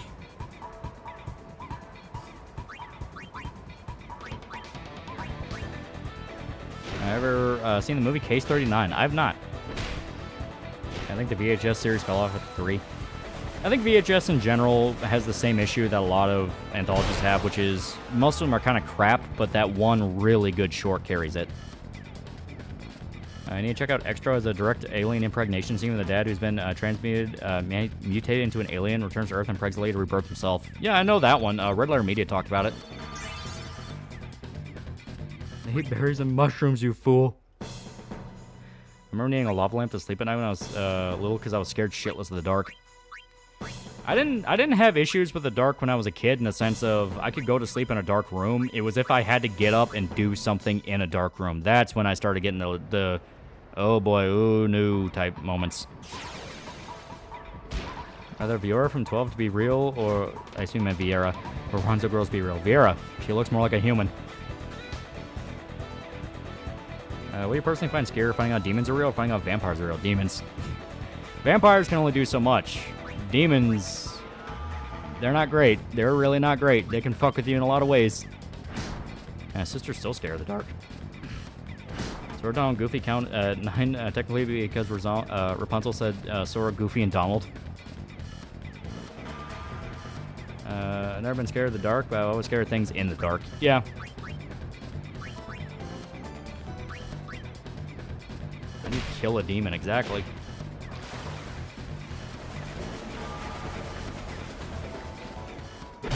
Unlike Human Centipede after an episode of Hell's Kitchen. Vampires can be killed easily. Sunlight, stake to the heart, shotgun to the face, fire, garlic, cross, running water, yeah. Other demons should be weaker than angels canonically. Yeah, but that's still more powerful than humans. It was a demon because they're in hell, and if you pay attention, the clocks is all fucked. But to recommend it is it's good, scary art film that preys on your fear of the dark. Yeah. Like I said, it's one of those of it's very well made. They pretty much made it exactly how they wanted to make it. The big thing is whether or not it's going to be up to someone's taste. Drinks weed called holy water.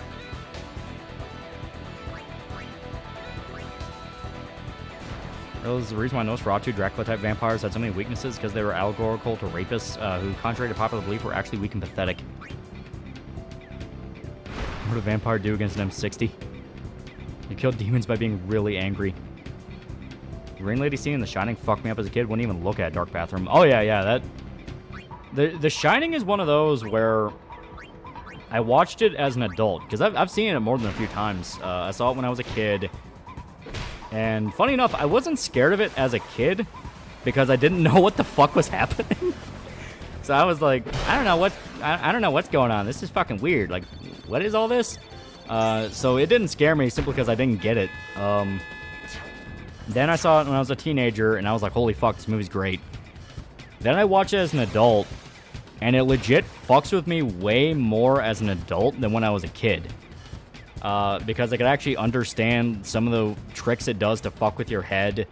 I understand the implications it's actually, like, pushing. It does a lot more to fuck with me as an adult than ever when I was younger. And Shining's a rare case in the movie's leagues better than the book, yeah. Makes sense to be afraid of the dark because we're hardwired to fear what we don't know, and that's what the dark represents. Scary part's when you feel something there that you know you shouldn't, yeah. So young Loli sounded not that different from adult Loli. Yeah, red rum. Yeah, no, I'm not even kidding. I watched it 2 years ago now, maybe just last year. I don't remember. But when I was an adult and I was watching it, like, as I was watching it, I could not explain it. I had this weird, like, ball in my gut going, like, something's not right here. Something's really not right here. And when I got to the part where, before they go to the hotel and Danny's talking to his finger, and the finger's just like, you know, you can't go to the hotel, you know what will happen if you go to the hotel, you know, that whole scene. I just had, like, this big ball of dread hit me of, like, they really shouldn't go to that hotel. And I'm sitting there, like, I'd already seen the movie, like, 5 times at that point. But there I was, as an adult, you know, past the point where I should be desensitized to all this shit, going, like, for the love of God, don't go to that fucking hotel. What comic do you like more, Penny Arcade or VG Cats? I read a lot more VG Cats simply because I didn't know Penny Arcade existed when I was a kid. Yeah, Shining had a hard production hotel set they burnt down right after they were done shooting. Yeah. Just go near a body bag because I was utterly terrified of a jump scare that was never going to happen because I made it up. Did for a while to Loli get what he needed for Titus the Chubos? We did.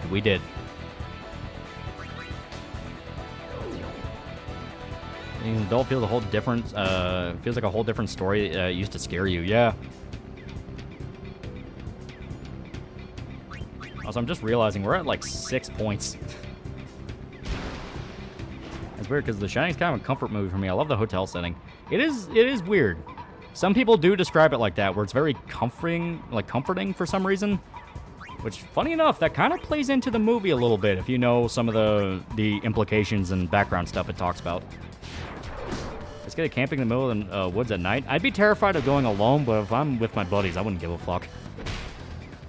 The ending song, Midnight with the Stars with You, is a fucking great choice from the movie. It's creepy how much it suits it. It's macabre, considering what happened to the singer. Yeah, Danny's not here right now, Mrs. Torrance. I mentioned the main girl from The Shining was outright mentally tortured throughout the entire production. Yeah. I remember psyching myself over it. Jack's form for using an axe to get the door open is completely wrong. You're supposed to use it to pry the door open from his hinges or handles, not literally hack it down. Well, I mean, he was completely out of his mind. Hotels don't do it for me. Never traveled much. I go to a lot of hotels. I don't know, Walmart like a month ago, and now they haven't got back to me. I'm not sure what to do next. Just keep trying.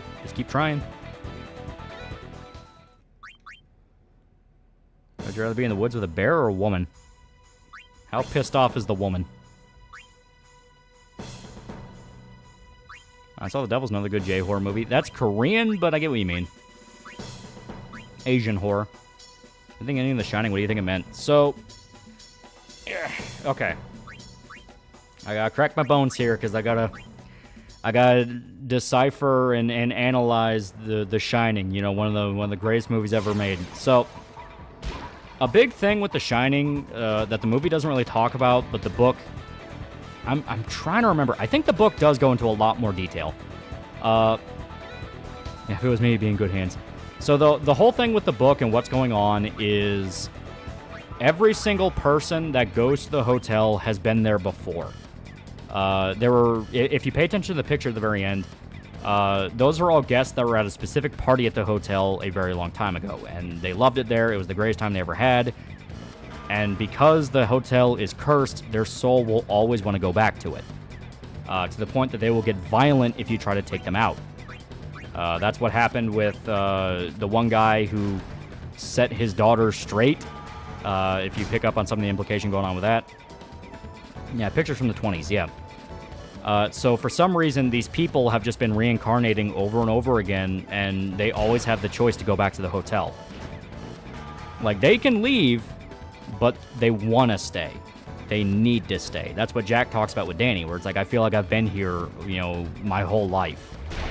So the whole idea of it is each person is called back to the hotel, and they're given the choice between, are you going to completely lose your mind and stay here forever, or are you going to leave?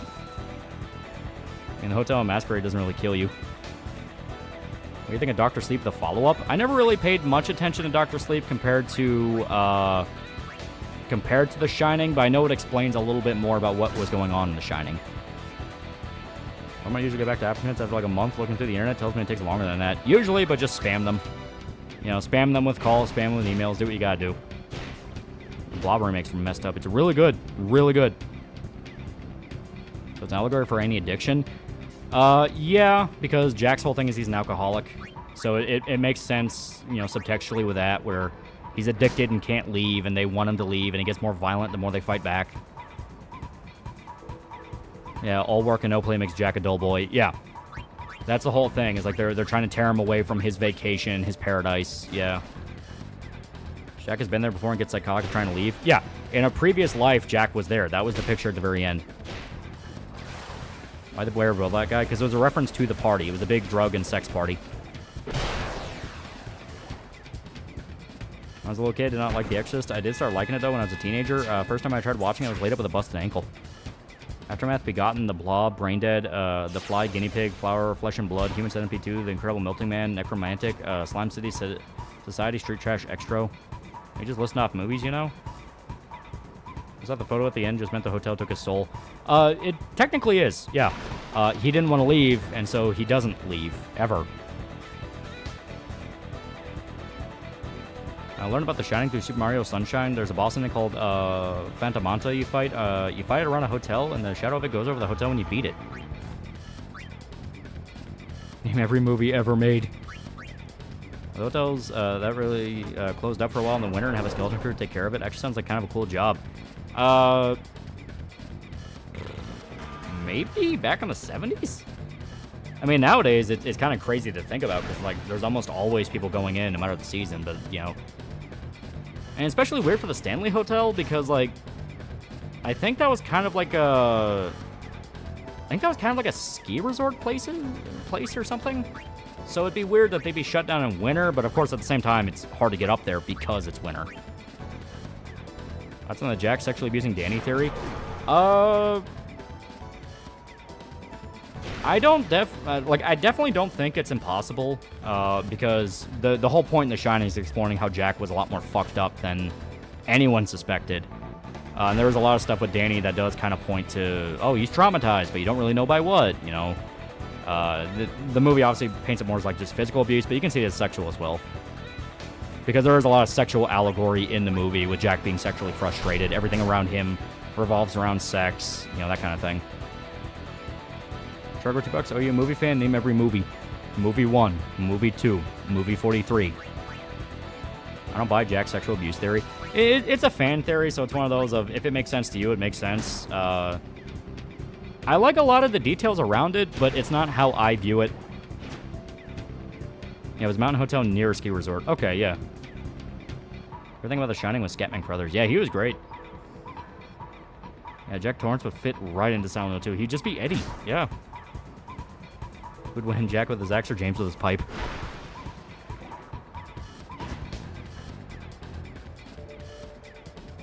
Yeah, it's a direct reference to the manta ray and the fire from the ending of the book. Yeah.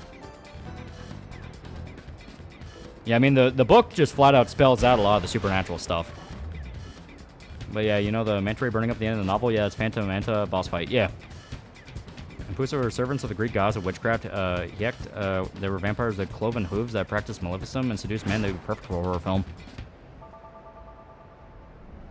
Fan theories always go back to sex abuse, always. Well, I mean, to be fair with The Shining, there is a lot you can work with. Like, Stanley Kubrick was always the kind of director where he was perfectly okay with people interpreting his movies however they want.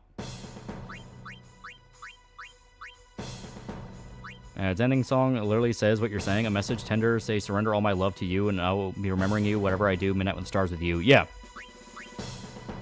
Yeah, because the movie points to essentially being a constant cycle of reincarnation. Big Boot 88.94 for $50. That's in the collection series. Are you talking about like the collector and the collection? Collector is dope. I think it's a lot of fun. It's one of the better Saw ripoff type movies. It just has some issues. Mainly that the family's kind of unlikable, so you don't really feel anything when they all die. And you never really find out what happened to the main guy's family. You know, it's just like, hey, whatever happened there? Like, are they okay? But other than that, I think it's fun. The collection felt like it was trying too hard to be like a John Carpenter movie, but didn't really understand what made a John Carpenter movie work. Like, the whole idea of hiring a PMC just to go fuck up the slasher villain. Yeah, fuck it. That's kind of cool. That's kind of fun. But then they had to, like, go out of their way to explain, like, no, he planned everything. He knew every single way around it. You know, every single way out of this, and it gets silly. You shot for every time someone has a dream theory, but I don't want to kill you. Tueteto would be perfect for a drama horror. Widower and a child are haunted by their wife and mother who comes back as a skull-faced vampiric goddess. And most fan theories about the characters having dreams or characters entering the afterlife. Yeah. Reference to that bear scene from The Shining and the storyboards for the CN show Clarence. They knew it wouldn't make it to air, but they did it for fun. I'm going to Colorado for a trip with my dad when I was a teenager, and we stopped at the hotel. They filmed The Shining. What a fun father-son bonding activity. I know the hotel they filmed in is not the actual hotel the story's based around. But if you ever go to, like, the legit Stanley Hotel, that place is fucking haunted. The entire inspiration for what kicked it off and made Stephen King write the story in the first place is he stayed at that hotel, and it was fucking haunted. That's something that Stephen King flat out, like, swears to this day. It's like, yeah, it was fucking creepy. You prefer Conquest? If yes, how would you go about it? I'd say, hey, you look like you need a friend, and then give him a hug. I like the theory that some things were manifested by Danny's psychic powers, like the dog costume, because the childish mind interprets what he heard about doggy style. I can believe that. They definitely made a point that Danny's powers, you know, his psychic abilities get, like, very fucking weird and out of control when he's actually in the hotel. You know, because that's where you have Danny taking over, not Danny, God, what do you actually name his finger? It's like Andy or something, right? Like the alter ego, the one that warns him about stuff. Like that one takes over multiple times and screams, get the fuck out right now. Could Debbie fix Conquest if he took Nolan's place? Yeah, Andy, that's what I thought. Yeah, his name was Andy. Because it was Danny and Andy.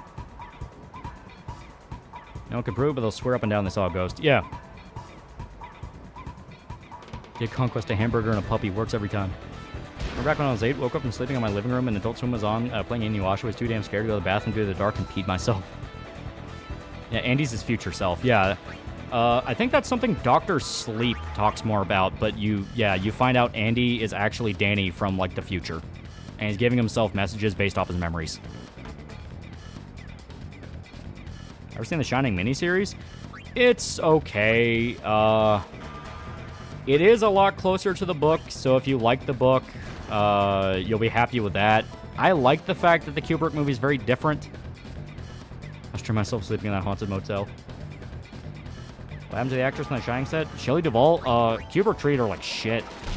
Like, would scream at her until she was, like, crying about how she wasn't good enough. Like, really treated her like garbage. Kubrick was incredibly talented, but he was also a massive asshole. Almost like the companion cube that Doug Ratman had to schizophrenia from the Pearl comic. Yeah. Just any idea of Conquest befriend humanity by stepping into a Waffle House at night and see people are just as unhinged. Watching Cat's Eye as a little baby boy and the goblin scared the fuck out of me. Didn't Danny get molested by the nanny or something? It was extrapolated in Dr. Sleep. Like I said, I don't know a lot about Dr. Sleep. I was mainly more of a Shining guy, so I don't know. Dr. Sleep moved to him better if Jack Nicholson made a short cameo. And damn, I wish I could have Kubrick yell at me like that. Yeah, Kubrick was a huge perfectionist. Yeah.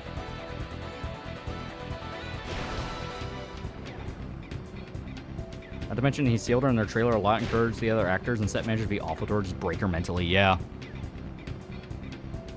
Type of shouting Kubrick would have him do 100 retakes until it was exactly how he wanted. Yeah, as stated, he was a prick.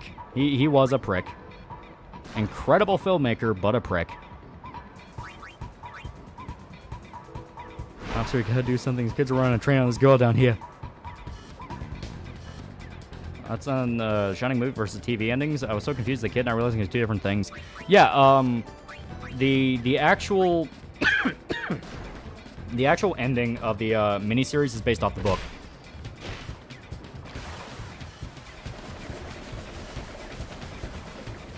Ending theme was the only thing I remember about Cat's Eye. Yeah, Shelley suffered, but she understood why Kubrick did what he did. She respected him for pushing her to her limits. Yeah. It quite literally was just a different time. Do you like the movie Green Mile and Spy Tom Hanks? I used to like that film. I also like Bachelor Party, but now I cringe at the scenes of young Hanks and the kids. Yeah. Green Mile is really good. It is sad how much Tom Hanks has infected so much of the stuff I love.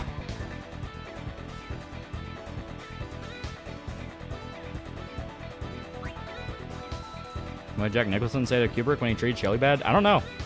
I think he probably didn't give a shit. Jack Nicholson's another one that was kind of an infamous asshole. I'm not an interdimensional cosmic horror, not an interdimensional cosmic nonce. What did Tom Hanks do? Involved in Epstein. In very, very bad ways. Oh no. Oh no. So...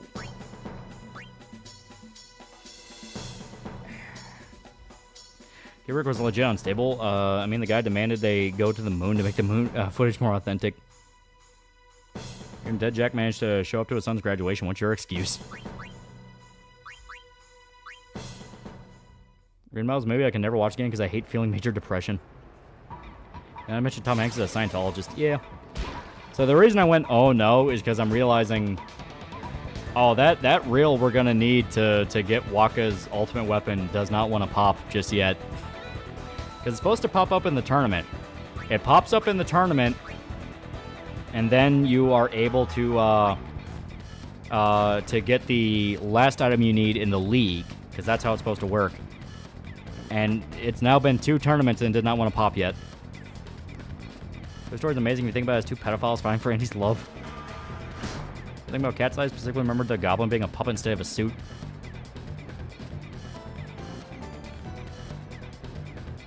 Can't stand Tom Hanks Saving Private Ryan. You can always watch Shaving Ryan's Privates instead.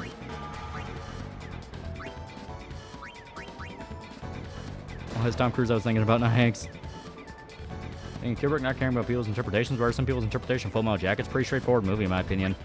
There are different fan theories, and some of them are more based off the book compared to others. God damn it, Lolly, the Blitzball will never let us go. Like, the most famous one is obviously Joker's a hippie. You know, I think that just straight up is the most common interpretation, which is, Joker's a hippie that joined the military kind of with the intention of subverting it from within, and then just kind of becomes part of the exact same system to the point that he's no different from the guys he was condemning. Headline's a Seattle businessman in Saudi Arabia. That was awesome. Imagine Kubrick went to the moon while everyone's amazed standing on the moon. He remains unimpressed, saying that he seemed better. Speaking of Forrest Gump, I get what people think Forrest is better than Jenny, but I feel the hate it ignores how she was basically and literally groomed into a self-destructive hoe. I always assumed Joker was drafted. He was, but his whole thing was he was also a hippie. Joker be held like a sitting baby or laying down baby? Depends. Winston kind of likes to lay down and you pet him. Iggy likes to be in your lap. Just a little lap dog. Sleepwalkers is based on an unpublished book by Stephen King. The premise was centered around incestuous cat demons that devour the souls of virgins. Yeah, Sleepwalkers is fucking weird. Best Tom Cruise role, either Les Grossman from Tropic Thunder or Stacey Jackson from Rock of Ages. I'm gonna have to go with Les Grossman. His cameo in Tropic Thunder is goddamn incredible. Man, Duality of Man, yeah. That's a lot of my favorite movies, yeah.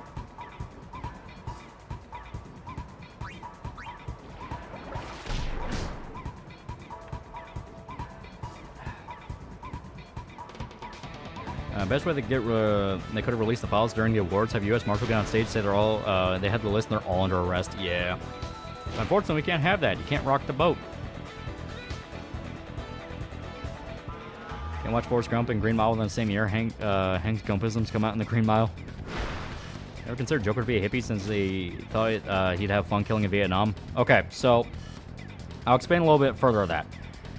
The whole thing with the Joker as a hippie theory in Full Metal Jacket is basically this. Joker had the full intention of joining the system to kind of fuck with it from within. He claims he wants to be the grunt just shooting people when in truth he actually is like much more skeptical and wants to actually expose what's going on. That's why instead of just being a rifleman, he joins the photojournalism. And that's why he makes arguments about like, hey, we shouldn't be puffing up our stories, we should just tell the fucking truth. That's Joker's whole role in the story. The big thing is... no, that's just hippies. Yeah, Joker isn't a hippie, he's a beatnik. Last day, I'm talking about the Joker's a hippie theory. This is like one of the more common interpretations of the story. The whole thing around it is Joker wanted to fit in and kind of blend in so no one would know what his actual intentions were. That's why he plays the game perfectly. He knows how to suck up the pile and what makes Hartman, what makes him happy. He's the most confident of his group. He knows, like, if I'm gonna infiltrate, I gotta be the best at it. And the minute he is allowed to kind of actually join service, he joins photojournalism and wants to actually be a journalist and go around documenting what's going on and how many people are actually dying. The thing is, he kind of underestimated it and thought, well, I can rebel in my own way, not realizing that would promote him further. Because, you know, the interpretation at the time of the military was you were just a faceless grunt that didn't actually think for yourself, and you were encouraged just to be a cog in a machine. Yeah, Ammo Motherline, can you walk the walk? Makes more sense. Yeah. So the whole idea around it is Joker keeps going like, oh, well, I can rebel in my own way, I can rebel in my own way. Not realizing that him rebelling in his own way is what made them like him. It's like, you can think for yourself. You have individuality. You know what to do. And because of that, he had their respect, he had kind of their camaraderie, and was kind of sinking further into the culture. So by the end of the movie, despite him wanting to be, you know, a hippie who actually is like, hey, what we're doing is wrong, it's fucked up, you know, we can't be doing this, he becomes exactly like them. So it's one of those of, even if you intended to rebel and take the system down from within, you have just become part of the system. Joker 2 stunk so bad, it's time for that review. That's not gonna be fun. Down 7-10 drags on way too much. I'm enjoying, but holy shit, unskippable cutscenes every 10 minutes. Yeah. They hide loading screens in the cutscenes.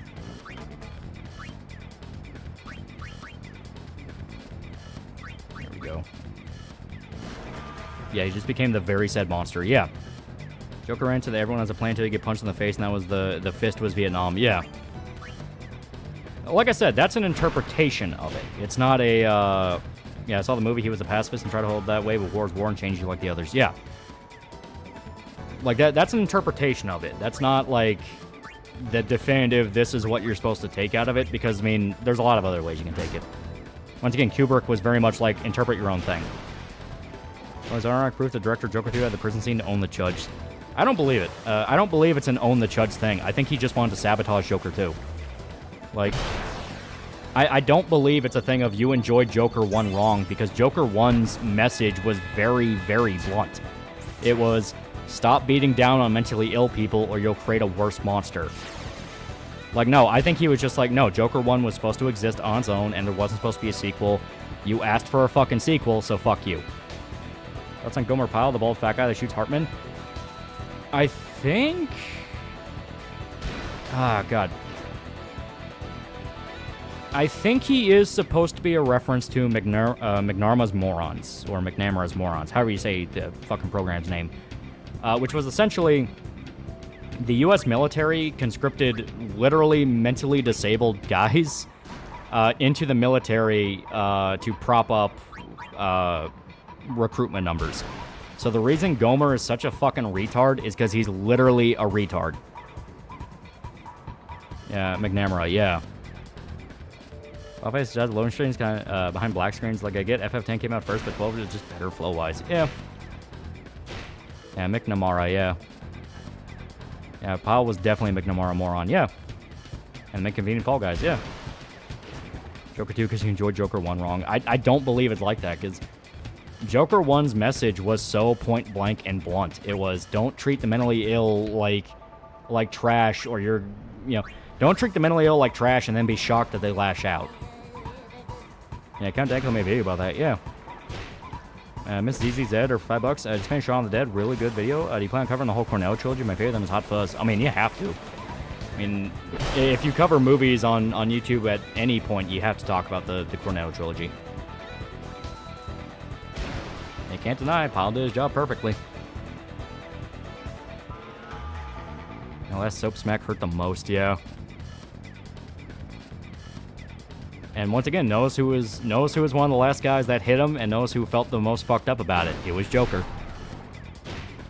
You're talking about how society has forgotten how dangerous man can truly be, and they have nothing to lose. And Joker is a depressing example of that. Yeah, that's the whole point of the story. It was like falling down. It was like, it was like Taxi. Well, not even really Taxi Driver per se, but kind of. It's a very common subgenre of movies. Joker 2 rapes the impact of Joker 1. The message was trying to say both figuratively and literally. It was purposely written to be a fuck you to force sequels. Only Lady Gaga's there. I think something that couldn't help Jokers if they didn't feel the need to force Batman parts into the story. Like I said, I didn't hate the Batman parts. I do understand when people go, man, it would have been better without Batman, but I was fine with it.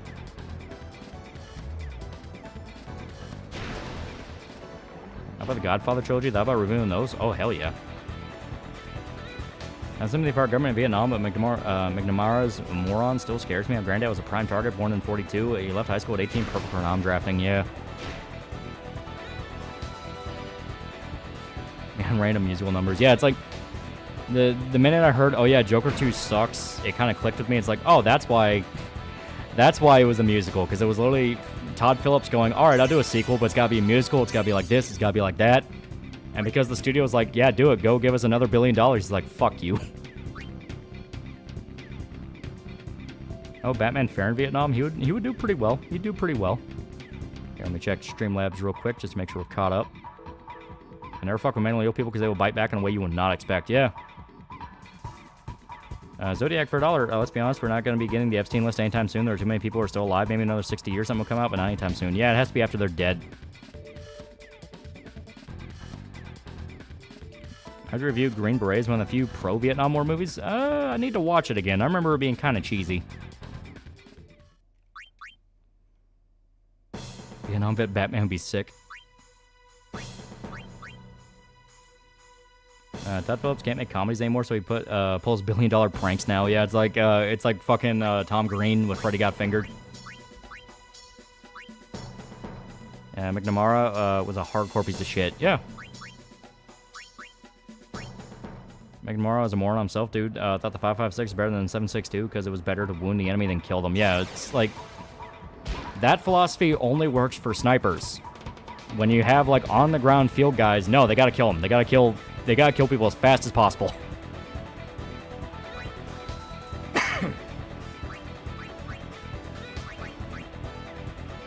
To be honest, I was kind of looking forward to Joker 2 as a choir kid. I was interested in the musical aspect, and I kind of went on a huge Lady Gaga kick at the time. Glad God dodged that bullet. Well, it's like, with the way they set up the Todd Phillips Joker, a musical unironically made perfect sense. It's like, oh, he wants to be like a kind of like a late night show host. He wants to be this like very cultured kind of guy. Like that makes a lot of sense. But man, they fucked a pig. He's a child molester. Was Vietnam a mistake or a necessary evil? Both. Yeah, Vietnam was an attempt to stop communists. It was a noble effort. The Batman media turned Thomas Wayne into an absolute douchebag. Taxi driver was about Crazy Man. Travis, who was a ticking time bomb, ready to go off on someone. Yeah, he was just looking for the excuse. And doing the horde enemies are charging you, you want those fuckers dead ASAP, not just wound them, yeah. Actually, Mr. Wayne, I understand you have your parents' company to look after, but we need young men for the war effort. You're getting shipped out at the end of the month. New JoJo chapter. Oh, hell yeah.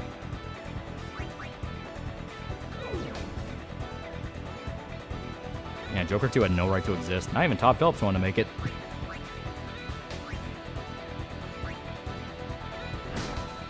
Then again, the comments didn't try to kill the South. My family wouldn't have come to America, so I give him that. The Punisher enlisted willingly or got drafted to serve in Vietnam. Garth Ennis' comics, he mentioned he got drafted. Jason Aaron did the Punisher Max run, he willingly enlisted. Yeah, it just depends on the run.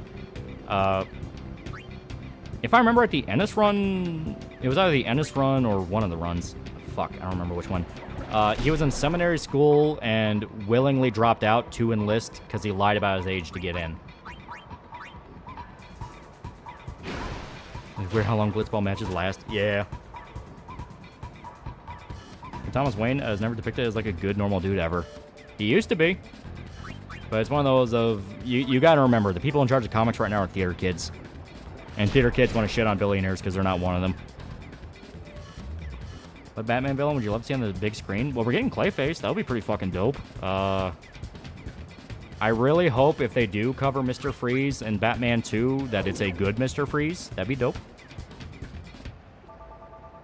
Batman in Vietnam would find Ho Chi Minh in the Montegarda genocide experimentation pits.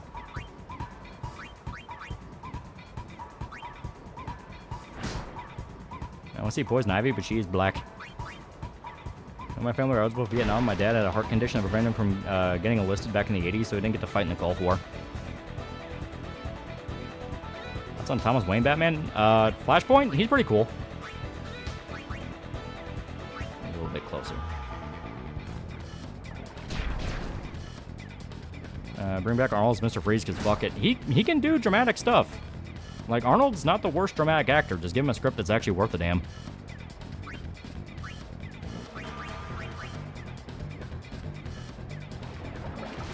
Yeah, we already had Scarecrow in Begins. Yeah, and he was pretty cool. Your kids with Bratz whose Karen moms would pull them from Pee Wee Soccer because they might skin their knee. If Arnold Bane. Well, Bane needs to be Spanish. Like, you know, Bane's Mexican. I guess so not lost his family friend for Vietnam. What kind of job? He would have been like a military trainer. You know, Frank ate, slept, and dreamt in military, so I don't think he would have been ever able to lead the life. Like a Say's type Professor Pig. That'd be cool. Corner wall with ammo and poke it and be surprised when it rips you the fuck apart. Fuck around with something dangerous you don't know what about. You'll find out in a way you wish you hadn't.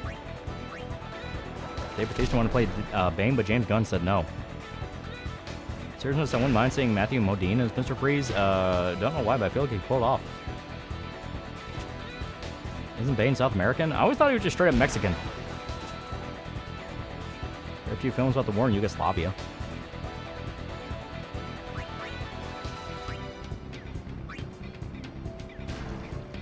Any chance might get a dedicated focus on Harvey Dent Two-Face show or movie? That could be cool. Bane cannot be a specific South American because it might be considered offensive. Want Cillian Murphy to replay the role of Scarecrow, but more like in character. That could be kind of cool, yeah. Or hell, get Elijah Wood. Elijah Wood in Arkham Shadow is pretty fucking cool. Like Armortrout should play Old Frank. If you're talking like Old Frank, it would need to be like really Old Frank. Like he outright retired from being the Punisher in a little bit. And Bane's New Mexican. I do for Batman 2 if the first shot is Bane gets his ass kicked. Did that dude play the Mountain in Game of Thrones as Bane do a voiceover like did Vader? Yeah, it's not a bad idea. Bane wears a mask. Story goes when Batista asks Gunn says he's too old and wants to make a cinematic universe spanning multiple movies. He needs someone who can return for more sequels. Two villains that likely not get films up butchering the characters, Azrael and Orca. Yeah. Am I Arkham Asylum, Serious House on Serious Lane movie? That would be cool. It's probably a miracle my granddad didn't serve Vietnam 23 when the war began in 1965. Yeah, he didn't get drafted. Honestly, miracle not get PTSD in A Orange. I was playing Arkham Knight. I can only see Till Lenman as Professor Pig. I think all adaptations are necessary. They rarely are worth it, and I could just experience the original media. People not discovering the old things fine.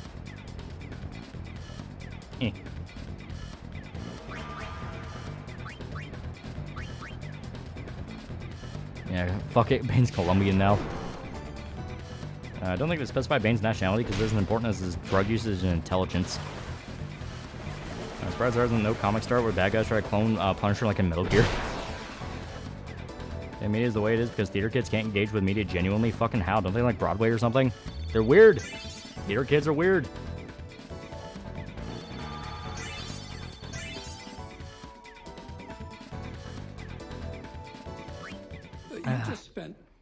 Big Buddha 8894 for $100. Aka Super for Oshi. Anyways, later Homan's gonna enjoy a rare 34 and want to see what kind of trouble I can get into in Bakersfield. Hell yeah. Play some Dwight Yoakam. Cat Merker for $2. I'll be honest, I don't see Punisher retiring. Like, I can see Punisher retiring if he just gets to the point where he's so old that he needs like a crutch or a wheelchair to walk. At that point, even he'll be like, I gotta stop. I'm gonna get more Berserk videos when there's more Berserk. Chris Man says theater kids are weird. I was one of them and knew a few. Goal 4 was too much of a one-sided beatdown to get media out of it. We got Jarhead. Jarhead's good. In reality, though, he would still bring the Batsuit. Newspaper's time going, holy shit, Batman's here. Also famous billionaire Bruce Wayne on AWOL. I mean, I assume if Bruce Wayne's going to Vietnam, it'd be before he becomes Batman. Old Man Frank would be interesting. I understand what Ra's al Ghul is all about. What is his motivation? Did he train Batman, or is that just something Batman Begins came up with? Where's the dude even supposed to be from? The training Batman thing has been covered in the comics, but it was mainly Batman Begins that popularized it. And Ra's al Ghul's whole thing is essentially... It is essentially the Batman philosophy of you need to fight to make society better, but his definition of that is whack people he does not like.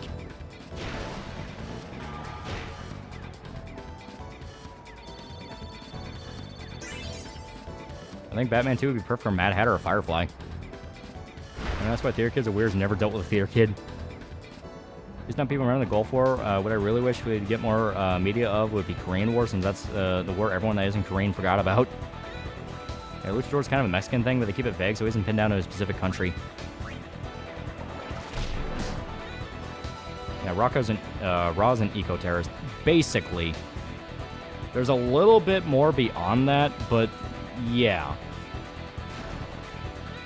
Basically, he's one of those of like, oh, the human population should be whittled down to a specific number type thing. Your thoughts on no-kill rules? For certain characters, make perfect sense. Like, I'm a firm believer Spider-Man should not kill, because he is just not the kind of guy to do that.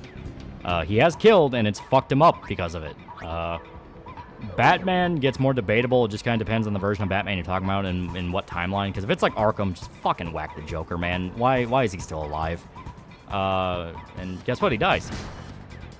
Someone like Superman, even he bends the rules where it's like, well, I won't kill people. But if you're an alien, I'll fuck your shit up.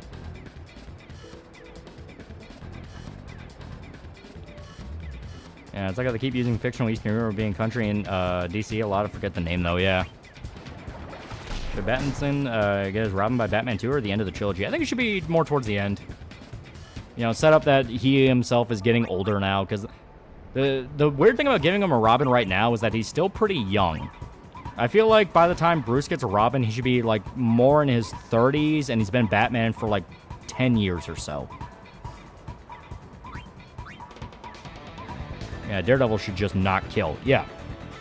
Another one of, like, if Daredevil ever killed somebody, it was a very big deal. A Spider-Man movie that follows the comic arc where he turns into an actual giant spider. And Superman also does kill. He kills Doomsday and his clones several times. Yeah. Not killing an alien. They ain't got no souls. Batman should only have a Robin when he's doing it for like 10 plus years. Yeah. The whole idea is he's so used to working alone, now he has to work with a partner.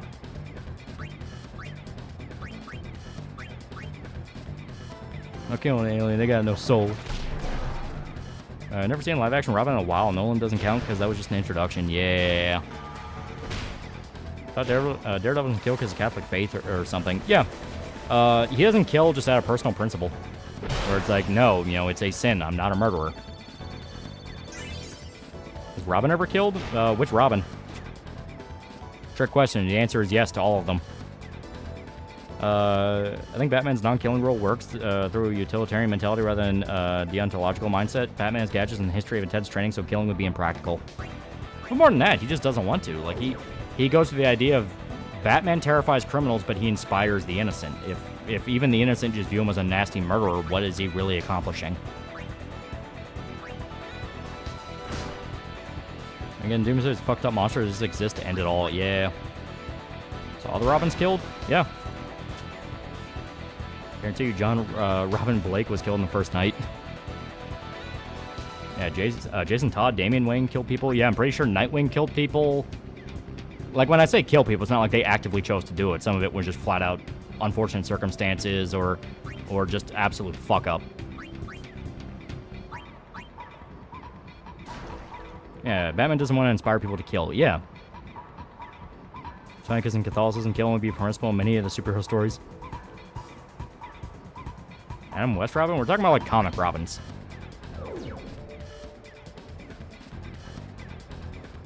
My thought process, Batman wants the PD, Commissioner Gordon, to kill the Joker and criminal, not Batman. Yeah. All the Robins committed murder, but they have caused death. Yeah, that's a good way to put it.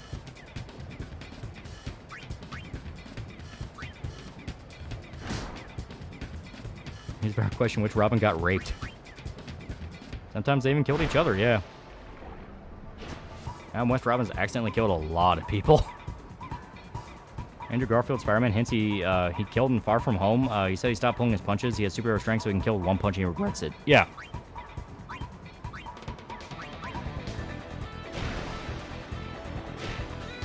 And Batman inspires me to put a railroad spike through Joker's demented skull. Sarah Quinn's recent annoying portrayals made me think maybe Joker was right when he used the swordfish.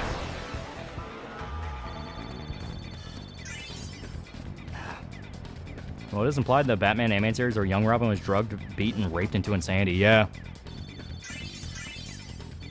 For Batman doing that, I don't have to save you loophole, I'm okay with it, especially if it's a situation like the Joker, where it's like, yeah, no. Like, you are not obligated to help him. He'll only cause worse. Like, worse shit, more death. I think open Batman Begins where he lets Roz die. Like, yeah, either Batman be responsible or save him. He can't have both. No, to me, it worked perfectly.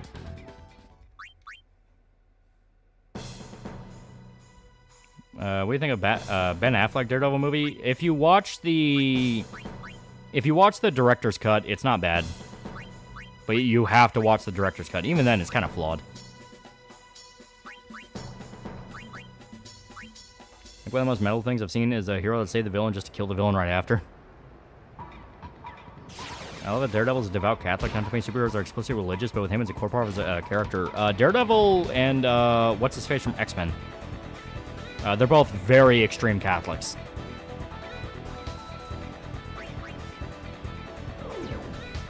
Wait, Robin was raped in Batman Beyond?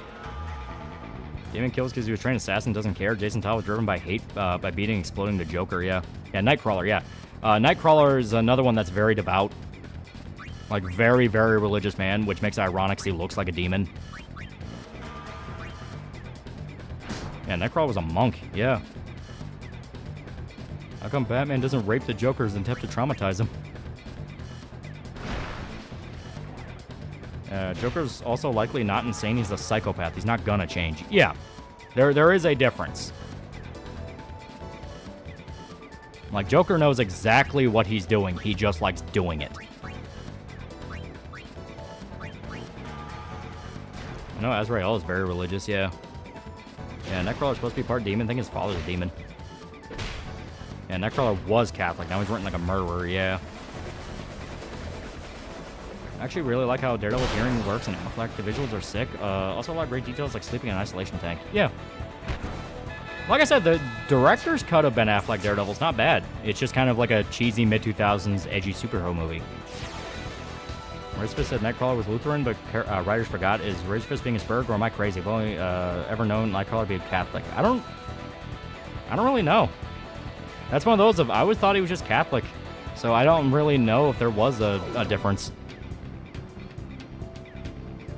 You can both. You can be both. A lot of lunatics complain if they're mentally ill. Well, Joker, they make it like an explicit point over and over again that he doesn't do what he does because he doesn't understand what he's doing is wrong. He is explicitly doing it because he likes doing it. Nightcrawler's Catholic, Spider-Man's Lutheran. Razorfist is right, but they lazily wrote that he converted. Ah, okay. Okay. Isn't Lutheran a Protestant splinter? Yeah. Nightcrawler was cool in the beginning of X2. Too bad he didn't get other scenes. Yeah. One good thing to come out of Joker 2 is all the shitposts about Detective Gordon sent Gotham's prison population to fix the Joker problem.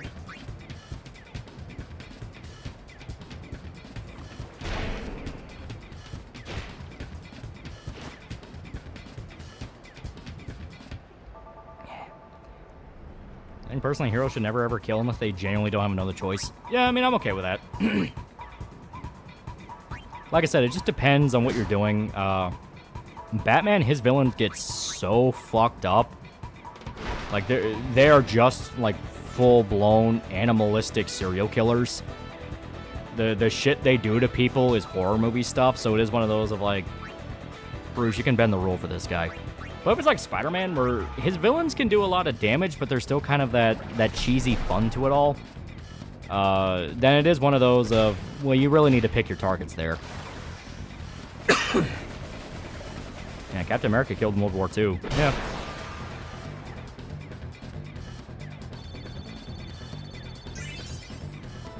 Wake me up inside. I think a way to look at it is heroes kill, superheroes don't. Eh. Is there a comic where Batman investigates corrupt judicial system? Like, how do they keep freeing these guys? Court of Owls. It's not explicitly the judicial system, but Court of Owls. And Captain America's a soldier. He gets a pass.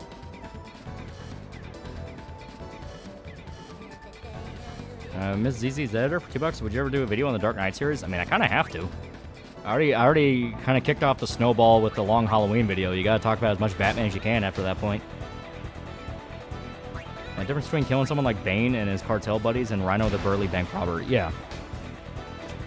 And that's made the Daredevil movie worth it.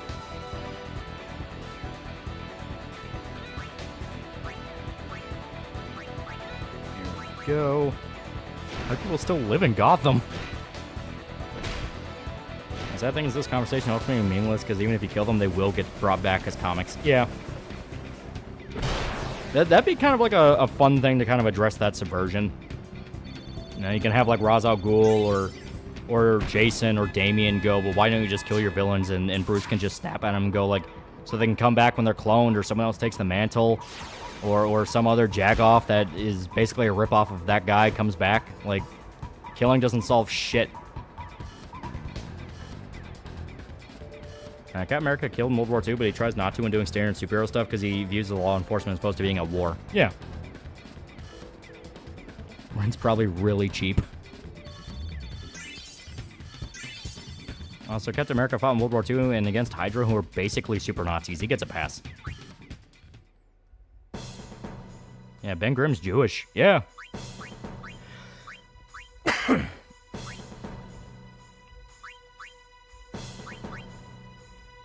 we go. Next week, I'll send you a shitload of money and subscribe charges for Bioshock Video 1 like Wolfenstein Fuck Infinite. Imagine rent's pretty cheap in Gotham. I guess Batman's security. Like a run where some of the villains make a turnaround, like Crane actually helps people dealing with phobias and shit.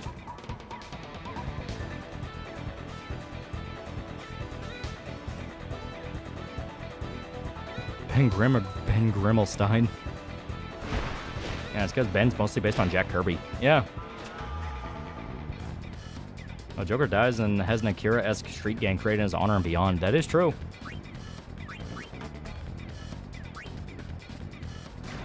For legal reasons, that was a joke. Got rent to pay. It's okay, I understand. Killing is badonk. I remember when Jonathan Ferguson made a great point about why Captain America doesn't use guns, because trying to hold a shield and operating any firearms is a pain in the ass. He's more effective that way, yeah. Comic villains like that one Simpsons meme where Barney reappears in Moe's bar. Or the comic Beneath the Trees where nobody sees? That sounds kind of familiar, but I don't know what that is. It's like, I think I've heard it before, but only as like someone mentioning the title. Ben being Jewish ever come up? Feels like Ben's just Jewish ethnically instead. No, it comes up every now and then. There's some more like kind of slice of life issues with Fantastic Four. Some of them outright following Ben because he is the guy where his powers affect him the most in life. And yeah, they go into the fact he's Jewish.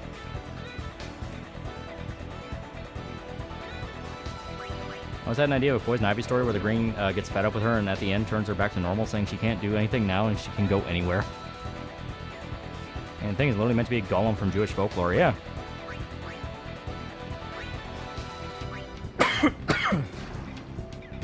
Was one panel I found Ben Grimm asking Wolverine, why didn't they find a cure for your kind? Wolverine says, you have a problem with mutants? Like, no, Canadians.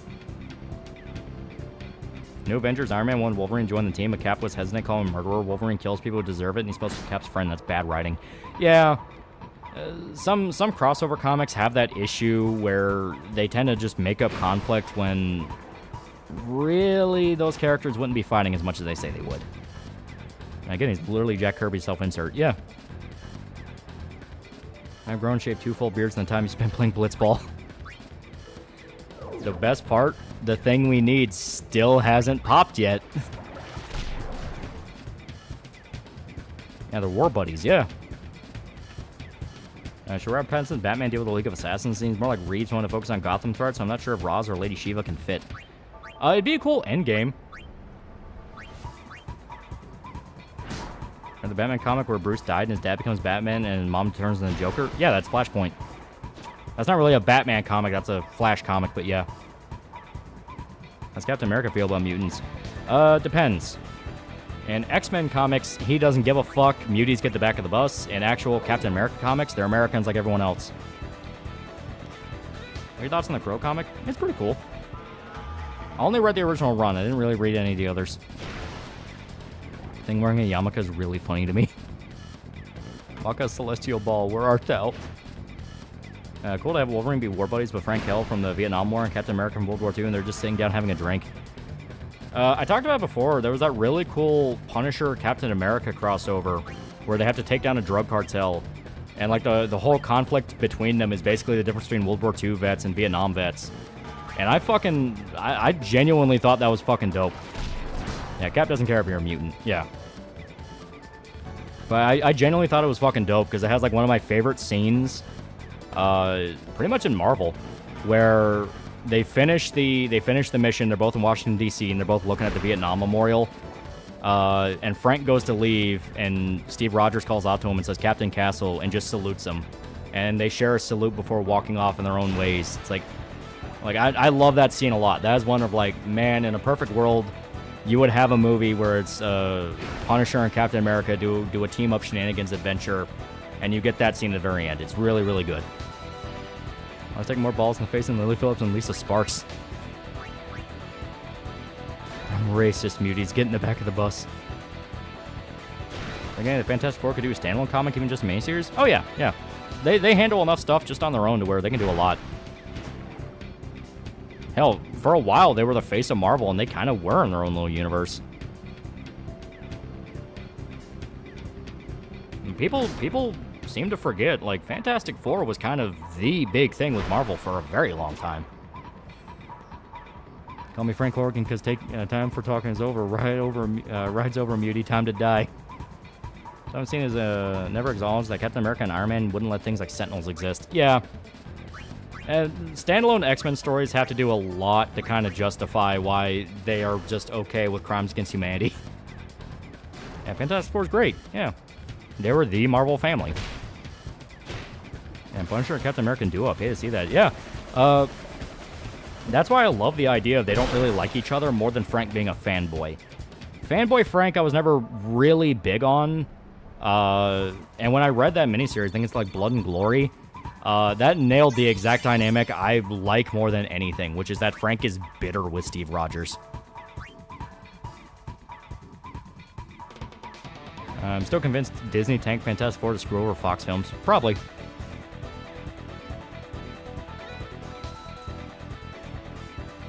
Yay. I'll give it a keep, but I don't give a fuck.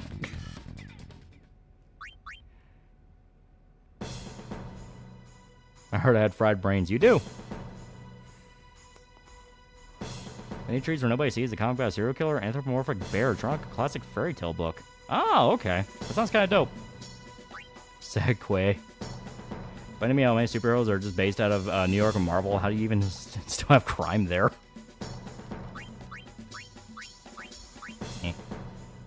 Yeah, Magneto ages slowly. Yeah. Like not raising a hand when Cap beat the shit out of Frank in Civil War. I mean, I was okay with that in the sense of they respected each other as soldiers, but like I said, Blood and Glory nailed the dynamic I want, which is Frank is bitter about Captain America being the face of like World War II guys, considering how bad Vietnam guys were treated. So he's basically like, where the fuck were you when we needed you? I like that a lot. That was really cool. Yeah. We're going for the long shot. And when we stormed Square Enix and forced them to take out mandatory minigames. Mark Bear, Frank was inspired by Captain America to join the Marines, then resent after the war. Yeah, that'd be cool. Any thoughts on the recent Prince of Persia game, Lost Crown? From what I heard, the game itself isn't bad, just easily forgotten. It's kind of sad. Prince of Persia is fucking buried. Most people don't remember World War II, the Holocaust, in like 50 years or so. I can't Magneto have it to where his mutant powers keep him from aging. That's kind of been what they've gone with for a while. It's a mixture of aging, cybernetic enhancements. Like, they've done a lot to keep him as Magneto. Any utensils here? Yeah, I know. Rewind 3 or 4 hours, watch a Blitzball. Mentioned it before, but unless they add slow aging or immortality as powers, Magneto's gonna need his backstory rewrote. Yeah. And it is weird because it's so crucial to who he is. I was saying iceberg, Frank. One movie where someone calls out New York for being the most protected city in the world, the rest of America's left to fend for itself. That would be kind of funny. Because they do establish, like, Midwest Marvel can get pretty fucked. A lot of bad things happen there. One from Crosspond, congratulations on the Dead Rising 2 video. Sniper family and 2 are tragic victims. They were one day away from finding Obama's birth certificate.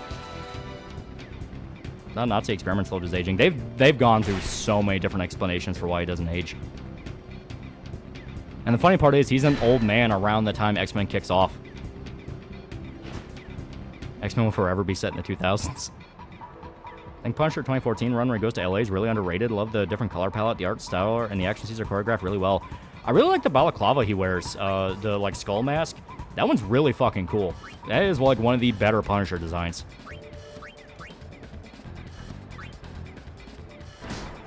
Did X-Men start in like 60s, 70s? Yeah.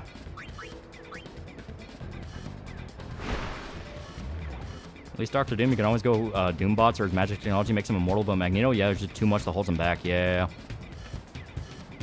Oh my god. You okay? I thought he fell there. I was scared.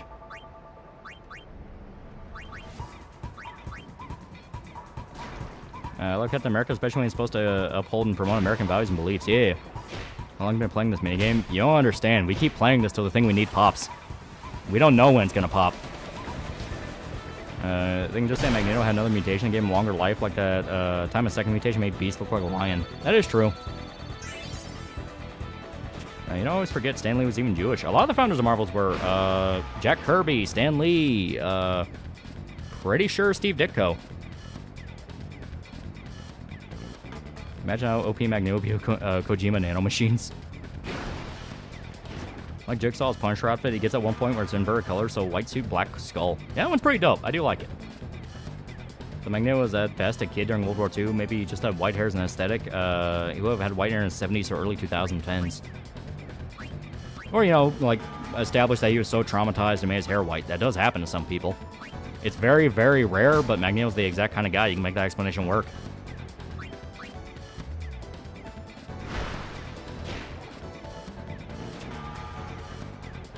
Favorite Punisher design might be Greg Rucka's run. Sloppy spray paint skull is amazing. I never got the sense that Frank really cared about the aesthetics. He's gone beyond that. Yeah. Also the beard. Punish Frank is just so fucking cool.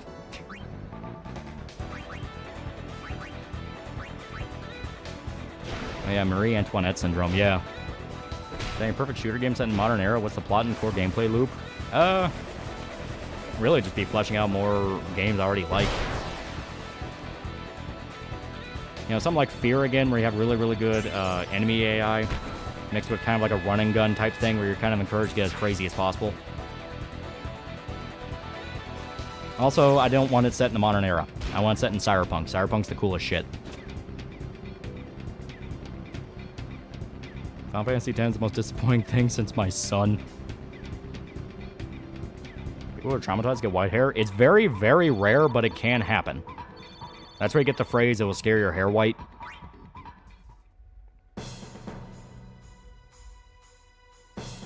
Yeah, Punish Frank, what he hides in cardboard boxes too. Look up the Greg Rucka Punisher. I showed him a little bit in the Punisher video. it's a pretty good fucking design. I like it a lot. It's really cool. I prefer Frank as a bulky guy, like in the PS2 game. Giving him a skinny but built doesn't really suit him, in my opinion. He's far more intimidating as a bulky guy. You're not wrong. Bulky Frank also pretty cool. But you know, bulky Frank pretty good. That's where you get Max, where he's like a fucking tank. I'd say Punisher movie directed by Quentin Tarantino. Greg Rucka? Yeah. He wrote the 2014 run of Punisher. That is actually pretty damn good. No, I think it was 2012, because it was a little bit before he goes to LA.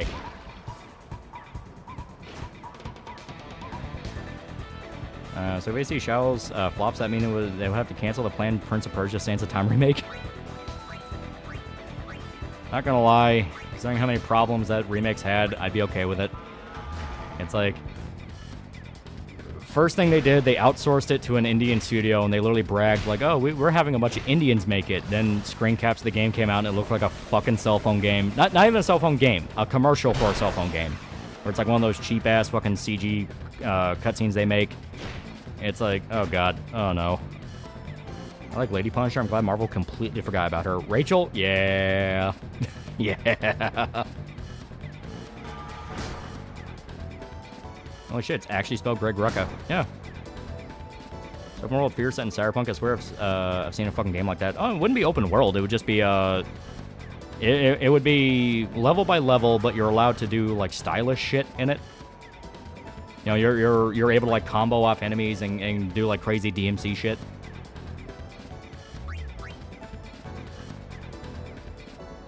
Fuck's sake, how damn long is the Sands of Time remake been in development?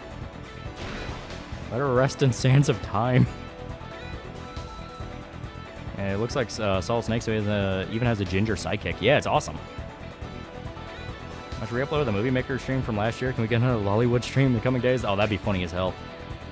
I need to make sure the game still runs. Playing older games now is very rickety. You gotta be careful. But it was fun as shit. Take the Greg Rucka design, but give him the slick back hair a bunch of others have. You mind Frankie Punisher as a muscular woman sex swap with Big Booba? No, that's it. You have a female Punisher. That's Rachel. Just get her. She's fucking awesome. If we're not allowed to have Frank, bring Rachel back and have her be Frank, even if I know you're going to bring Frank back in like 3 years. Annoying when writers try to make Frank secretly a psychopath who wanted to kill instead of a person who always capable of cold calculating monster with nothing to lose. I'm okay with either. You know, it keeps you on your toes of like, all right, what type of Frank are we dealing with here? But at the end of the day, I still go with the idea of Frank wouldn't do everything he does if he just wanted to kill people. He wouldn't push himself as far as humanly possible to not hurt civilians if he just wanted to kill. Like, there is a part of him deep down that still cares about human life. And I love the Wild Locks. Frank's the kind of guy where he shows up for 5 minutes, get the showers for 5 minutes, get the blood off, and clip his hair and beard with a knife, and it gets too long. That's it. Titanfall 3 or Prey 2017 with more mechanical complexity.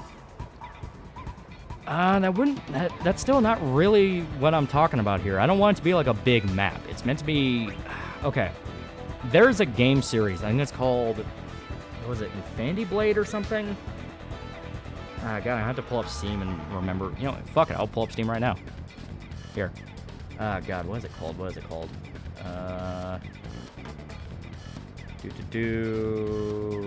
I'll know I see it as soon as I see the chick on the cover of it. Because it's literally what I'm talking about. It has like a style meter and everything. Where the hell is it?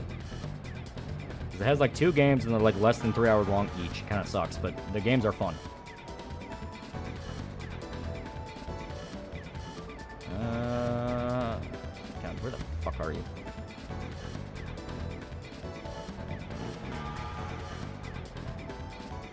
Damn it. It's gonna make me do this. I'm just gonna have to look through the library. Yeah, Frank just seems to be a cold individual, yeah. Like Psychonauts at the moment, brilliant game. Really good game, really good game. And the trouble development of Sands of Time remake stories besides the Indian dev team you mentioned? No, they've pretty much been dead silent on a lot of it. Divinity? No. It can't be crosscode. It's not crosscode. Like I said, I'll know it as soon as I see it. Here it is. Bright Memory. That's what it's called. Bright Memory, 2 quick little shooters that kind of have like a mixture of like FPS and Devil May Cry with like style meters in it. That would kind of be what I'd want, but a lot more fleshed out. Because they are very short games, and I think the sequel doesn't even have the style meter. I think it's just the first one that does. And they're like 3-hour games each.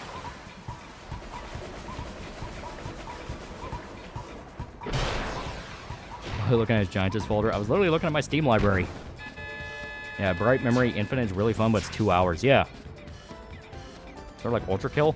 Sort of, but it's a lot more of like, you have a lot more options, and in the sense of you're not just shooting, you can also have like melee. Has Rachel got a favorite food? Beer. Hear the cry of Fear Dev accused of being a groomer? Yeah, supposedly.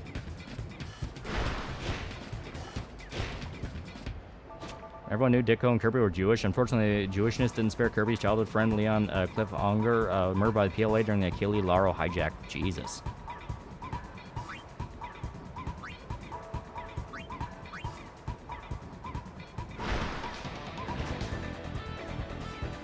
Is it weird on Marvel Max run a Spider-Man inspired by the McFarlane run? Maybe. The way it would need to work is all the villains are fucked up, but Spider-Man himself is still like the good-natured Peter Parker. You know, kind of like Invincible, where you have a very good-natured hero, and he is fighting against how bleak everything else is. Gonna finish the game next stream. We are still working on getting the ultimate weapons, dude. We got one. We got Titus's ultimate weapon. What's happening, Cry Fear devs? Accused of being a groomer. Rachel, have a favorite slasher movie killer? I'm not really sure.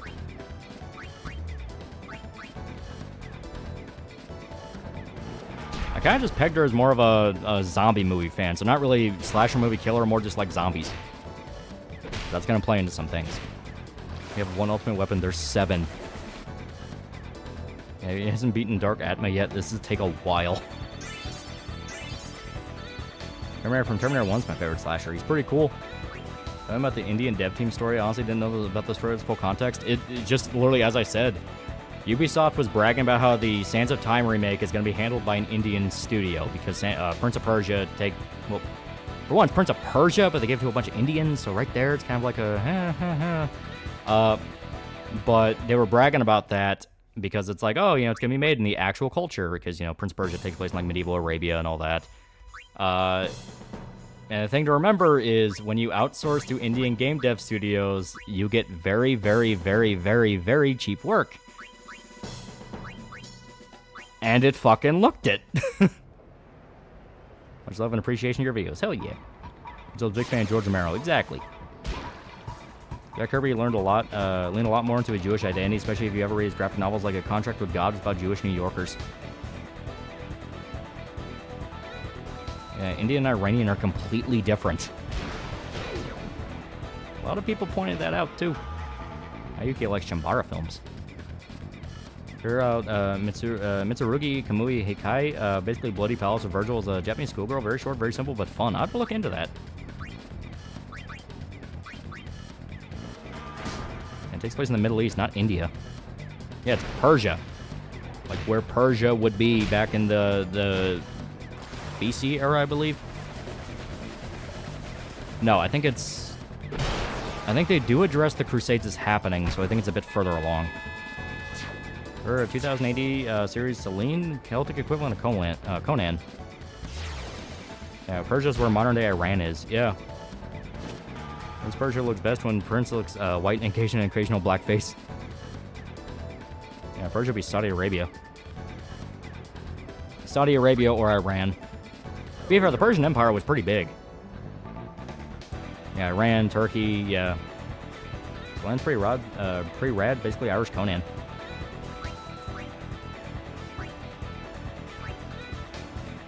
And it's like Dynasty Warriors games being outsourced to China. That's not a brag. And Survivors, do you need to get the true ending in Dead Rising 1, or is it just for leveling up? Saving Survivors is just for leveling up. You just need to fulfill all the story conditions. But you want to save everybody because, what are you, a coward? Do you let people die? Are you gonna let the zombies eat them? What's wrong with you? So after Ubisoft is, went completely silent about the remake and they haven't canceled it yet? Yeah, basically. To be honest, I have a goal for Iraq war story about a soldier abandoned by a squad after a particularly bad IED blast for the open world style Metro Exodus. Well, the problem with that is that wouldn't be how reality would work. I mean, it's a video game, you can get away with that, but yeah, no, they get them pretty quick. Is Dead Rising 1 good ending and power and saving everyone? No. You just want to save everyone. Because you're a cool guy. I'd see a Punisher game that uses its world space like Deus Ex, not open world, but really big hubs. This Punisher is never going to reach the heights of Sans Time trilogy. Sorry, Ubisoft, but you failed rebooting the franchise 4 times. So around the Middle East where Persia would be. The Persian Empire was huge. And the zombies eat that fat fuck who won't stop bitching about having enough food. I like the idea of Dead Rising, but timelines give me huge anxiety in games. I like taking my time. Yeah. They're time attack games. The entire point is you want to get as much done as humanly possible in as short time as you can. Yeah, Humvee story from Zach Hazard, yeah. Ever listen to Title Fight? That sounds familiar. With the Survivor AI in DR2, there isn't an excuse not to save everyone. They fixed that for off the record. I'll state for the record, Persians did conquer large swaths of northern India, and there is major cultural overlap to that, but Iranians are modern Persians, not Indians. You can beat the game if you let one die, exactly. I mentioned earlier in stream, YouTubers don't want friends, but instead groups who hate the same people they do. Perfect description for ACC, animation reviewers, and breadtubers. Hey, Dead Rising 3 does not have time limits. Would you recommend people like me? It's not that Dead Rising 3 doesn't have time limits. You can turn it off, but even by default, the time limit's very slow. And it's one of those of, if you want to play it as just open world zombie game, you can. But for Dead Rising fans who like the time limit, it does feel a little like, man, it would have been cool if we didn't have that. Oh, you can punish me a little bit. Persia supposedly was around 6th to 20th century based on a very quick search. I missed the fat fuck behind the boxes. When do Prince of Persia games take place? Like I said, I think they're around the Crusades, because isn't that the intro to Sands of Time? The prince is fighting in the Crusades. Because like, intro of the game is you fight human enemies, and then you start fighting the sand monsters, and you see the difference between them. Just chat. Ubisoft's capitalizing on the Indian labor before China wakes up and realizes how much of a valuable resource Indian labor is. Persia still exists, just a misnomer, because people thought that was what they were called, but I think, because I think Persia was their capital. I'm playing Dead Rising 3 right now and having fun, but yeah, without the timeline, it feels like another open world zombie game. I hope Nightmare Mod can change that. Yeah.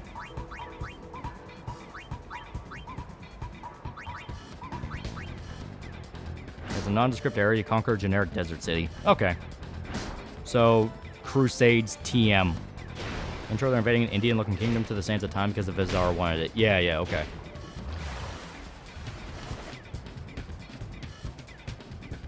Yeah, it's been a while since I played Sands of Time. I would have loved to have played the remake, but I don't think we're getting it. Favorite survivors of Dead Rising 2 are the Rock Band, Tape It or Die crew, Venture and the Bad Knees, Mermaid, BB11 and her crew, the D&D nerds, and the Guardian Angel ladies. They're pretty great, yeah. I always like the one where it's the chick that makes you get in your underwear. For some reason, I just thought that one was funny as hell. The original was still good, and the movie was terrible. The only thing I remember is the third game. Played that like 5 times. And Dead Rising 3 is such a lax timer because the game wants to give you enough time to collect blueprints, statue, dick around, co-op, and do challenges. Yeah, I get it, but it's still one of those of like, man... Would Dead Rising movie work? Oh, we've had 2 attempts. They have not been good.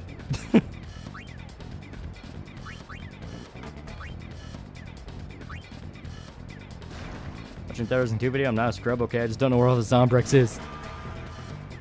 One thing's a lot about Warrior with him was the fact that it was just 2000 in D shenanigans and had the badass bitches in it. Yeah. Ubisoft's H1 being Prince of Persia. I think I watched your Dead Rising series after stream. Big fan of long-form content, a lot to listen to. Yeah.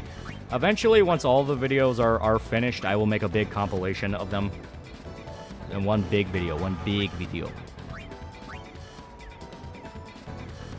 Zombrex is one Google away. Sounds like a skill issue. Dead Rising movies made by Tall and the Rad Brad. I demand Hollywood. Payback timer creates a problem. Sandbox mode already solved. Yeah. And War Within was peak. It was pretty good. War Within was 2000's angst. I miss Prince of Persia. I think your VOD of Metal Gear is unfinished. That is true. Thankfully, we have started putting the actual games in the title, so I'll need to check which ones are updated or not. Two thumbs up there because stealth segments in blackface.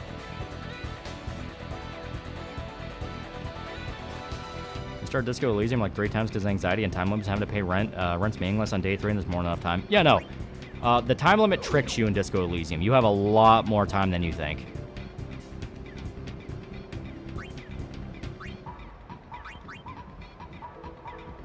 You've seen this fucking ad for this DC mobile slop game that resembles all the other mobile scam games. The fuck DC on?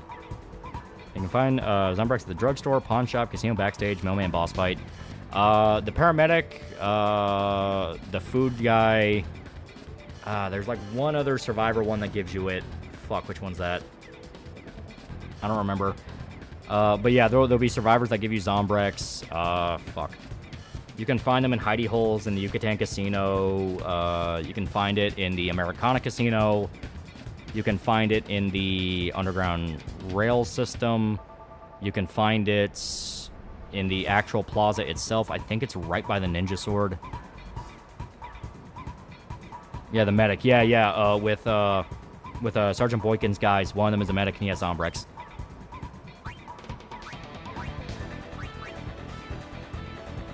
I remember watching Red Brad as a kid. And you solved the case with the guy still in the tree. Talking about Disco Elysium? Not gonna lie, I think I just fully blame the Hardy Boys and say they did it. They did it, and they did it. The fucking Union Brothers organized everything. You should just kill them all. They're bluffing when they say they have it all under control. You should just shoot them. Brad seems more like Dad Brad. Lol. Man, was this carrying my childhood? Love his Cry of Fear playthrough.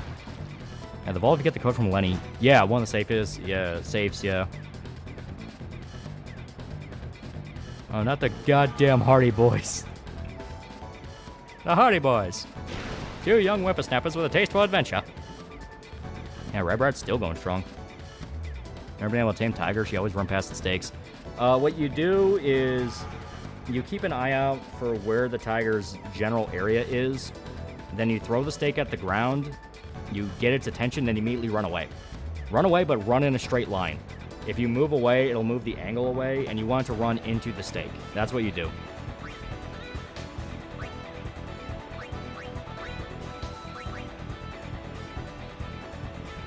Yeah, drop the stakes, yeah. The Hardy Boys called the Hardy Boys in Disco Elysium because Titus Hardy. It's the last name. Good Brad run out life and became Dad Brad, yeah. My clue is pointing this way. The Mechanical Bull is fun in Dead Rising 2. It's a pain in the ass, though. Wasn't there also Zombrex next to the LMG in Yucatan? I think so, yeah. Because I think there's like 2 Zombrex doses you can find in the Yucatan. I'll take 2000's edginess than what we have today. Yeah. The rules for zombification change between 1 and 2 because you save a girl woman who was bit and she doesn't turn ever. Well, she only doesn't turn because the game doesn't take it doesn't take place in a long enough timeline for her to turn. But she was gonna turn.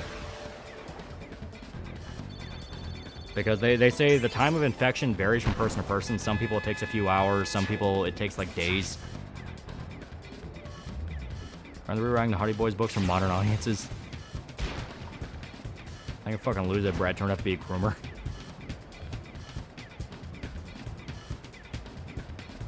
Yeah, drop the stake, stay in distance between behind it and you and Snowflake. Yeah. There's a blonde chick in Dead Rising 1 didn't turn. She was fucking hot. Jessie? Yeah, everyone loved Jessie. Everyone loved Jessie. Does the Hardy Boys sound like a tag team? Any boss from Dead Rising 2 you didn't like? Yeah. I mean, Dead Rising bosses are never particularly amazing. Some of them go from that's pretty damn fun to just flat out that's not really fair. I think the one I didn't like the most is the Brandon fight, the hippie guy, because he is such an annoying dick. He does so much damage, and he always ambushes you. Yeah, don't forget our man Brad, yeah. Party Boys is a tag team. My favorite drug addicts. I mean, necrophilia jokes are gonna be made for future terrorism vids. You'll see. You'll see. Goddamn hippies! Boss fights aren't really the main point. It's mostly the sandbox. Yeah. The boss fights are literally there to eat up time. That's their main job. They eat up as much time as humanly possible. I'm on a glass shard. Does more damage than a fucking chainsaw. Energy sword makes quick work. Yeah, energy sword's probably one of the best weapons against bosses. That or the knife clubs. Alright, but don't we save the bitten woman on day 1? Talking about in Dead Rising 1? No. You're thinking of the girl on day 3.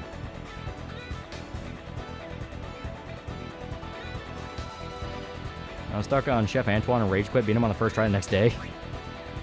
Usually how it goes for Dead Rising bosses. Hey, Jeep boss always kills survivors. Oh, talking about the convicts? Yeah, they're dicks.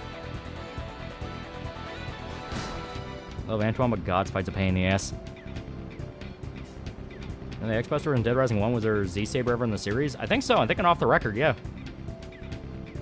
Because while Dead Rising 1 was Mega Man armor, Dead Rising off the record, I believe, was Mega Man 0. No, I think it was Mega Man X. That was it. Asian reporter harder than Jesse. I still can't forget the fact he did the same bit with the reporter lady in 2. Do we not have this talk?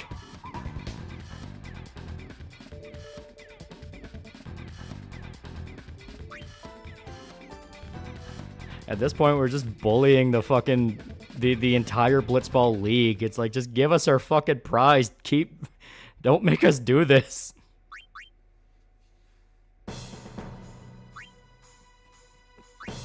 Alright. Here. It's almost 3 a.m. I'm gonna save here. I'm gonna look more up about like what exactly kicks off the conditions, because we may still be missing a step here. Because it should already be popped up here. Miss Easy's at it for $2. Do you have a favorite Dead Rising theme? Jeb's my favorite. Psychopath theme? I love Our Own Little World from Antoine. It is a very, very good theme. I think it's dope. Yeah, Rebecca was awesome, yeah. This point we use cheat engine. No, we're doing it legit. We're doing it as legit as we can, except the lightning one. We're just gonna mod that one, because fuck that.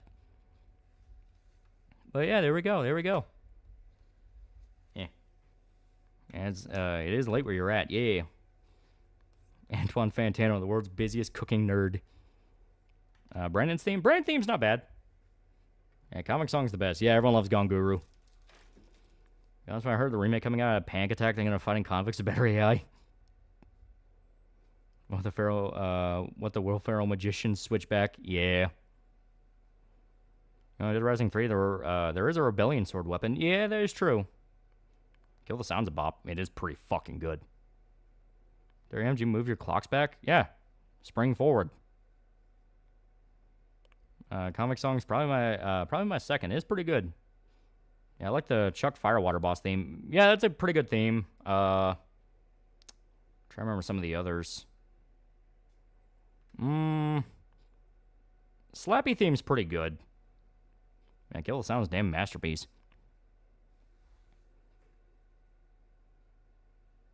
Man, Terror's Reality theme's also a bop, yeah. You Utensil do anything when I was here? No. As far as I'm aware, no. We were too busy talking about cool stuff. Yeah, Eon from the Brandon fight, yeah. You know about the Suikoden 1 and 2 remaster? I want to get it, but I don't know if the localization's good. That's what I'm going to keep my eye on. That's one of them is just blatantly beautiful people from Marilyn Manson. It's literally the same beats. How's it playing DR2 with keyboard? Shame it does not have controller support. I didn't have any issues with it. Like, the camera would act weird, yes, because it's tied to the mouse, but I mean, I was fine with that. Evan from Off the Record's the only one with that Rock Boss theme, yeah. Yeah, no, to me, Dead Rising 2 played very well with the keyboard and mouse. Yeah, Grocery Store Guy theme is good too, yeah. I like the theme that's used in the cutscenes. It's basically Chuck's theme, not the Workbench one. Yeah, that guitar riff, yeah, that is a pretty good one.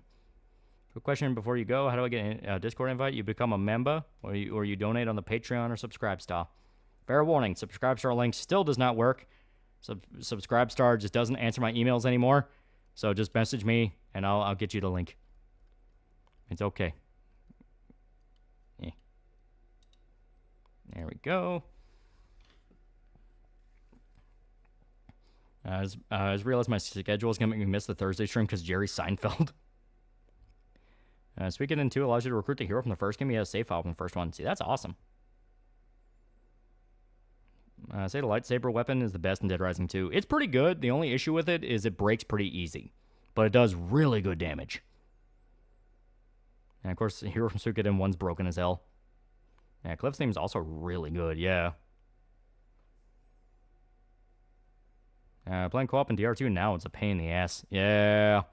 Sad truth of games that get older. They just get harder and harder to play the onlines too.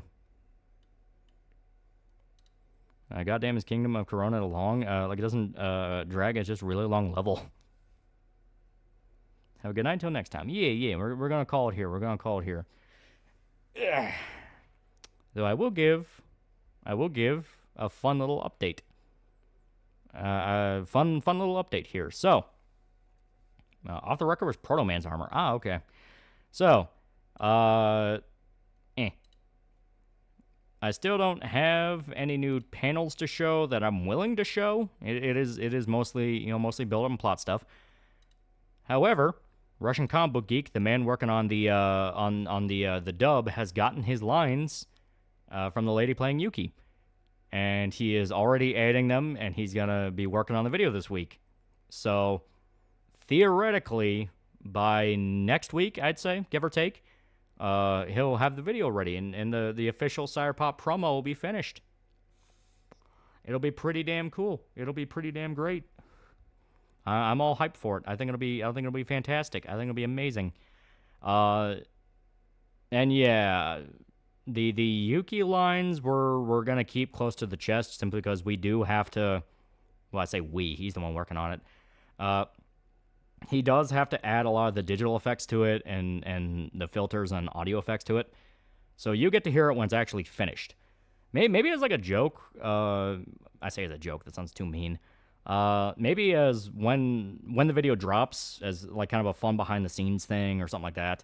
I can ask him for like the raw line so we can kind of hear the difference between her performance and how it sounds. I think I'd be interested. So the lines aren't complete yet. Yeah, in the sense of they still need the digital effects and all that. But that's something Russian comic book geeks working on pretty much this week. And he usually can get stuff done pretty fast. He is a motivated little fucker. I will give him that. Very nice. I hope you all the best and success. Hope the comic is a success and you realize your vision. Hell yeah. Hell yeah. Love crossover game between Dead Rising and Resident Evil. Have the RE characters playing DR style and the DR characters in RE style. Imagine Leon suddenly grabbing random crap. That'd be funny. That would be funny. But yeah, so there's your official update on what's going on. I think it's great. I think it's really cool. I think we are having shitloads of fun here. I think it is, in fact, pretty damn cool. But on this note, I'm calling it here. I like to think she sounds exactly like Danny DeVito without effects. But yeah, thanks to everybody who showed up. Very good time tonight. Very good time. Very good time. So, see ya.